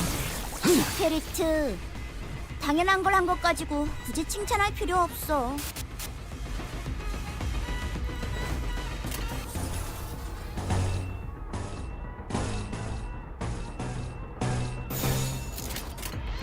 예측할 수 이 없게. 순간이 다 베어내리라. 매뉴얼을 만들어두길 잘했네. 그렇게만 해. 재밌네. 난 너희가 좀 더 어설플 거라고 생각했거든. 무아몽주. 정신교육의 효과가 보이는군. 보다시피 직원들의 증오심은 환상체를 쳐 죽이는 원동력이다. 당장이라도 갈아마시려는 물러서지 저 않겠습니다. 눈빛 마음에 들어.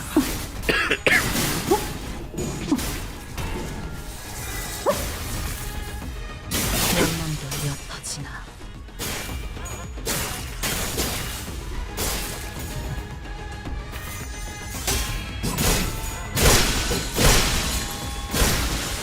Holy shit, that's awesome. 제압 개체를 다시 처리했네. 오. 아무리 그래도 이런 건 칭찬을 할 수밖에 없겠어. 순조로워 보여서 제압 효과가 굉장히 좋았어. 기록적인 피해량인 것 같다. 결정, 해금, 초월, 지령에게 상황이 불확실한 것은 끝나면 없네. 티페리트에게 방금 상황 녹화되어 있냐고 물어봐. 이 정도면 엔젤라님에게도 증명할 수 있을 거야. 이 그려낸다. 일에 공명적인 협력은 죽음을 필요하지 않다는 걸.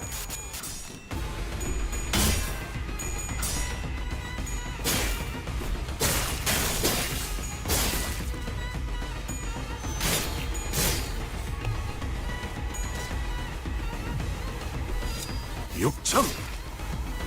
새삼스럽지만 꽤 괜찮아. 제법이야.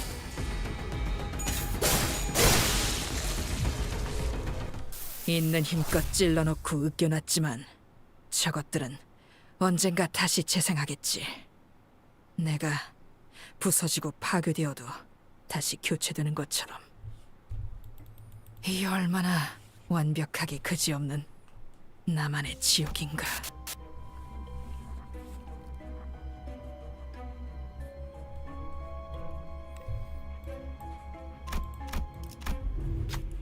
Excuse me. So we were slowly looking around the streets of N Corp, a youth, after fidgeting and hesitating for a moment, walked up to us and asked for help. Oh. Okay. The youth explained that, wishing to better his own status, he took the royal examination akin to a public employment policy in N Corp and was able to attain a high grade for himself. And that was where his problems began. As far as he knew, people who passed the exam with violent killers like himself had their travel expenses paid for the homeward trip in order to be granted a guide, but there must have been a misunderstanding or something, because when he left the exam grounds, there was no one there to escort him. Confused by the unexpected turn of events, he wandered away from the exam grounds in search of his escort, while also sparing and found himself in these alleys. He was asking if we could help him with directions. What should we do?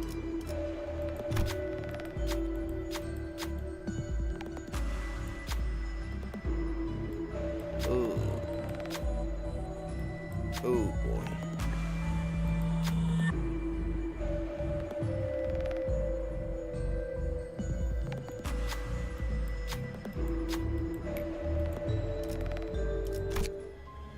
Ooh, that is. Yeesh. 교류회. 설레네요.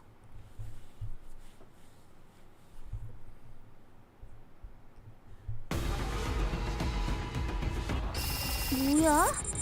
환상체라도 풀려났어? 갑자기 제압 개체가 더 강해졌잖아. 당장 우리한텐 그런 정보가 없어. 다른 세피라들에게도 물어볼게.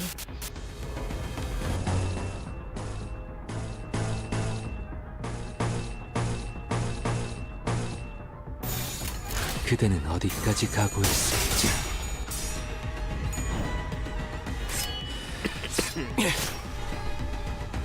신계층 직원이라면 당연한 판단이겠네. 잘했다는 칭찬은 승리 단계였겠지.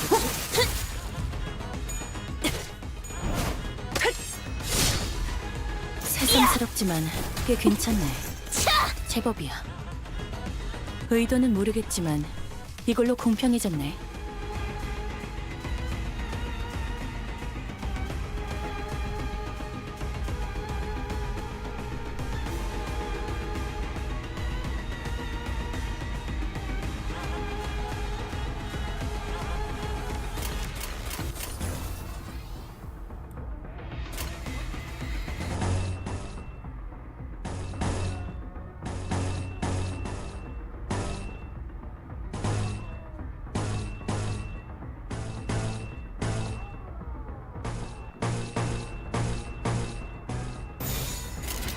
그대는 어디까지 이 순간의 각오했을지. 파도 베어내리.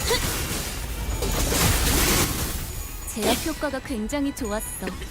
기록적인 피해량인 것 낮도 같아. 밤도 지나 숨을 다 베어낼 것. 매뉴얼을 만들어주길 잘했네.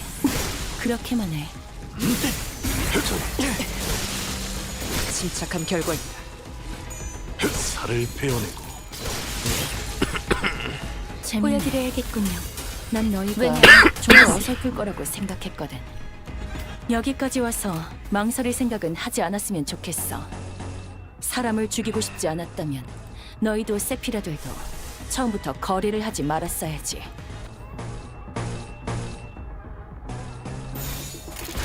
예측할 수 없게. 침착한 결과입니다.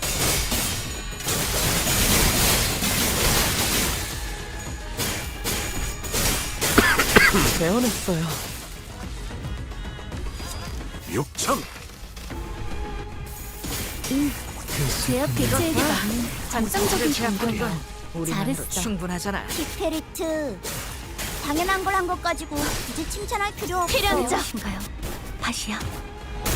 절대자.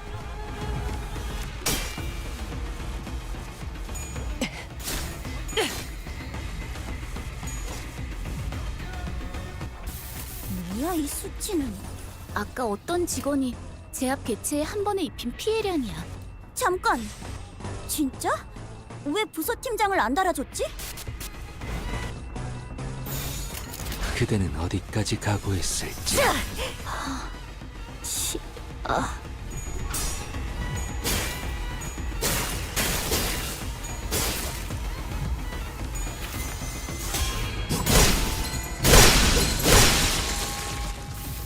제압 개체를 다시 처리했네. 본인은 최선을 아무리 다했다. 그래도 이런 건 칭찬을 할 이번에도 수밖에 잘해줬어. 없겠어.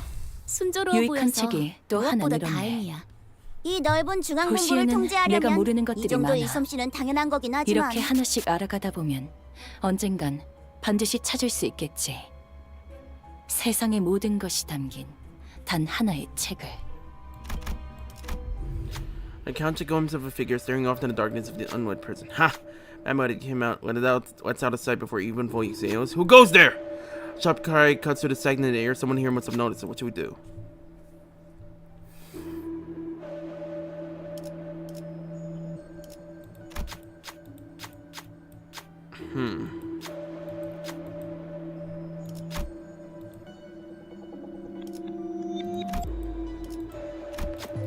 Alright, let's check this out.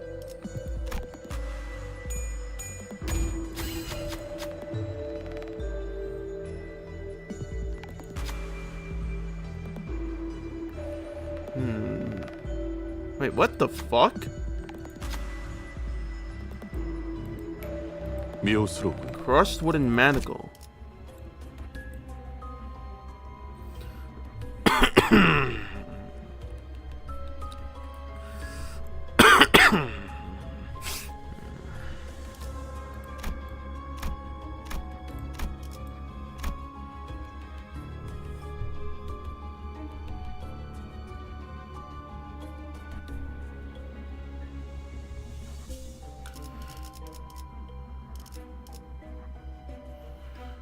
별일 수 있는 거겠죠? No, it can't be. My life is the experiences, the memories I had recorded are different. Alas. Oh, we're back here. I remember this one. I remember this gate. Kim came to a stop with a grim look on his face. Again, I am returned to this day. His voice had dropped to the same morose pitch we had heard before. Mentor, I have been here before. Ah, have you? Had a peek into my memories when I had distorted, did you? Must say it's a bit embarrassing to have my deepest and darkest secrets revealed like that. Kim grins sheepishly as though to clear the air, but it was becoming rather clear to me what he was doing. That his flippant demeanor and seemingly devil-may-care attitude would but a mask to hide the true darkness in his heart. Then this must be, indeed, the right state counselor's estate. Someone who I had once protected, thought was worth protecting. Kim pushed open the main gates and made his way into the front yard. Watch out, Engdu. Take a tall step over or you might trip. Ah! There were bodies swayed about the yard and I couldn't dare start counting them. I felt faint watching the aftermath of the carnage. Some were decapitated, some had their torsos split diagonally, and some of them were so mangled that I could hardly even tell which parts belonged to who. Are they not retainers of the royal court? What were they doing at the counselor's... No. Were they killed by assassins? Assassins did infiltrate the estate, yes. You're looking at what remains of them. Though I had but a moment to glimpse it, I clearly remembered that what the S Corp logo I saw in Kim's phantoms looked like. The hats these corpses were wearing are adorned with the same logo. So why is Bamboo-headed Kim calling them assassins? In its corrupt land, the right state's counselor's life was always precarious as a candlelight in a tempest. Such is the fate of all those who have the guts to speak the truth in S Corp, where positions of influence are hoarded by corrupt sycophants, whose chokehold on power is ironclad. The most prominent among them, the left state counselor, with the chief state counselor's blessing, sought to wield his own private army to silence forever the tongues of those who would advocate against the corrupt. Private army? But they are prohibited in our homeland! So they're kind of like how the great houses of H Corp each had their own armies. That is similar to what is happening, but not exactly. If S Corp's circumstances were explained in plainer terms, it would be akin to a situation in which a company whose employees outwardly appeared to all be working for the same side is in fact fractured within, with certain departments pledging allegiance to a different individual than the chief executive. What assassins there had been in the past at least wore masks to hide their allegiance. I had thought this no different, though with assassins significantly less invested in maintaining their disguises, not realizing that I had just placed my stone in the tiger's maw.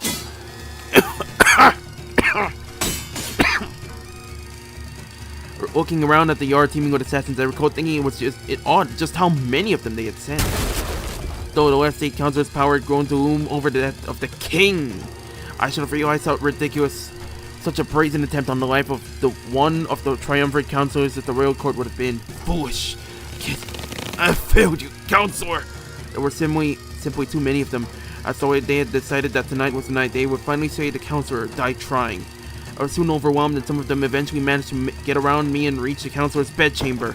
The moment I heard them breach the door, all strength left me and I fell to my knees. I, Kim Leap, am a poor excuse of a bodyguard, and I have failed you. And I knew who the author of the foul scheme was, the left state counselor. Let this be my final act of loyalty ere I depart this life. Though I am too meager a person to carry on your will, counselor, what I can do is plant the seeds of terror in the hearts of the unjust, if only to shackle their blackest hearts from committing greater misdeeds. I shall go before the villain who contrived this betrayal and see that the favor is repaid with steel. Only by such vengeance shall the counselor at last close his eyes in his grave. So I had thought. What? Greetings, honored bodyguard of the right counselor. I see that you've been hard at work. Accursed parasite! I thought to flay you alive and reveal the wretched soul underneath. Some go, you have to show your face here! Oh, here. You mean the home of the honorable right state counselor who toils day and night in service of the royal court? I know the assassins were sent by the left state counselor. Get out of my way. I shall collect your head once my task here is over. Alas, alas! This unsightly display of anger shames us all. Are all those who live by the sword are as uncouth as you? The cruelty of your damning words is an oppression upon decent men like myself. Let's see how long you can aid me. Soldiers! Arrest that mad butcher! What? The accused shall heed his crimes. 1 moon ago, an anonymous letter threatening to take the life of the revered right state counselor arrived at the royal court. This audacious contumelious effrontery is an affront to not only to the royal court but to the heavens and men alike. The revered left state counselor, who had long been in disagreement with the right state counselor on matters of the state, found his offense to be so heinous that he has personally commanded his men to protect his political enemy on the day written on the letter. Huh? Yet a tragedy is struck. All those lives sent to protect the noble counselor are slain. The bravery and justice of their honorable arts trampled upon the ground by this Oh no. You cannot be serious! What? Oh great, it's just corruption! Fuck! And now the villain promises death to yet another pillar of the royal court! Thus we are perforced to arrest the criminal and restore the rule of law! You spout senseless drivel. I saw your men make their way into the counselor's bedchamber with their blades drawn!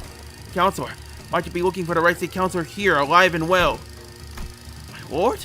The vile wretch leaned down next to my ear and whispered, perhaps you should have known where not to stick your nose. Did you really think you could overcome the entire private army in the left state counselor's service? Sent so many of his men to their deaths just to lure me into a trap? Why? Now, don't take this as a compliment, as you're not even the apex blade of the homeland, nor are you the Ungyom. But you have been a rather egregious obstacle to the execution of my plans. Gonna get through with the first thing in my plan, with you constantly getting my way? Let's keep you nicely locked up and out of trouble. This can't be!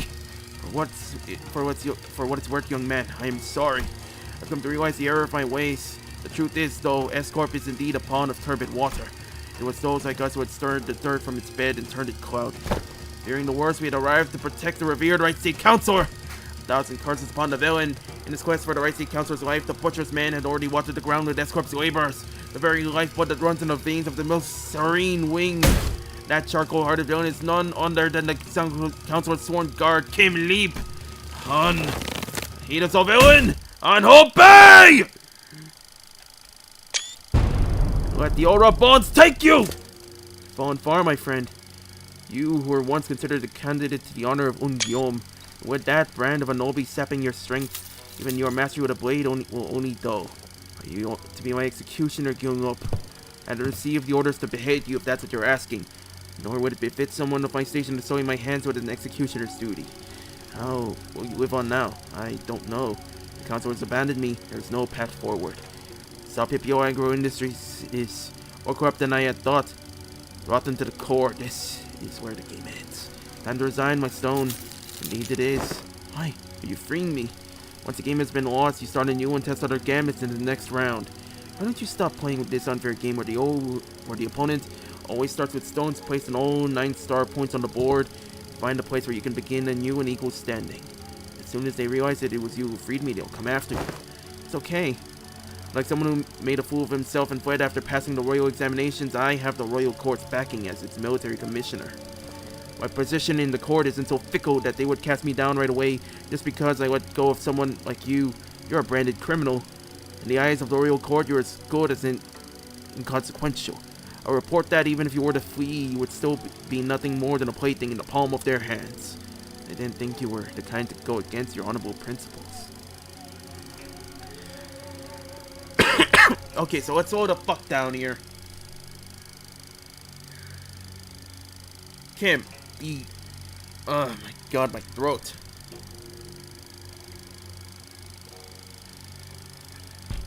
Kim, the bodyguard to the Right State Counselor, who was working with him for the good of S Corp, was framed in a misconstrued plot to assassinate the counselor, and instead was arrested for the killing of several royal guards in a misconstrued plot that was supposedly for the protection. What kind of Mickey Mouse bullshit is this? Some things can't be done without bending a rule or two, and you are needed. S-Corp's future in need of those who are less bound by expectations, like yourself. Besides, it's not the rules I stand by, it's my own principles. I did say I owe you a token of gratitude, didn't I? Consider this a settlement of that. Gratitude and vengeance, after all, share a common quality. They are both debts to be repaid. Young up, come with me. There's no hope left for S-Corp. You said it yourself, didn't you? We'll never win as long as we're playing their rigged game. Listen, they might have a 9-stone advantage over you, but to me it's the smallest 3. I'll manage and keep my finger on the pulse. Besides, change doesn't always have to come from the outside. The old wisdom says that to catch a tiger you must enter its den. But wouldn't it help to have an ally waiting in the tiger's den to back you up when the time comes? There, all done. Your bonds are severed. Go now. Go and build your strength beyond the walls of S-Corp. Yet beware of relying overmuch on foreign powers. I don't have it in me to take up such a grand purpose. I'm done with S-Corp. You know how I am. I just go with the flow. Yes, do as you will. Go with the flow. Be whatever you want to be. But I'm just hoping that the currents of the river will someday bring you back to S-Corp. That's all. Though I had left the rigged game, my records afterward weren't stellar. The weighing of the stones on my board was always full of holes and mistakes. I joined the Blade lineage, became their mentor, dragged them into the library, until eventually I cut down those who had placed their faith in me, self-defeating move after self-defeating move. When Young Up had let me go, I thought I'd escaped the tiger's maw. But as I let the game progress with the flow, I soon came to the realization that my life was an endless sequence of connect and dies. I was in a losing play from the start. Shadows dancing from by the distant humanoid form beneath begin to glow like wildfire. Those in the attire of the Blade lineage, one by one, leap over the wall and approach us.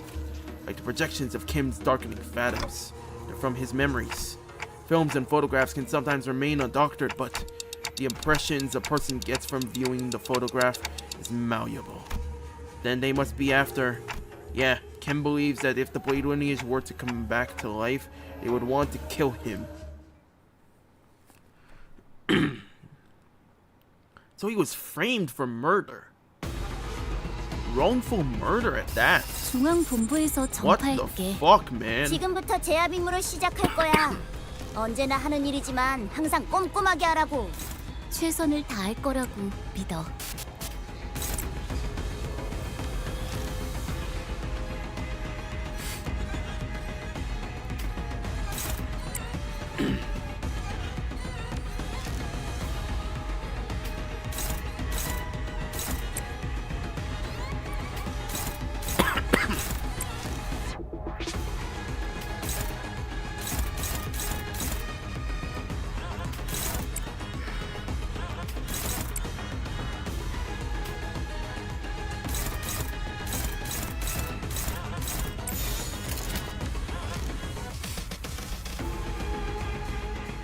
자신 있으면 받아봐.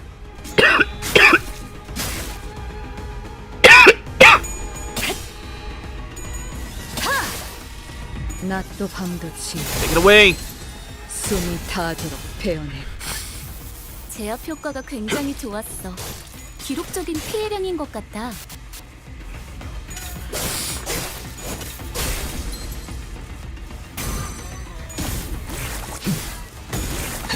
여기 심장이 잠깐 제압 개체에게 맞는 정상적인 공격이야.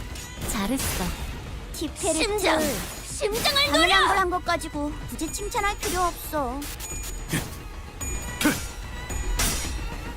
Dang it. That's not good. 무어몽 중 불만을 해소해준 보람이 있네. 지금처럼 접대를 성공적으로 이끌다 보면 앞으로 더 많은 층을 개방하고 더 많은 보조사서의 도움을 받을 수 있을 거야.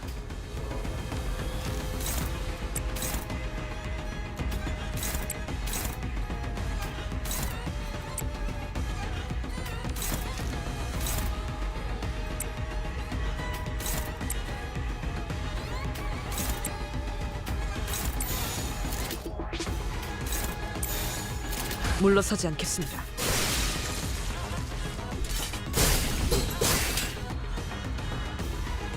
이 순간이 닿도록 베어내리라.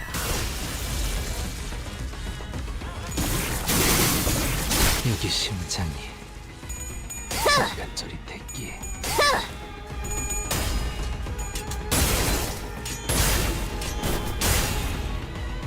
심장. 역할대로 심장을 노려.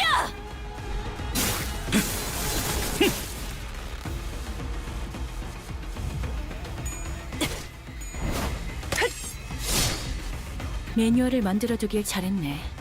그렇게만 해. 된다면 사활을 건다.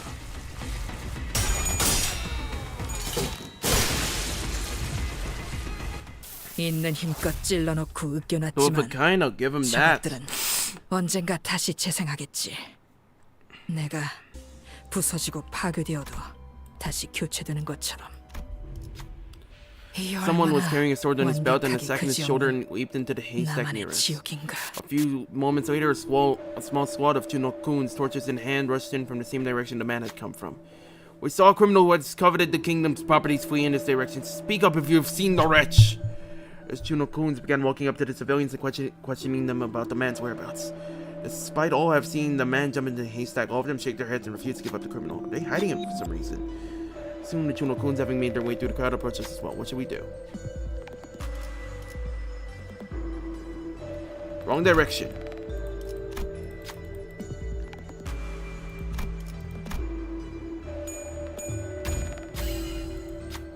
Alright. Good work you. Can't have those vile Chinokun take a noble thief like you away, a thief of the people. Oh, wretches, I say, wretches! So well fed while we all starve, I bet they'll bleed our eyes if we got them! He returned their gratitude with a polite bow and then approached us. You have my thanks, I did not expect to be surprised by others. Should by outsiders such as yourself, but this is a welcome surprise. Alright. Oh, a member of the Blade lineage.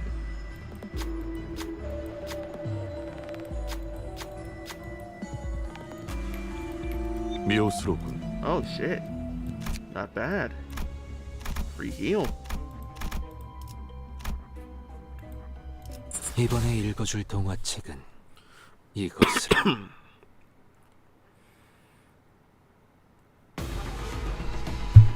세피라들도 결국 내 편에 설 수밖에 없을 거야. 나도 그들도 모두 빛의 눈이 멀어버렸거든.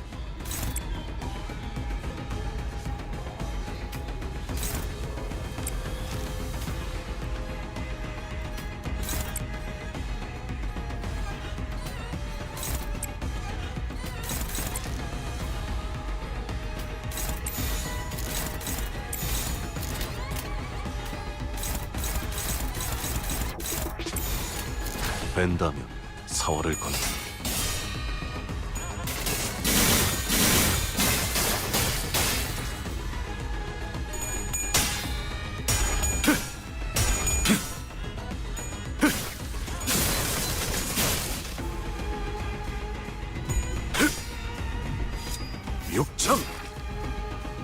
지 징계팀 직원이라면 당연한 판단이긴 해. 잘했다는 칭찬은 생략하는 게 좋겠지? 사냥 끝. 모조리 해체해 주신다. 역할들 산신체를 제압하는 건 우리만으로 충분하잖아.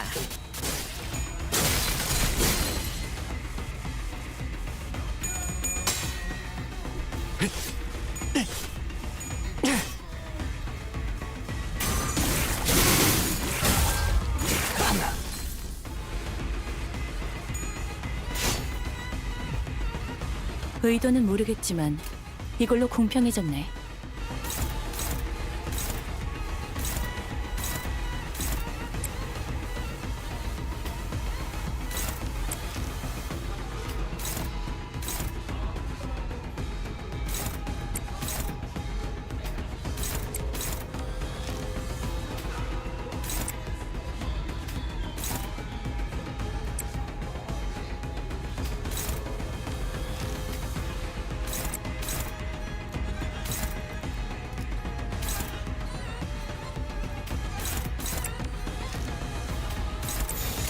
이 궤적을 보고 떠올리시게.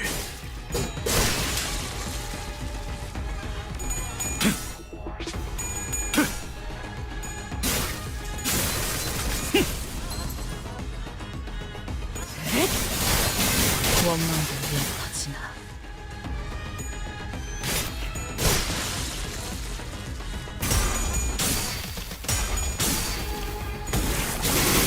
둘.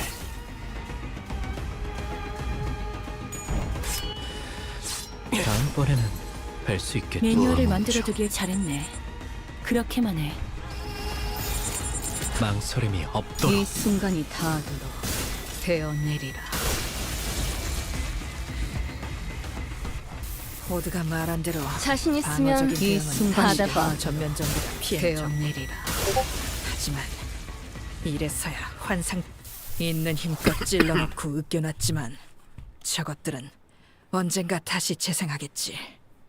내가 부서지고 파괴되어도 다시 교체되는 것처럼. 이 얼마나 완벽하게 그지없는 나만의 지옥인가.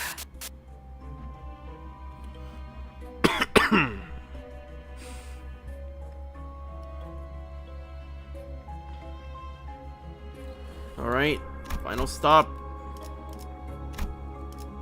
We're all well stocked. 이번에 읽어줄 동화책은 이것으로. Like a prey back against the cliff's edge, I am left bereft of paths.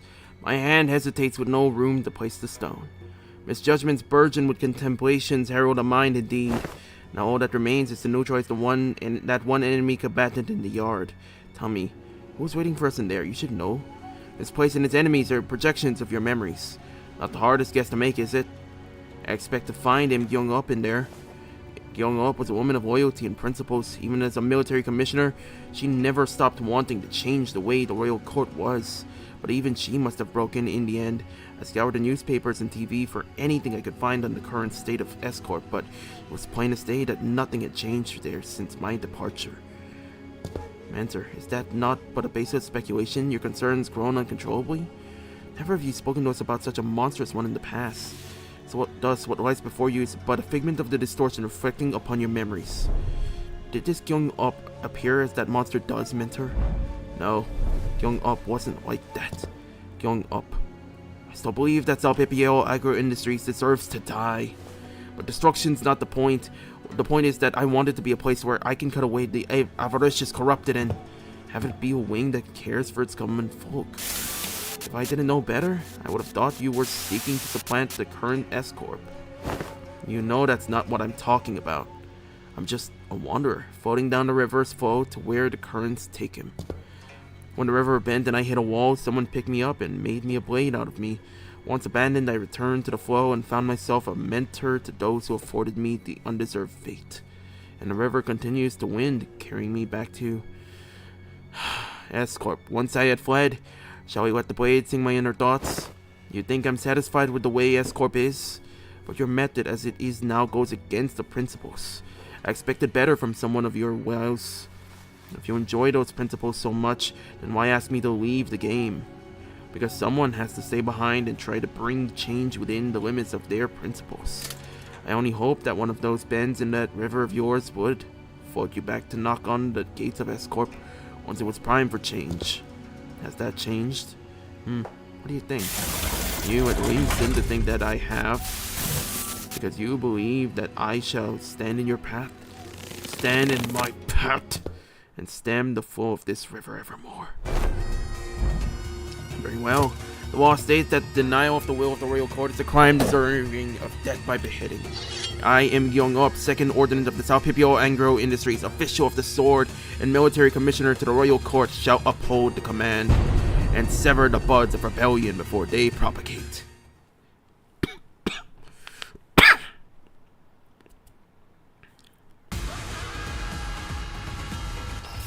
Imagine 최고의 Im 전투부서 징계팀이 나설 시간이야.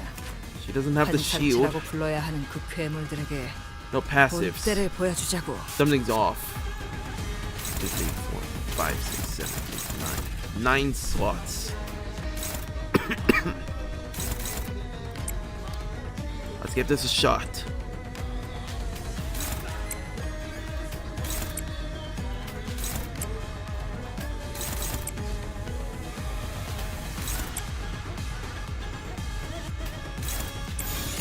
그려낸 대로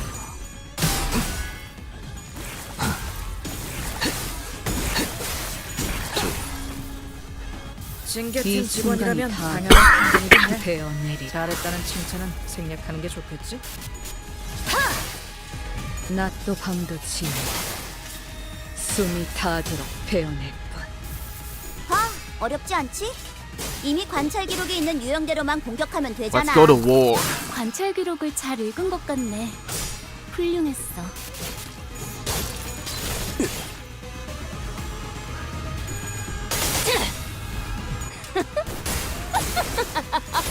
사냥 끝. 모조리 해체해줄게. 제압 개체에게 맞는 정상적인 공격이야. 내 차례네. 잘했어. 심장. 심장을 노려.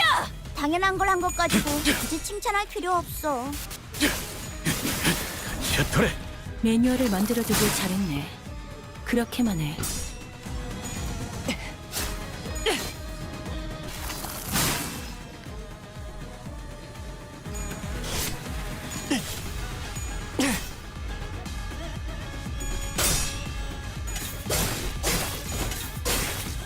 모아몽중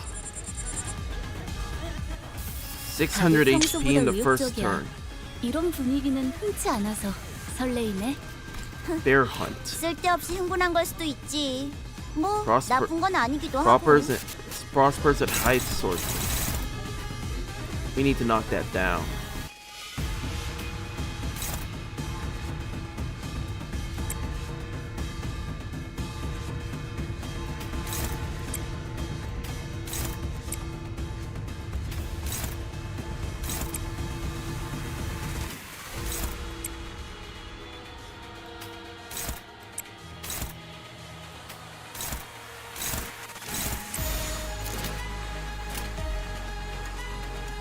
그대는 어디까지 각오했을지.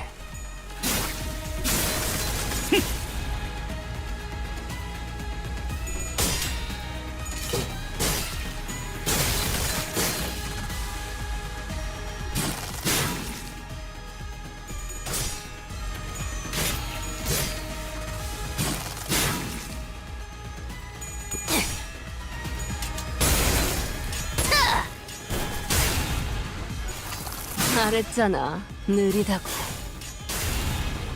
심장을 노려.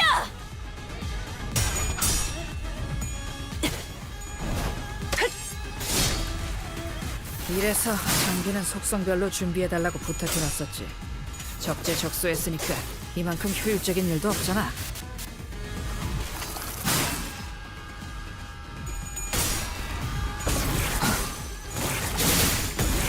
네.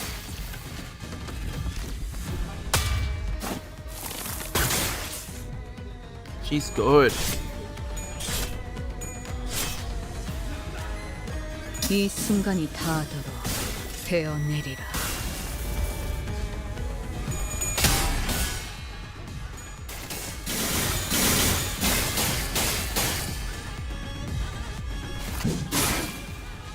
자비 교환. From 6,000 to 않는 4,000. 것들이 겁을 집어먹다니 역겹군.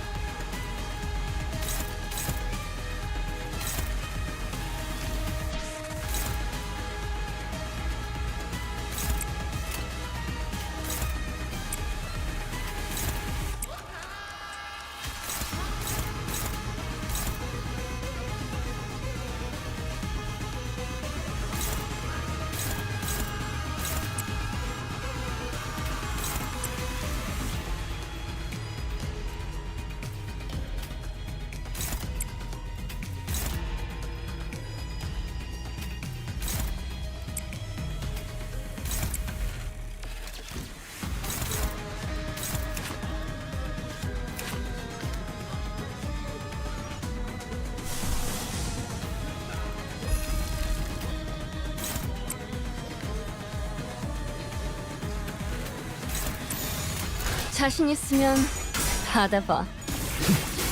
여섯째.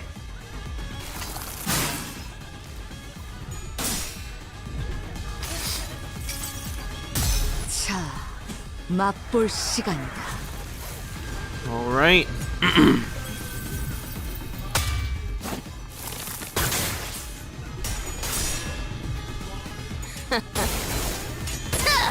한눈 팔았으면 되져야지. 허니 바보. 내 차례네. 심장을 노려. 육청.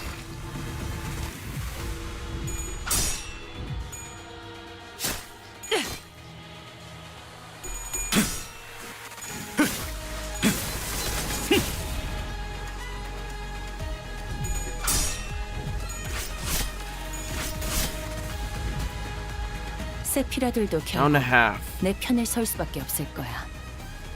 나도 그들도 모두 빛의 눈이 멀어버렸거든.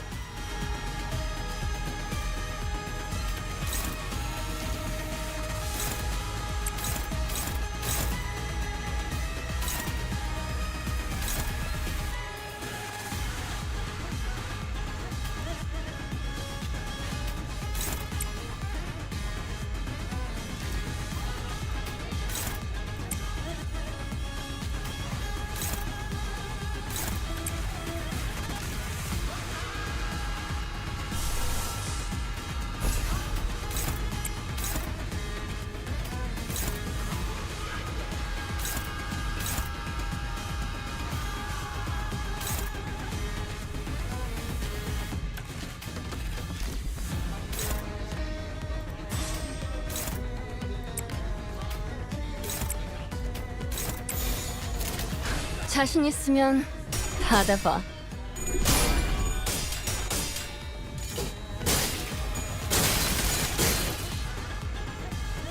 이 순간이 닿도록 베어내리라.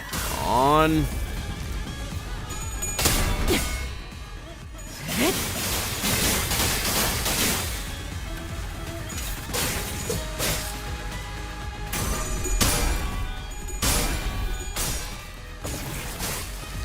명을 앞으로 하라.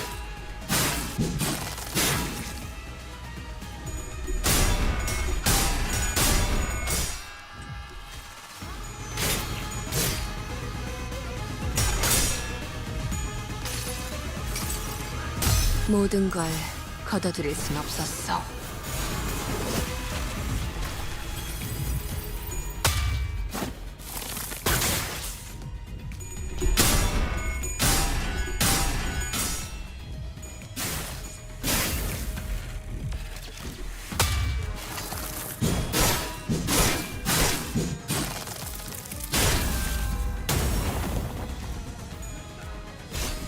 On.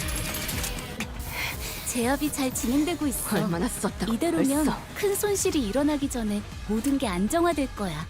걱정할 필요가 없는 건 좋네. 잘했어. 자신 있으면 받아봐.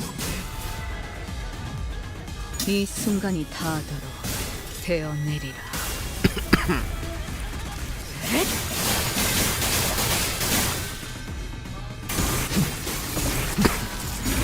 둘째. 완료.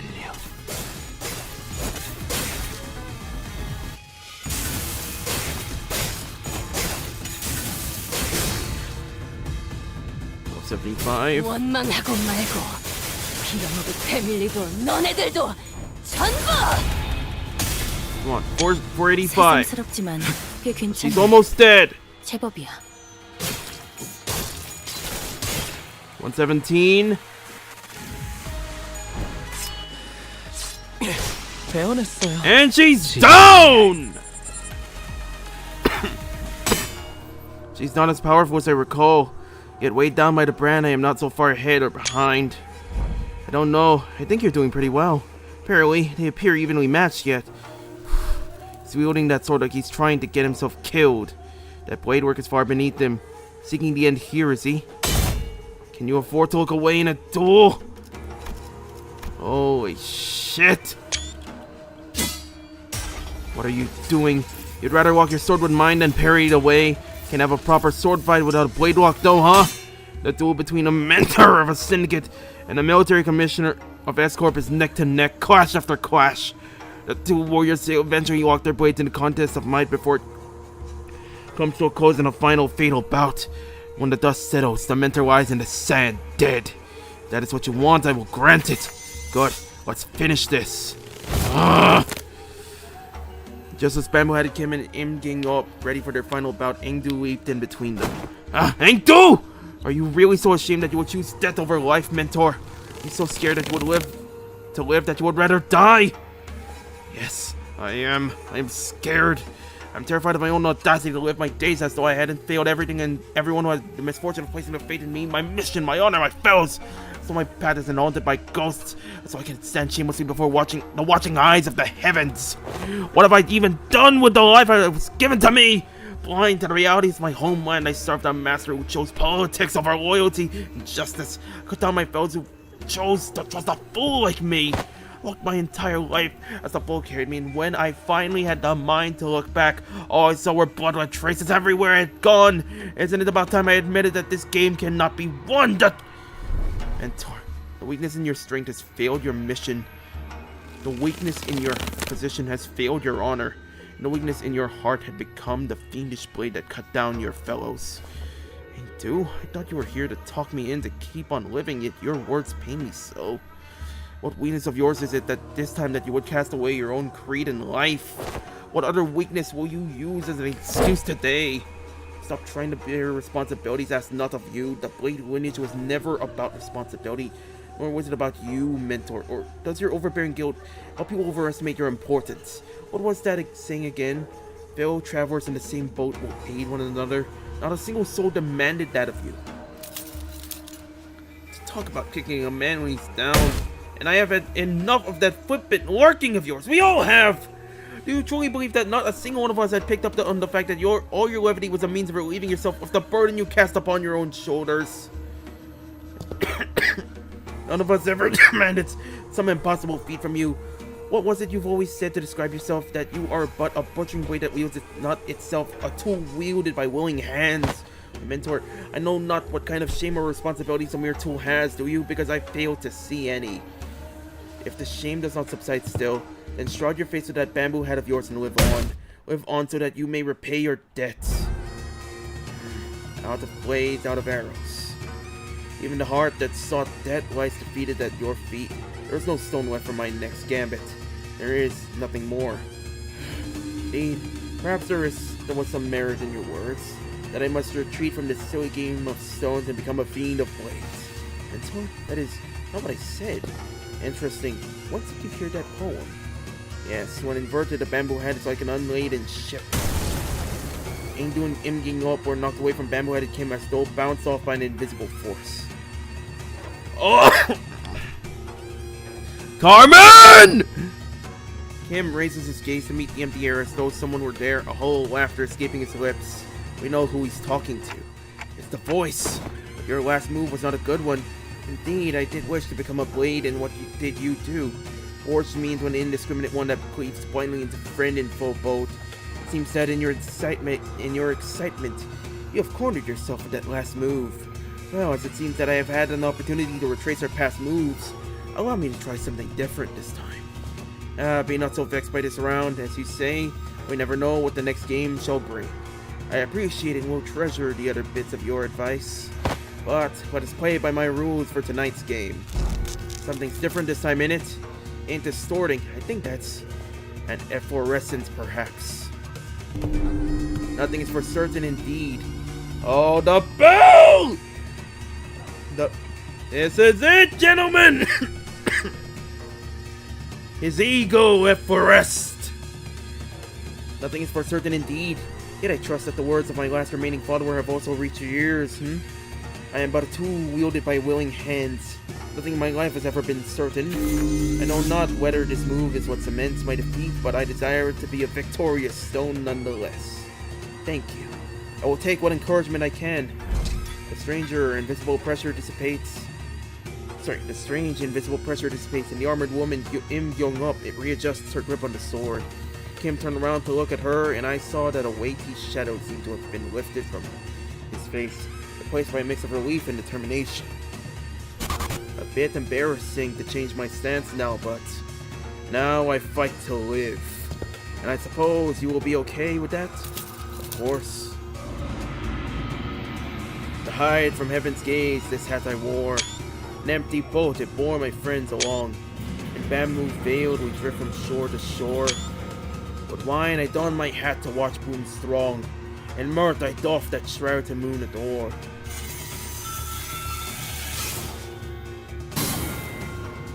So with this bamboo hat to veil my brow. Holy shit! Though winds and rain may rage, I shall not throw. Hi, to me, bamboo-hatted one. Speak your name, for I find your outfit dubious of character. I am he who has mentored the lineage of blades to its premature end. I am he who has sought to bring salvation to the downtrodden to no avail. What to call a man who has failed to disburden himself of the world? How to name a man who has failed to bear the weight of the world? There is none. So call me Bamboo-Hatted Kim. Oh yeah, baby! Bamboo-Hatted Kim, the treasonous wretch.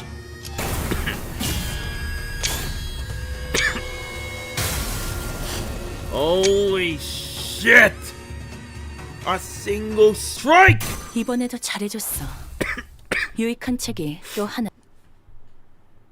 The photographs rapidly fold away from reality, perhaps because Kim had successfully managed to face his own past. When the photographs and memories that were overlaid upon the phantoms are pulled away, what remains is a man in dirty, ragged clothing. The phantoms of N Corp so use grip on this world, and soon reveals the phantoms of the distortion that was hidden beneath it. I see residents of the backstreets in their blissful highs from taking the canned experiences, and a man who's watching them with disapproval. Why? Why is everyone running away from all this? A baker always surrounded by the smell of freshly baked bread. A florist who makes lovely bouquets for graduating youngsters. A photographer who captures beautiful sights to remember. Our lives, our experiences. You want to be a billionaire with an extravagant mansion in the nest? A legendary fixer who could make the syndicates cower in fear just by going on a stroll? What do you get from those cans? It's not real! Is everything in your lives all of this? Just empty means to an end so you can get high on fake purchase experiences nailed into a can! If that's all your life is, then my life and the photographs I've taken are all... Oh, can't be. My life. Those experiences and memories I've photographed are different. You're all blind consuming fake experience after fake experience without a care about the real thing. That's why you're all floundering, grasping at illusions. So let me show you the things I've shot. The memories, the experiences, the reality of your lives. It was only in passing, but I glimpsed an unmistakable grimace, a scowl on Marceau's face. I reflected upon the events of today and could at least begin to guess as to why that might be. You don't believe there's any experience in either the canned experiences or that guy's photographs, don't you, Marceau? Because experiences and memories aren't the same thing. What really distinguishes them, I wasn't sure. Correct, manager. But what I knew was that the distinction was, for whatever reason, important to Marceau. Huh? figure materializes into a humanoid form swirling out of the projector. He must be the distortions. And next to him is another figure stumbling out in a giant suit of armor. But blimey, that thing's still alive! It is but an overlay of phantoms created within a distorted space. The concept of life and death is a little meaning for such a thing. Yet faint as you grow, it must be the distortion's powers waning. Hark, accused one, for these are your crimes. The crime of fomenting chaos in a foreign wing, or impersonating Chugno-kuns of Salpipio Agro-Industries.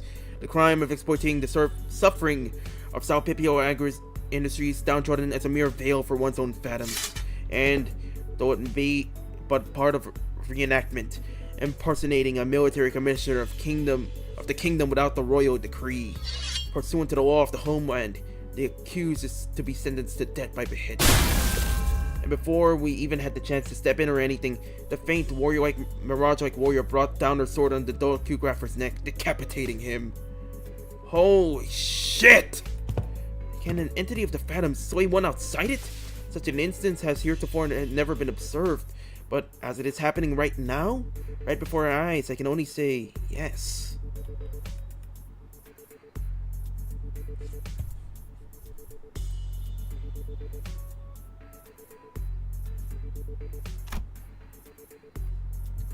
Kyung-up is a woman of principle. She would have done the same to the bitter end had she truly been here. And as the headless body of the inflection point crumbles to the floor, Im-gyop's shape slowly phases out of reality. We found ourselves back in the projection room. And there... No way. Don't tell me that headless corpses! We found a large group of injured N Corp staff thrown pell-mell about the room, and Ezra was looking down at the headless body of the Dokugographer. Yep. He's dead.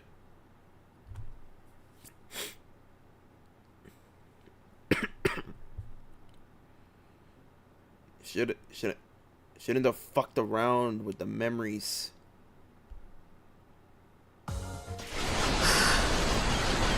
Because you might as well have been screaming into the void, I say. Well, at least it worked. Last part, the subject.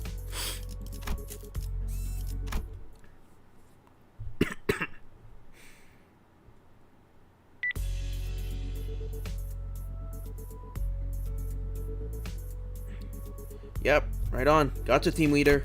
And that's the initial report done. Good work, guys. Tucking her radio back in, Ezra commended us in a relieved voice. The distortion has perished in the mission. Will that not cause trouble? Yeah, that kind of sucks, but it's not like you guys could help it. Would have thought that the distortion would kill its own inflection point. If we knew that in advance, we probably would have prepared something to stop it, but... Well, that's for the LCD and team leader to investigate. Oh no, this mission was still a success since we managed to eradicate that distortion from N Corp, not to mention satisfying her client. Also, Ezra looked toward Ingdu and Kim with a lighthearted shrug, clearly less concerned than she had been earlier. Now I finally know why you've been disappearing on your own without letting us know. What, you don't seem to have any more reason to though, so it's all good. Hey, that's the real win of this mission in my book. Phew, point is, we did it! We did the thing, it's done! I swear I am never doing one of these without the team leader ever again. Seriously, I got this close to losing it more than a few times. It seems that the responsibility of looking after her LCD juniors had kept her stressed and high-strung throughout the mission. I hadn't noticed it, but her brows had finally relaxed, bringing back the chipper Ezra I was more familiar with. Thus, I shall not abide by any more of your indolence. You will now join us on missions and tasks as you were expected to. Is that understood, mentor? And would you mind releasing the hams of my sleeve? Oh, what I wouldn't give to lie down and pass out right about now. The raw emotion in Kim's voice had likewise faded, and with Ingdu's voice no longer as barbed as it had been in the Phantoms, it seems to me that those two were back to the more relaxed selves I knew. I can't exactly say more relaxed for Kim though, cause that's how he's always been, at least from what I've seen, in any case. Fine, you were released. Ew, you're giving me a good, hard shake, I don't feel so good. Say, Ingdu, I'm afraid they may have gone overboard with upgrading your arm. With your hem release, allow me to reiterate that. Stop. My heart finds peace as I watch them bicker. Is everyone doing okay? Yes, Executive Manager, our forces have only suffered minor injuries that do not require you to go through the trouble of rewinding the clock. Hang on, mate. I've got a dislocated shoulder. I can pop that right back into place for you. Oh, well, me, I've taken care of similar injuries in the field. Yeah, guess what happened the last time I let you do that? You rotated my bloody arm the wrong way and turned the bones of my shoulder into little chips. Don't sweat it, I can rewind that. By now, I've already grown used to the pain of rewinding the sinner's injuries. A dislocated shoulder shouldn't be a big deal. I have to ask the clarification if that will. Yeah? Don't I'll recall how, as we battle N Corp's pin frame team, the folks have taken photographs of us? And here are those who were sent to identify and capture the one who had violated the taboo forsooth. As we stood in their path, 'tis no mystery why we had to come to blows. Yet I find this to be the most perplexing. Wherefore did they take so many photographs of us? Maybe they were taking photographs to report their locations? Recording footage is taboo in N Corp, meaning they can install security cameras here. Their only option for keeping consistent record when tracking down a case or person is by photographs. That weren't told water yet. Most puzzling forsooth. For I recall with clarity that from a certain point, they had begun photographing us with renewed obsession. Oh, hey, that sounds like a question for Marceau. Given how often I have to rely on the information Marceau had provided me in this mission, I think I've gotten enough practice on how to phrase my questions in the right way and pull the answers I need from him. I couldn't get him to tell us his own judgments on matters, but since he seems to have a near photographic memory of what he's seen...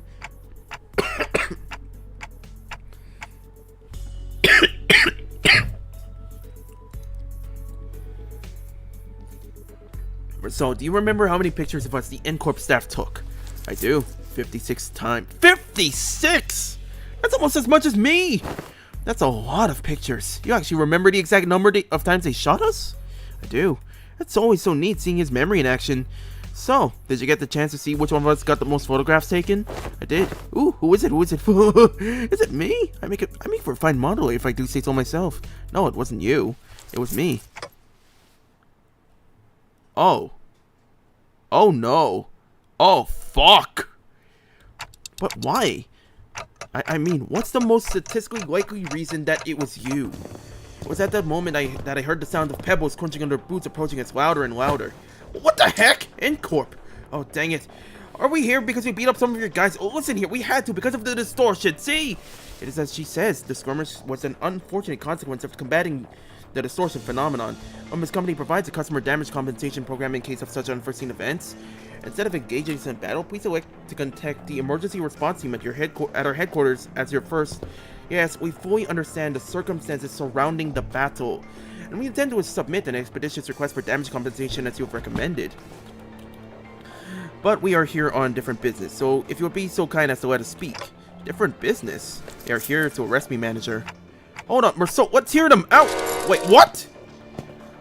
Marceau did not resist. He walked past us and joined the group of N Corp employees. Please confirm that you are Marceau, formerly the one who nails... Excuse me?! And a former member of the maintenance and management team at the Grand Majestin Sisyphic headquarters. Confirmed. By decree of the Giants, you have been expelled from N Corp, with imprisonment as the penalty for non-compliance. Pursuant to Article 12 of the eviction regulations, you have also been informed that remaining in N Corp's district for more than 6 hours may subject you to immediate arrest. Please confirm that your memory pertaining to the above incident has not been expunged. You are of sound mind to recall it in entirety. Confirmed. Very well. Then, in keeping with the regulations, I hereby notice that you are now subject to arrest and transport. Place your hands behind your back and please offer no resistance. I am required to inform you that resistance may incur further penalties. But wait! Stop! What the hell is going on? Wait, forget all that! Did you know this would happen, Marceau? Marceau, who stood calmly with his arms behind his back as the N Corp employees handcuffed him, nodded placidly in my direction. I did, manager. Then why the heck didn't you warn? It was a question and more reflex, but I didn't need to hear his reply to know why. Right, I never asked, did I? I did not. I'd say, you should have warned us way earlier, but you just replied, I will follow those instructions going forward, right? Yes, I would.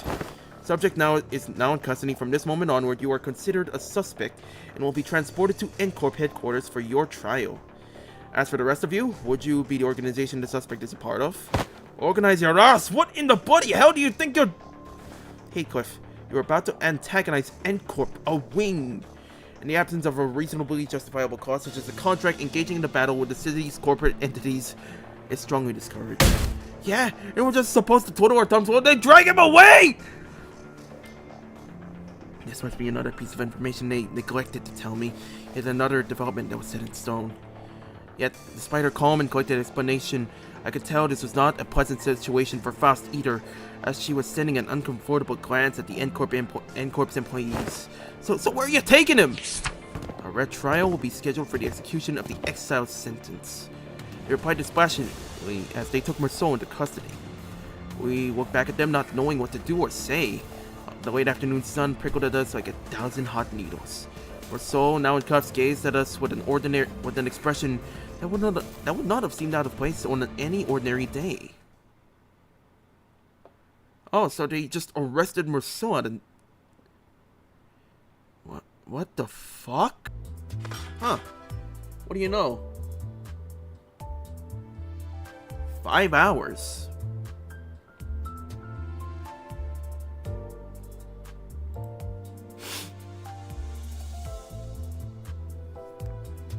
The whole thing took a total of 5 hours. Jesus Christ. That was fast. I was initially worried about the disconnect, but I'm glad we got through it just okay. Yeah, but done and dusted. Jesus. That leaves... oh boy. Young Up as the big one. Well...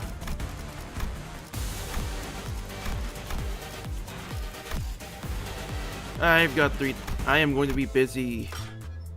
I figure I am going to be busy come tomorrow. I figured that's what's going to happen.